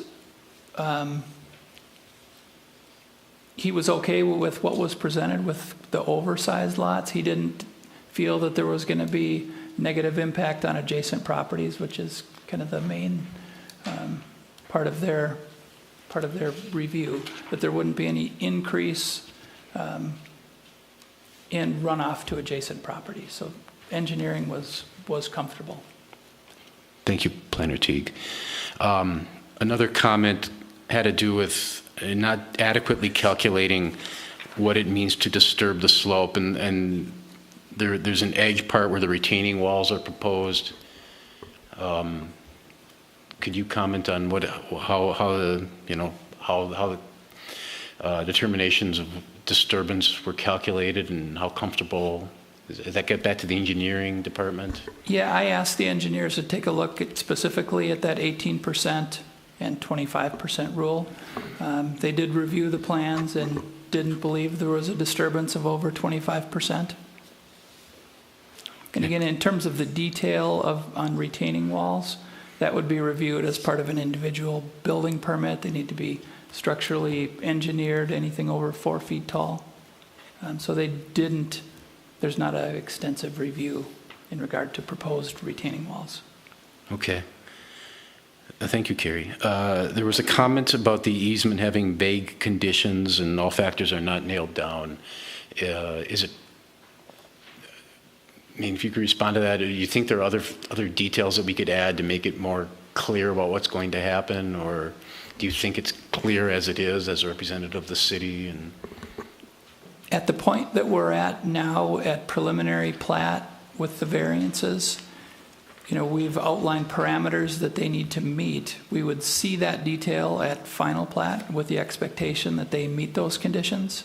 If there's conditions that you feel would make it clear or want to add to those, you could do that. Okay, thank you. There was a comment about there should be buyers for a 5-acre site, but that would get to the economic viability that's not within our scope. Is that correct? Well, that's the way I'd interpret it. The reasons for denying a subdivision have to be placed in writing and have to relate to how it doesn't comply with the subdivision ordinance. And I don't see anything in the ordinance that says we think it could be economically not beneficial to subdivide. If it otherwise meets the ordinance, you don't have to make determinations on what they should or shouldn't be doing with how they market the property. Thank you, sir. There was also a comment from Mr. Molitor about creating disruption below Iroquois Circle. I guess this gets back to you again, Cary, and maybe you're going to be relating what you discussed with the engineers. They must look at the disruption in a certain zone, and what do you know about knock-on disruption? Disruption on Iroquois Circle? That was what I wrote down. Disruption below Iroquois Circle from disturbing the slopes. Well, they wouldn't be disturbing slopes on adjacent properties. I can say that. The disturbance would come in off of Dakota Trail in creating the building pads. Okay. Mr. Cary talked about this isn't a transaction where we actually have a buyer, it's just a speculative. Is that within our scope? Does that make a difference if there's a subdivision involving a known or likely sale versus a subdivision just based on some speculative future unknown sale? We would treat each application the same. they've made the request. We need to consider it on the merits as they've presented. Okay. Mr. Cary also made a comment about nobody's going to want to buy the lot the way it's just designed. But is that getting back to the economic, not within the scope of the Planning Commission review? I'm sorry, could you repeat that? Made a comment about no one's going to want to buy the lot the way it's designed, 35 feet setback and the restricted building pad. Is that outside, the introductory comment we had received is that economic factors are outside of our scope as a quasi-judicial function. Would you say that falls into that category of outside our scope then, or? I would. Your findings should be based on the ordinance, in making findings in regard to those considerations listed really on page 2 and 3 of the staff report, where it talks about the considerations of a subdivision. Thank you. I did pull that. It does include flooding, so I think I said earlier I wasn't sure about that. It does include that. Thank you. Mr. Chairman, I just want to make one comment on the concern about not following through on the required conditions. So this is a preliminary plat, which actually establishes a lot of the groundwork and sets things in motion, but they would have to satisfy all the requirements for final plat approval. So if they didn't come through with any of the requirements, for the final plat approval, then it would not be approved. So if the commission has concerns about them just subdividing and then never doing any of the other things that are required, they can't get final approval until they do those things. I don't know if anyone, I'm not expressing necessarily concern or not. I don't know if anyone has. I just want to make sure that we have responses. But thank you, sir. That's very good information. I just want to make sure that we're considering what was raised by the members of the community. There were also comments about the 12-foot electrified fence and buckthorn, and could anyone comment on that, or? Yeah, we can have our health department inspect the site to see if there's any nuisance violations. We can follow up on that right away. Okay. Mr. Cary made comments about the comprehensive plan and what the comprehensive plan calls for.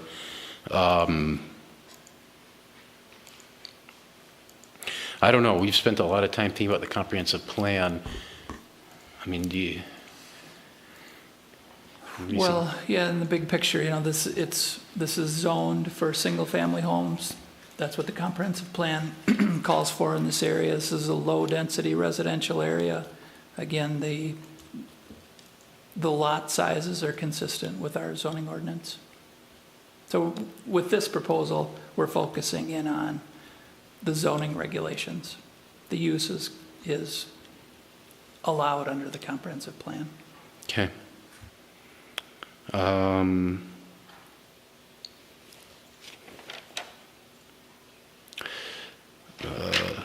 Ms. Cutcliffe talked about there's a 5-foot wall from their property to this property. Does that affect? They can't affect any wall on the Cutcliffe property. They can't do any damage to adjacent property. Okay. And Mr. Zulli, I'm going to paraphrase his comments, but he was concerned about the change to the character of the neighborhood. And perhaps the applicant could speak to that, or Cary, could you speak to that also? Is that a subdivision factor? And that's part of your variance criteria too, the character of the neighborhood. So perhaps the applicant should speak to the impact? Yeah, as part of staff's presentation too, and the applicant can speak to it as well. We did believe that it's in character with the neighborhood. The lots that are proposed are oversized generally in comparison to the neighborhood. So that's something the Planning Commission could discuss if they so that those were everyone on the Planning Commission. Those are my collection of comments. Is anything else that you wanted to follow up with on that came out of that? Otherwise, it's our discussion. Does anyone else have any comments or things they wish to discuss? And thank you for bringing out those points. I think one of the most important things that I heard is that irregardless of economic impact, irregardless of aesthetics, we're to determine whether this fits the ordinance. And we're going from 5 acres to 3 acres and 2 1 acres. So when I look at this, and I guess maybe I'm not understanding. I mean, if you drive south on Dakota Trail, you go from homes, I guess, up on the hill, and then you'd come to the 2 lots that are each 1 acre, and then you come to homes that are, look like half or less an acre, right? And if you're going north, you just keep getting bigger. I don't understand the argument that this doesn't fit in the neighborhood. If you make this subdivision, the lot at 6725 becomes the biggest lot instead of the second biggest lot, and the lot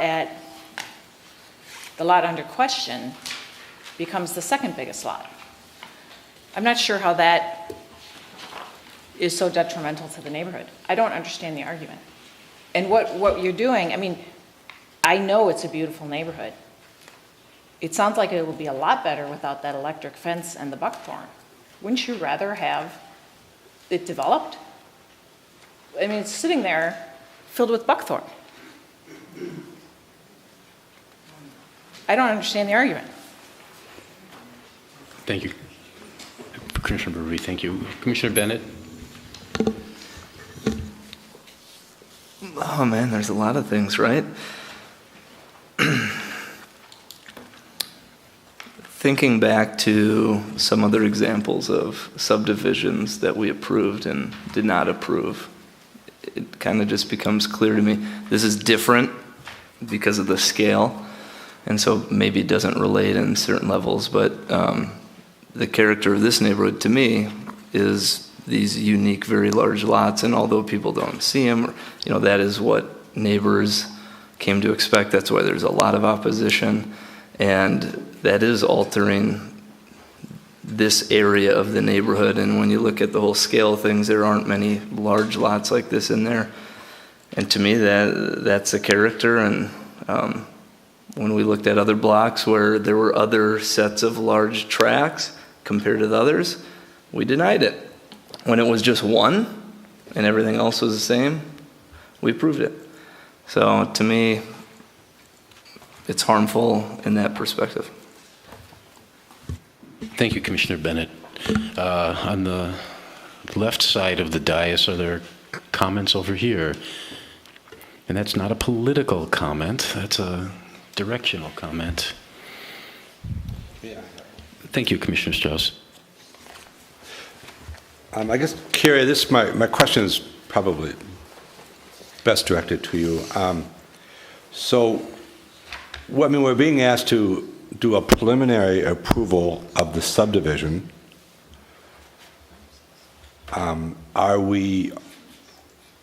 So that's one thing. The placement of any proposed house or the setback, is that need to be part of, can we approve the creation of these these new boundaries of these 3 lots? Is that also, are we required to sort of act on the setback as part of the subdivision approval? Yes. Yeah, so you're essentially, if I don't know what direction you're going, but say that you're going the direction in an approval, you're basically, and with the conditions that are recommended, you're establishing building pads.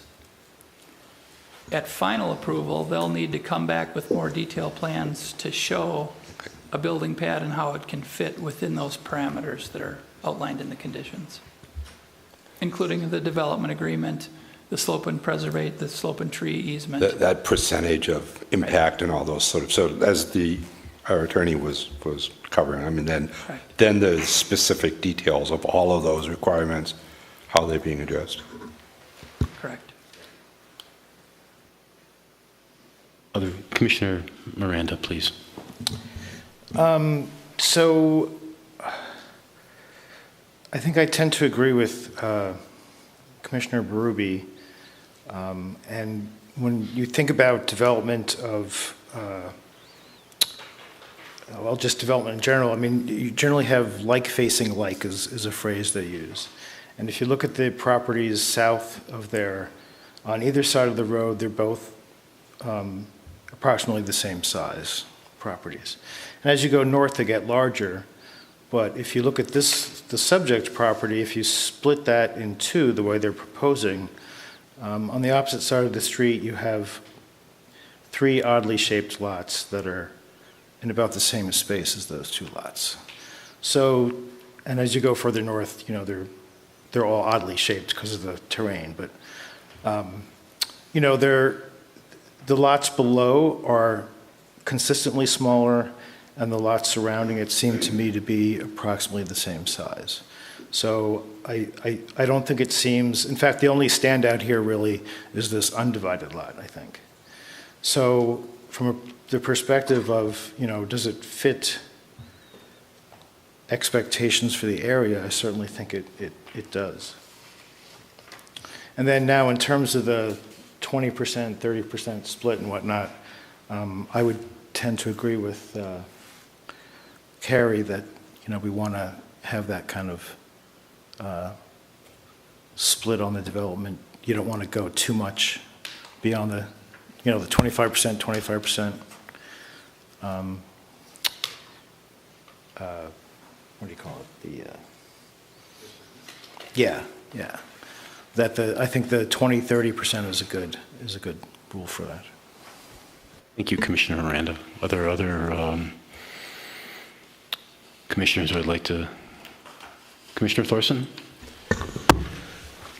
To echo Commissioner Berube's point, if you look at some of the adjacent properties that we've not really discussed, so 6800 Dakota Trail, that's 4/10 of an acre, and these are off the Hennepin County website, so they might be slightly off from the actual surveyed. 6804 is 4/10 of an acre. 6808 is 46/100 of an acre. So that whole string of houses or lots is much smaller than the proposed 1 acre, and then you move to the other side of the Cutcliffe property. That's, according to Hennepin County's, 9/10 of an acre. The property after that is 8/10 of an acre. So these are still within that row of houses, the largest lots.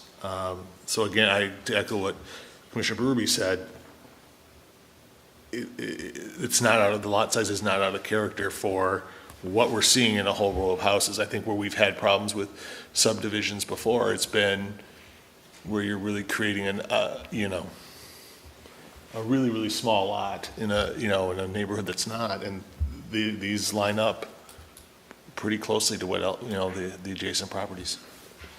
Thank you, Commissioner Thorson. Does anyone else wish to have any, or speak again? Commissioner Lee? This is an interesting case. As Commissioner Bennett pointed out, it's not a typical subdivision, and in this particular instance, I don't really think that character is really the redeeming issue. It's really about the environment, and I have not heard anything addressing what our comp plan says, which is the environment, sustainability, and the issue of global warming. The whole issue on this site is how steep it is, and the drainage it provides, or the flow of the drainage, and probably serves as a huge stormwater deterrent. I know it will percolate down, it doesn't ultimately collect there. But that's the issue. It's not whether 2 additional lots imposes or changes the character. I think we're missing the crux of whether or not this is reasonable. So I am just reading straight out of what we were supposed to determine.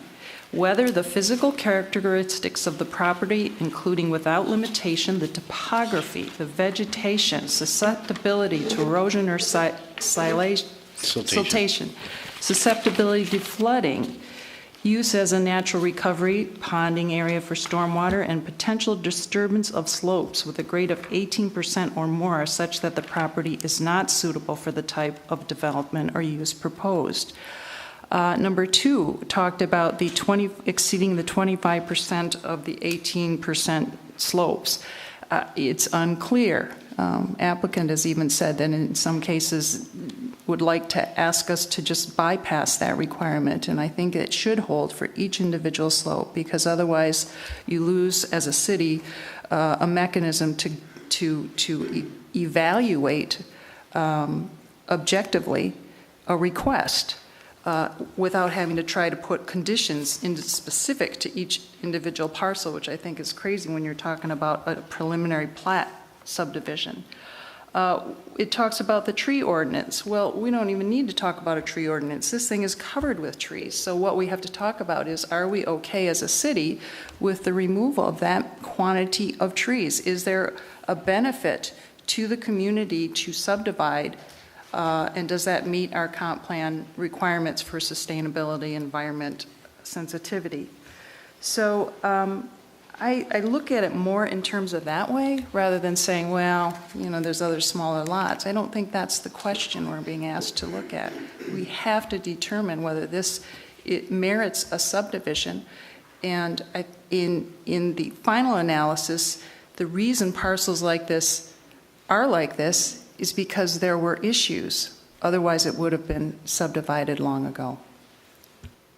Thank you, Commissioner Lee. Any? Commissioner Miranda. Yeah, so sustainability is more than just, you know, natural coverage on the land. I mean, otherwise you wouldn't develop anything. So sustainability is making sure that the, like you were saying in terms of ponding or holding water, but developing land, I mean, you know, that's part of what cities do. So you can't just, or we can't just say to keep it sustainable that we shouldn't build anything here. There are issues here that have been described in great detail, and I think that's why I mentioned the 20% and 30% invasion into the lot is a useful reference to use, because we don't want to have too much, and, you know, using the setback that's required would actually make that, I think, a terrible decision, and that would really impact the sustainability of it. But the compromise I think that was come up with sounds reasonable to me, and that would allow development on the properties without, I don't think, having too much impact. I mean, clearly all the other houses were developed in the neighborhood, so I don't think that's an issue.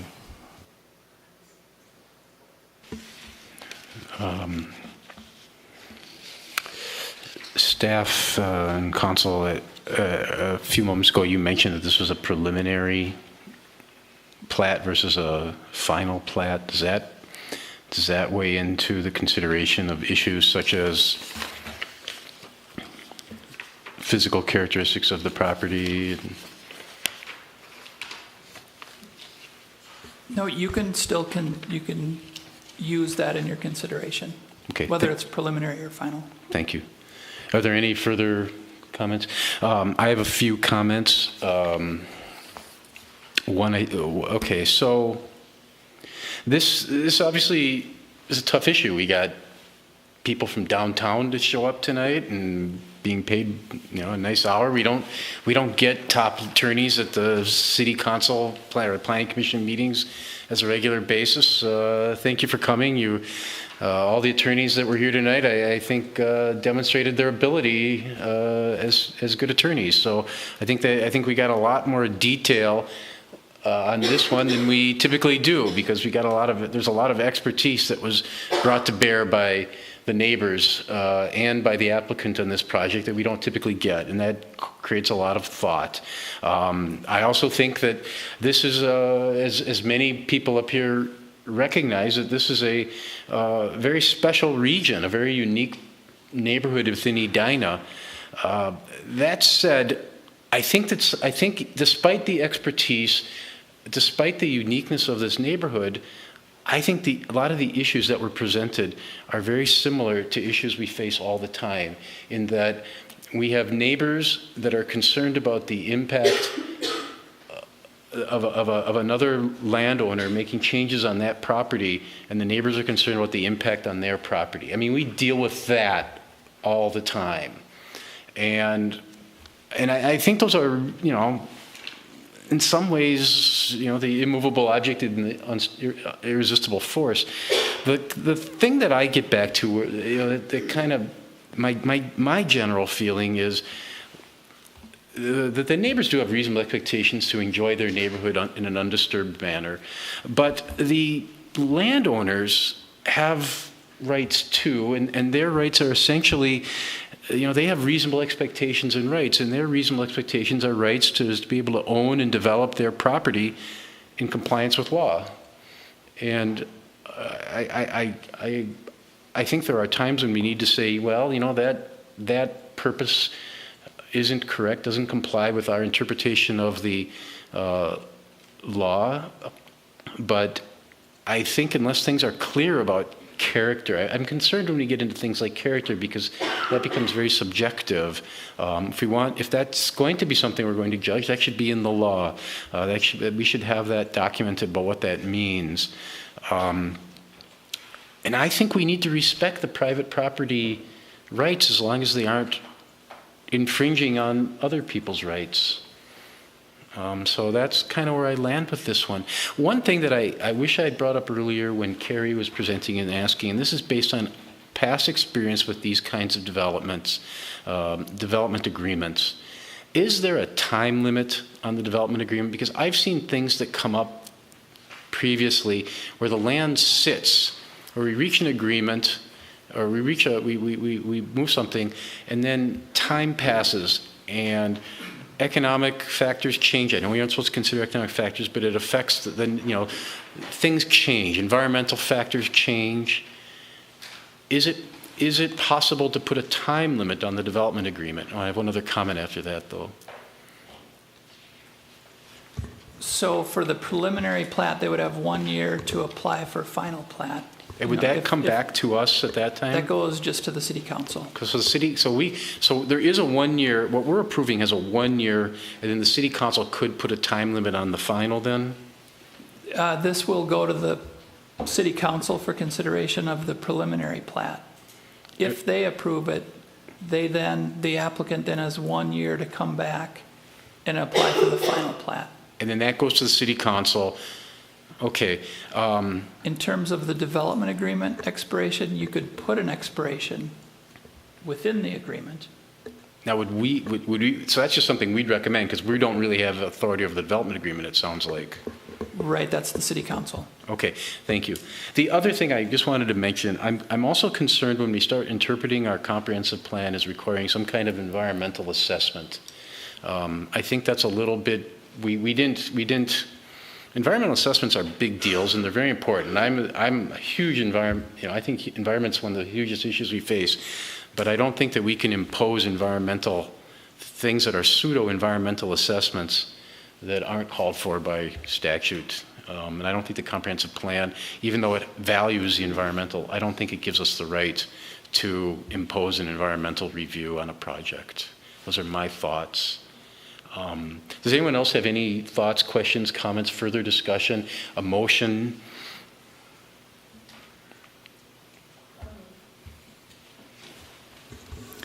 I move denial of the subdivision request for front yard setback variance at 6625 Mohawk. I'm sorry. Am I supposed to read something more specific to that? On the basis of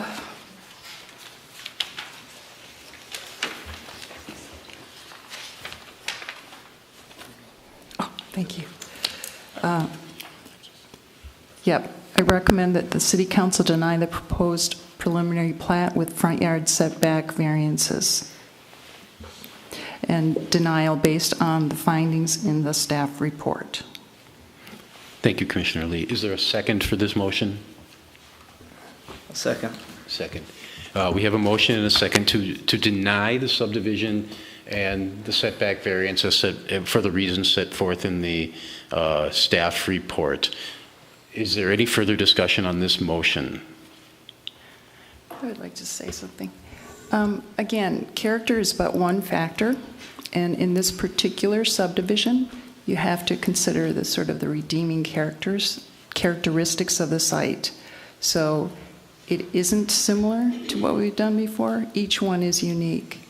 And if we are going to say that public sentiment is not a factor, then I would say let's take that out of that and then not rely on what the public has to say about what their view is going to be or adding 2 more smaller units, but focus on the characteristics of the site. Our comp plan does make a big deal about the environment and sustainability. It's not saying we're going to add a condition or an edict to it, but it is a principle. It's a vision for the city. And there is no greater sustainability than to preserve the few natural parcels that we do have. And if they are currently not subdivided and there is not a good redeeming reason to do so, then I cannot find a reason to vote for this, which also it requires a variance. Thank you, Commissioner Lee. Is there any further discussion? Ms. Olson, could you do a roll vote, please? The motion is, the motion is to deny the proposal. So an aye vote would be to agree to a denial, if everyone's good with that. Okay, Ms. Olson, please. Commissioner Miranda. Nay. Commissioner Lee. Aye. Commissioner Thorson. No. Commissioner Strauss. Nay. Commissioner Bennett. Aye. Commissioner Berube. No. Chair Nemerov. Nay. Okay, so that proposal did not pass. Is there another motion, Commissioner Thorson? I move that the Planning Commission recommend approval to the City Council of the subdivision and variance, subject to the conditions outlined in the findings outlined in the staff memo, adding one additional condition that neither lot shall exceed 30%. What's the word I want to use? Encumbrance or of the disturbance. It's been a long day, of the 18% slope. With an aggregate of 50, with an average of not to exceed. Well, neither exceeds 30. Neither exceeds 30, but an average not to. The average has to 25. 25. Okay, just sorry to. Thank you for that motion. Is there a second? I will second that. Is there any further discussion on this motion? Ms. Olson, you've played a big role tonight, and let's do it again. Commissioner Miranda. Aye. Commissioner Lee. Nay. Commissioner Thorson. Aye. Commissioner Strauss. Aye. Commissioner Bennett. Commissioner Berube. Chair Nemerov. Aye. So by my count, it passed 5-2. So, Cary, this will go to the City Council then? Correct, in 2 weeks. Okay, thank you very much. Well, thank you everyone for your participation in tonight's public hearings. That takes us to midnight. Reports and recommendations. Are there any reports and recommendations? Okay, next item, correspondence and petitions. Are there any correspondence and petitions? There are none. Are there any Karen member comments? And I know Commissioner Miranda may have a comment, but maybe next meeting? Any? Nothing's time critical. Thank you. Thank you, Lou. Our staff comments, although it is 10 to midnight, I would like, Cary, if you could just give a brief summary of last night's meeting and what happens next. Certainly, yes, they were in the packet. Yep. The city council recommended approval of the draft plan last night. And so we sent it out, we circulated it now to adjacent cities, all of the agencies that need to require review, the 6-month review period. So all the school districts, adjacent cities, DNR, watersheds, et cetera. And then the housing study was approved, but it sounds like the only consensus was that there should be a housing study and that all the details are TBD. Yes, so they authorized staff to move forward with the creation of a task force. So that advertisement will go out. The city council will seat the task force based on the applications that come through. That is to be on June 4th at their council meeting on June 4th. Thank you. Are there other comments? That takes us to adjournment. Does anyone wish to make a motion? Your last chance to make a motion tonight. Motion to adjourn. All in favor? Aye. Thank you, everyone.